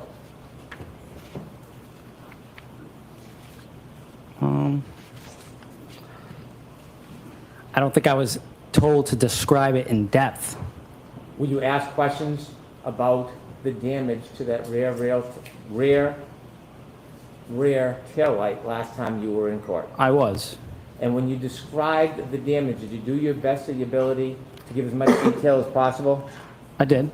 Did you qualify your memory at that time, saying to the best of my ability and recollection? I did. And when you qualify as a police officer with the best ability and recollection, that is recognizing that time had passed, Time has passed, yep. that you had a report, that you could refresh your memory. Correct. And did you refresh your memory with that report before you testified last time? I did. And when you qualified that it was to the best of your ability and recollection, that account for the fact that when you looked at the report, there was no detail other than your commentary in your report that the vehicle had damage to the right rear taillight. Correct. And so when you qualified, you were considering human factors like time had passed, Correct. that your report was respectfully scant, Correct. that you had heard a lot about this case since that point, hadn't you? Correct. And so considering your memory in June of 2024, when you qualified your answer, was it considering all of those different factors that had passed in between that time? Can you rephrase that? Yes. When you decided to qualify your answer, and you said to the best ability and recollection, and then you went on to describe what you remember from the break of the taillight. Is the reason why you used that qualification to the best ability and recollection, is it because of those human factors that had passed? I would suppose so. And sir, since the time you came into court on June 10, 2024, have you spoken to anybody from the defense about this case? Yes. How many times have you spoken to somebody from the defense about this case after you gave your testimony on June 10, 2024? Once. Where did you speak? Who did you speak to? Attorney Jackson, Did you speak to him in person or on the phone? in person. Okay, don't. Okay. You're not hesitating, are you? No. Where did you speak to him in person? At his hotel. How did you know where Attorney Jackson was staying? He told me. Did you find it odd to go visit an attorney at their hotel and talk about a case? It was in their conference room. Find it odd to go to somebody's hotel and speak to them about a case? No. Without saying the name of the hotel, where was the hotel located? Boston. And where were you located? I don't feel comfortable telling you. Sorry. Did you have to drive? I did. So you took the effort to go to see Mr. Jackson at his request. Did you know who Mr. Jackson was? I did. Did you see him on TV? I did. When you went there to the hotel in the conference room, who else was there? Attorney Little. Okay. Who else? I'm not sure of the other gentleman's name. It was one of the gentlemen right here on the end? The, The good-looking one down there on the right? no, it was not.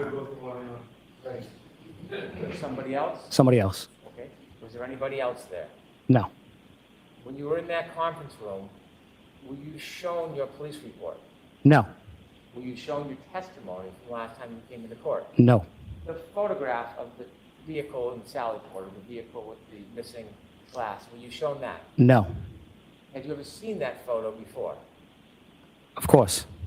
And you saw it at the last event you testified at, right?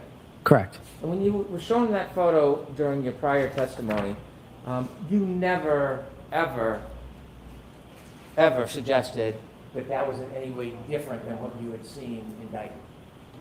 Nobody asked me that.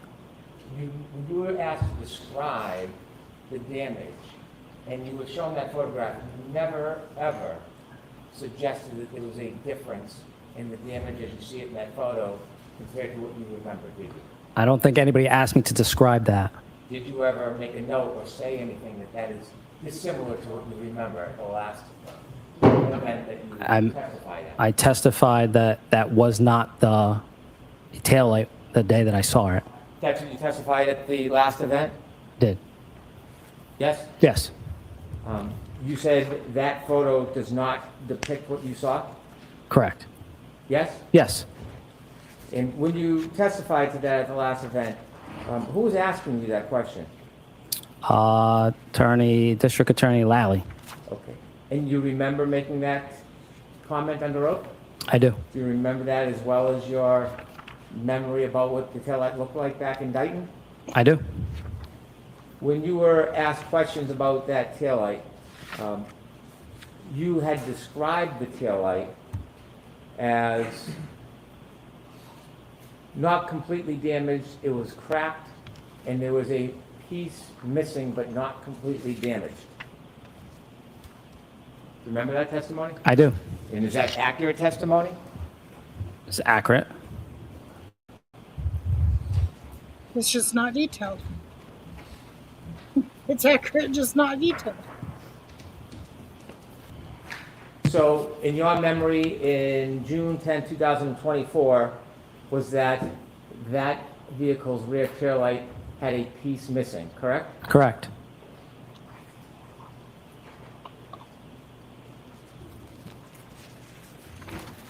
You said that your memory about the damage to the taillight, as you recall it when you were in Dayton back on January 29, 2022,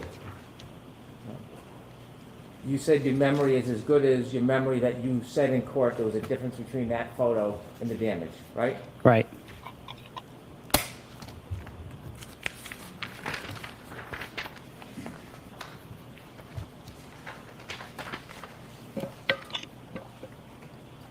Have you ever read your testimony from your last proceeding? Never. But you have a specific memory of discussing that specific photograph? You Yes? were never showed a Yes. photograph before.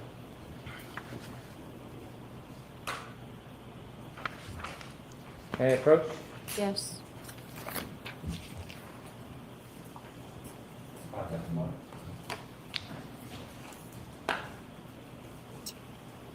I don't think they showed I'm you going a to show you your transcript of sworn testimony on June 10, 2024.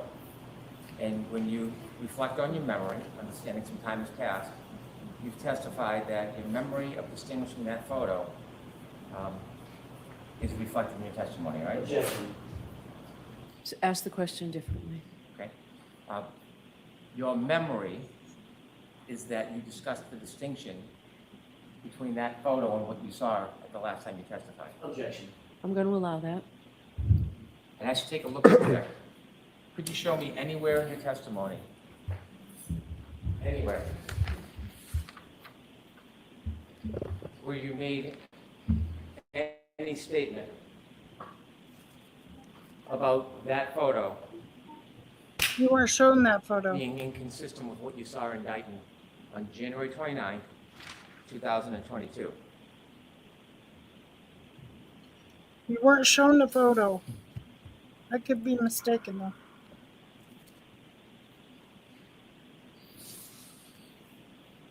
But I don't think you were shown it last time.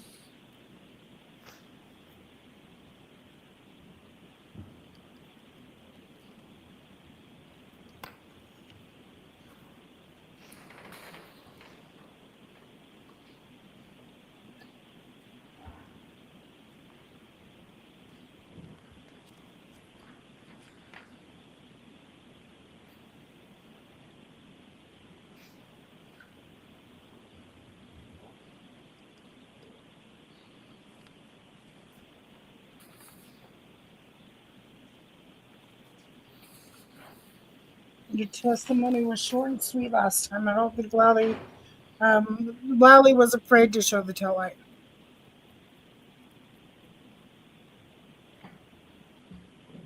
It's not in there. Can I approach? Yes. Oh, we got him! We got him! I can put it back on. Thank you.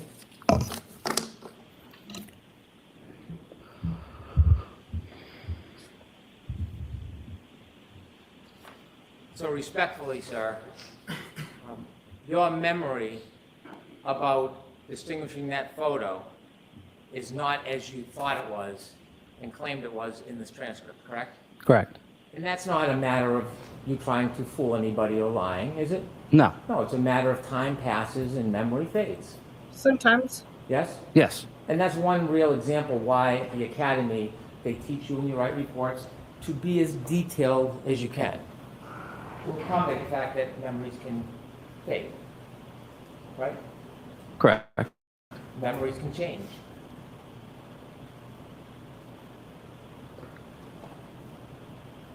I know what I saw, and that wasn't it. Well, that's not what I'm asking you, because you just testified that under oath, you had looked at that photo and distinguished it. But that's not accurate, is it? No. And so it's not a matter of you perjuring yourself or lying, it's a matter of difficulties with memory, wouldn't you say? Yeah. Correct. And you share those same difficulties with memory as many other witnesses. Objection. Sustained. You have, as is human nature, difficulties with memory at times, correct? Correct. And so that very certain memory you had about your testimony last year, fair to say that never happened. Correct. You were simply mistaken, weren't you? Or something more, please tell me. Correct.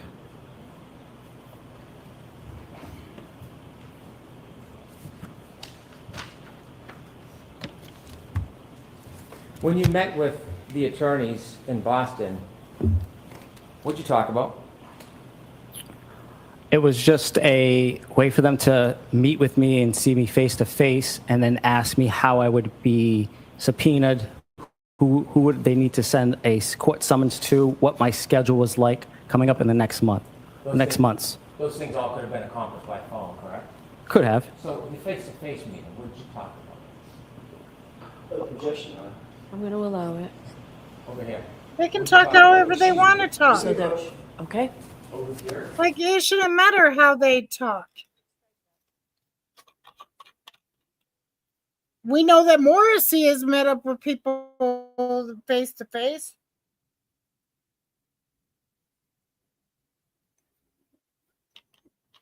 Lawyers ain't no dummies, you know.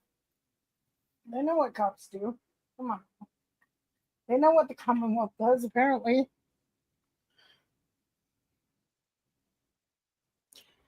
But anywho, okay, what are we doing here? Are they making him come back? Or are we going to get through this? This little itty bitty sidebar.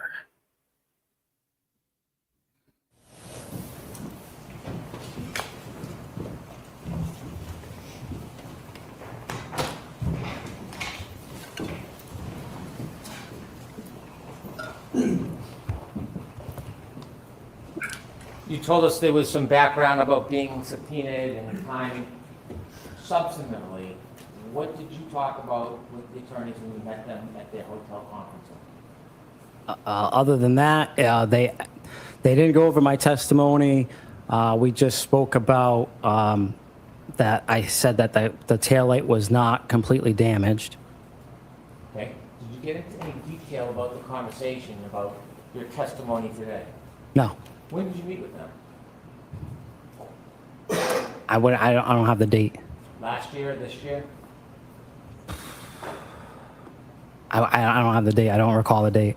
I'm not looking for a date, just the general year frame. Last year, this year? Probably June, early in this year. Are you having some difficulty with memory about that as well? On a certain date, yes. Not a certain date. Was it this year? Just a probably, or year. do you think you met them this year? This year. Do you know what month you met them this year? You see, you're trying to get him. I wouldn't know the month.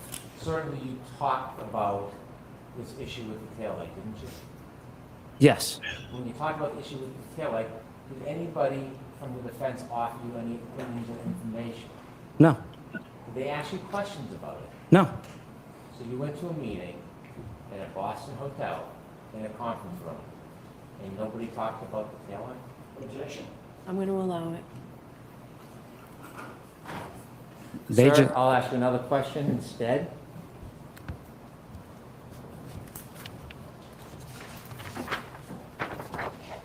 Have you had an opportunity to see other evidence of that taillight being damaged that morning before you saw it? On the 29th of January? No. The video that was shown to you with the tow truck, had you seen that before today? Yes. Who showed it to you? From seeing it on TV and... Was it shown to you during your conference room meeting at the hotel? It was not. So you've looked and studied and watched this case a little bit? With all due respect, sir, I don't live under a rock. It's all over social media and the news. You can't avoid it. I'm not criticizing you or discounting you, I'm just asking you. Have you been exposed to this case since you made those observations indicted on January 29, 2022? I have. Have you seen other video footage and evidence about that taillight since January 29, 2022? I have. Have you seen other information since you last testified last summer about the taillight? I have. And seeing this extraneous information, this other information, do you think that played a part in some of your difficult memory? Objection. I'm going to allow that. Your Honor, can we approach? Okay?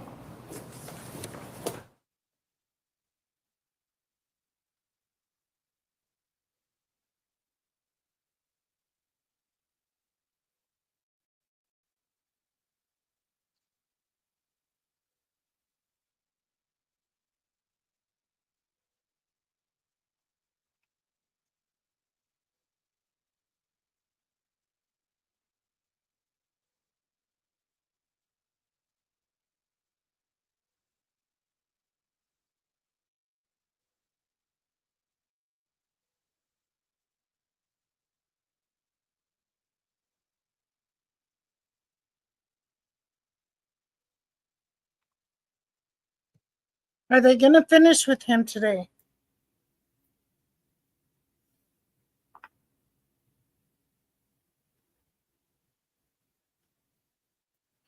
I'm waiting to see if they're going to finish with him today.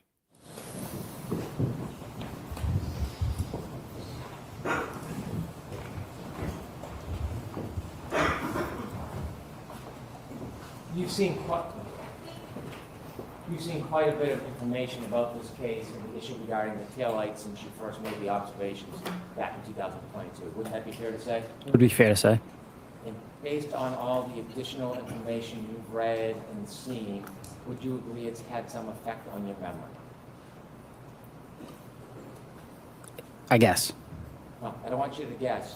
You testified that you made explanations at the last trial that you didn't make, right? Correct. You had a memory as you testified in direct examination under oath, and you tried your best about things that just didn't happen, right? Right. Would you agree that you have some difficulty with your memory? I'd agree. I want to show you some evidence of that taillight before you had a chance to see it in Dayton. If we could have That goes for the argument. ring video at 5:07:58. And he please. couldn't even remember what he testified to last time. Da-da-da-da-da. Yep. They're definitely going to shut him on argument.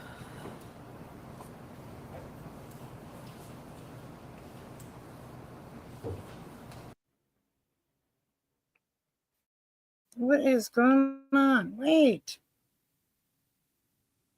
What the fuck happened? Do you see what's depicted in this photograph? I do. What does that appear to be, just generally? The right rear tail light. Of what? The Lexus SUV. Is that consistent?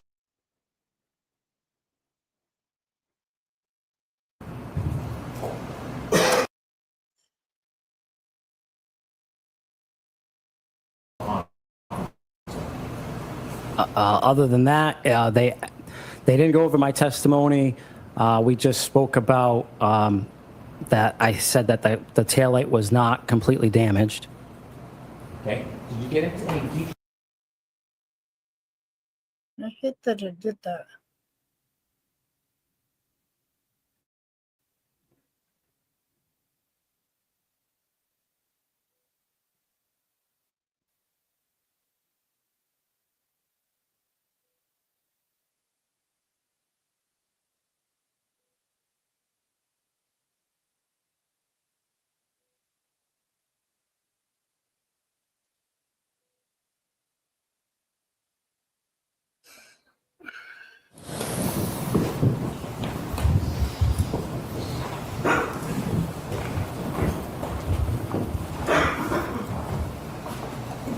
You've seen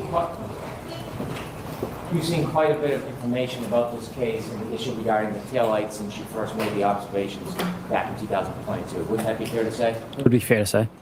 And based on all the additional information you've read and seen, would you agree it's had some effect on your memory?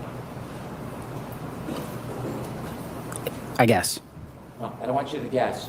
You testified that you made explanations at the last trial that you didn't make, right? Correct. You had a memory as you testified in direct examination under oath, and you tried your best about things that just didn't happen, right? Right. Would you agree that you have some difficulty with your memory? I'd agree. I want to show you some evidence of that taillight before you had a chance to see it in Dayton. If we could have the ring video at 5:07:58, please.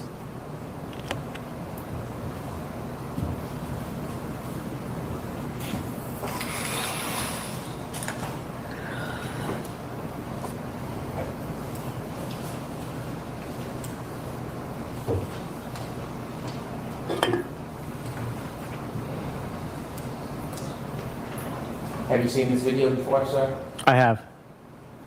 Okay. Before you proceed, Ms. Gilman, have you seen this on social media? The news, social media. Has anybody else shown you this video? No. How many times do you think you've been exposed to this video?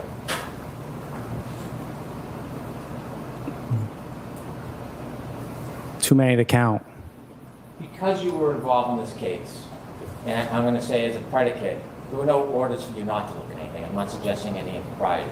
But because you were involved in this case and issues regarding the taillight, do you think you had a particular interest when things like this came on TV and social media to take a look to compare it to your memory? Did I have a Yes. particular interest? No, I didn't follow this case But you've seen this many, many times.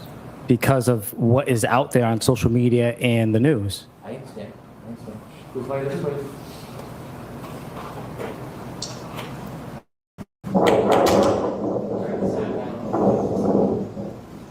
Thank you.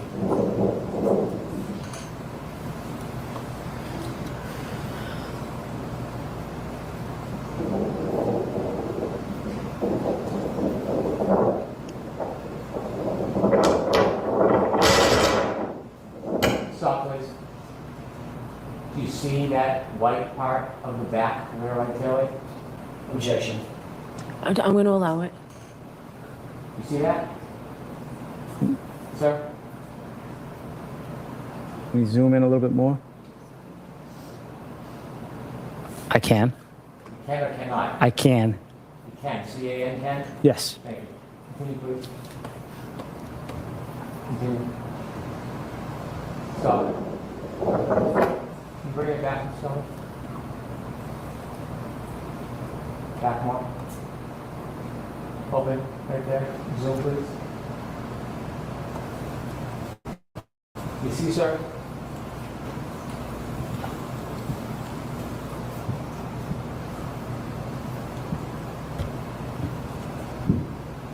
I can see that. Is that consistent with the damage that you saw when you looked at that Lexus in Dayton hours later? Consistent. Can we go to Exhibit 10, please? And before you show it, I have a couple questions. This was a snowstorm, kind of like a blizzard that day. Yes. And when you got to the driveway, it had not been shoveled or plowed. Correct. There was quite a bit of snow accumulating and ongoing.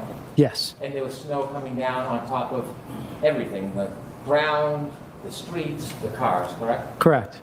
And snow was accumulating, did you notice, on cars and packing onto cars? Yes. When you looked at this house, when you looked at the defendant's Lexus in Dayton, you didn't go over and scoop out any of the snow that was in that broken taillight, did you? I did not. You didn't try to remove any snow off it or that was accumulated inside of it? I did not.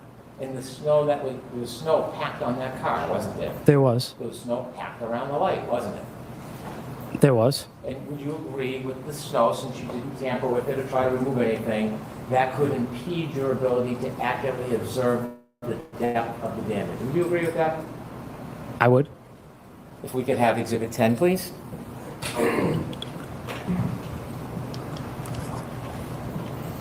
Does that appear to be the same Lexus you looked at when it was in Dayton? And it's a far view, so I don't want you to guess. If you're not sure, you can tell me. I wouldn't be able to tell you. I can't. We have Exhibit 11, please. Can you take a look to the right? You see that right tail light, the white part? I can. Missing, yes? Looks like snow is packed on it. Does it look like there's a red tail light there? Does not.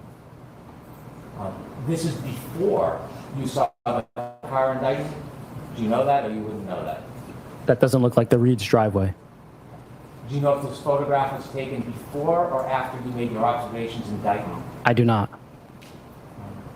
The right rear tail light and the missing parts of it, is that consistent with what you saw around 3:27 on January 29, 2022? Yes.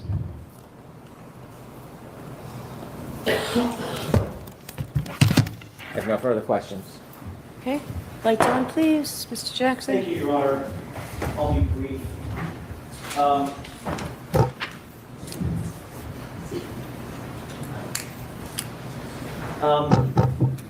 Sergeant,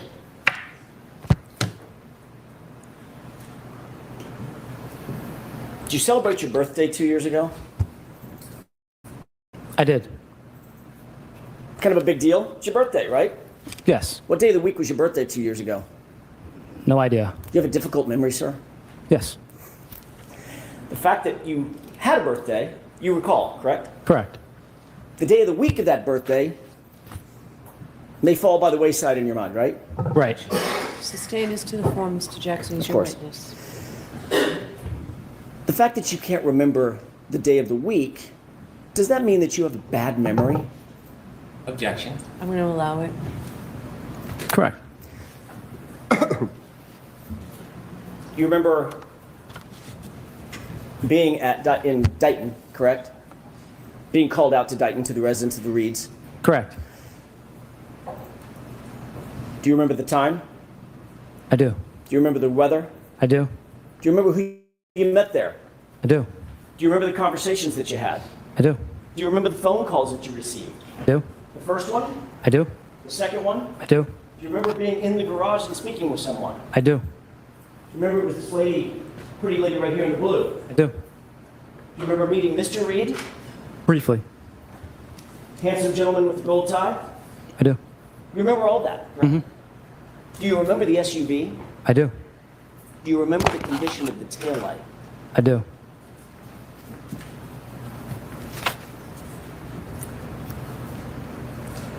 You were asked whether or not you saw Trooper Proctor in any way manipulate that right rear taillight while it was out at Dighton, while you were there, correct? Correct. You said no.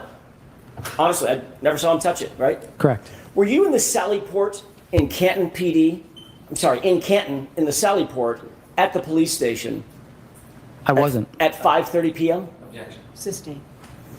At any point, did you ever go to the Sally Port at Canton PD that day? I did not. Do you have any idea what did or didn't happen inside the Sally Port? Objection. Sustained. You were asked by Mr. Brennan, you could have taken photos had you wanted to, correct? Correct. And certainly you could have, right? Correct. Was that your vehicle that was being seized? No. You were simply there to assist another officer, right? Objection. The form, Mr. Jackson. Of course. What were you there to do? Just to assist another agency. Would it have been normal protocol for you to photograph that vehicle? No.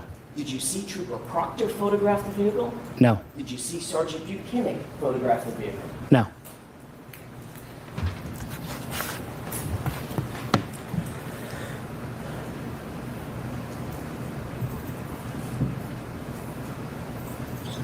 By the way, you and I did meet once before, correct? Correct. Was that before or after you testified last year at another hearing? After. And you were called by whom last year at the other hearing? The defense or the Commonwealth? The Commonwealth. You testified for them? Correct. Objection. Move to strike. So that's stricken. It's beyond the scope. Did the Commonwealth ever contact you after your testimony at the hearing last year? They did not. Did they ever call you on the telephone? After? Correct. No. Did they ever send you a subpoena? No. And you testified last year that the taillight was cracked, but not, or damaged, but not completely broken, correct? Objection. Sustained. You and I met in a hotel in a conference room, correct? Correct. Anything sketchy or nefarious about that? No. Did I introduce myself to you? You did. You happen to know I live in Los Angeles? Correct. I don't have a house, right? Correct. I don't have an office out here, correct? Objection. Sustained. Do you know whether or not I have an office? I do not. Do you remember me asking you if you would mind meeting at a hotel where I was staying in a conference room? I do. Okay. Do you have any problem with that? Nope. Did you find that unusual? No.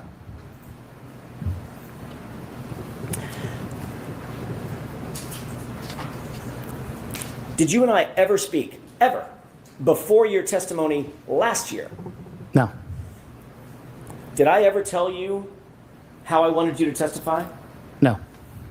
Did I ever tell you what to say? No. Did I show you any testimony? No. Did I play you any video? No. Did I show you a single photograph? No. During that conversation, did you tell me how to subpoena you? I did. Did you tell me where the subpoena should be directed? I did. Did you tell me your vacation schedule? I did. Did you tell me your availability and willingness to testify? I did. Did we talk about any other thing of substance other than that and whether or not you recalled what your testimony was from last year? That was all we talked about.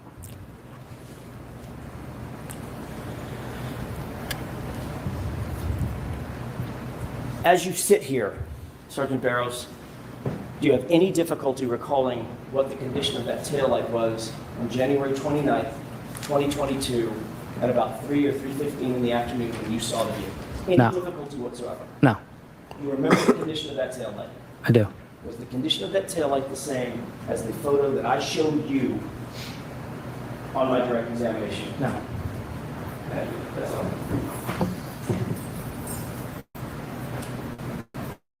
You would agree that your memory has changed since last time you testified in this courthouse? Yes. In the photo I showed you, the close-up with the missing right rear taillight, is that consistent with your memory of what you saw in Dayton on January 29, 2022? Objection. I'm going to allow it. It was opened That's up. not evidence. It was opened up. Is it consistent with what you saw on January 29, 2022? It is. Thank you. All right, Sergeant, you are all set. sir. Thank you. Quiet, please. All right, so jurors, I know I need to talk to the lawyers about a couple of things, so this seems like a good spot to just send you home for the day rather than bringing you out witnessing. So those same cautions, please do not discuss this case with anyone. Don't do any independent research or investigation into the case. If you happen to see, hear, or read anything about this case, please disregard it and let us know, and be careful with your social media. Remember, tomorrow's a half a day, we'll finish by 1. Okay? Thank you. All rise for the court, please. Close your notebooks and follow me.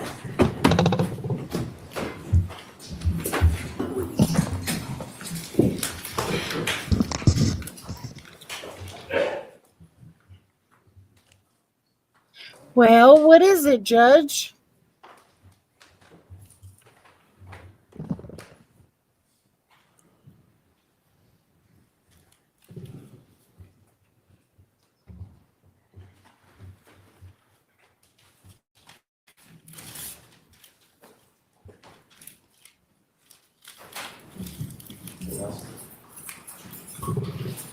Jury's exit the courtroom, please be seated. So there have been some motions, I think, piling up. 2, I have not had a chance to read yet, maybe more. Commonwealth's motion for reciprocal discovery, and then the defendant put in writing about the discovery from Aperture. I've not had a chance to read the prosecutor's opposition. I'd like to do all that before I hear you on that. But the only one that I did read is the reciprocal discovery. Ms. Giannetti, are you examining both Brian Loughran and Karina Kolakithis? Yes, and there are 3 issues that I believe we should dispatch with today. All right, so why don't you, sure, I have time. I just don't know what you're talking about. May we approach? Sure. Oh, man.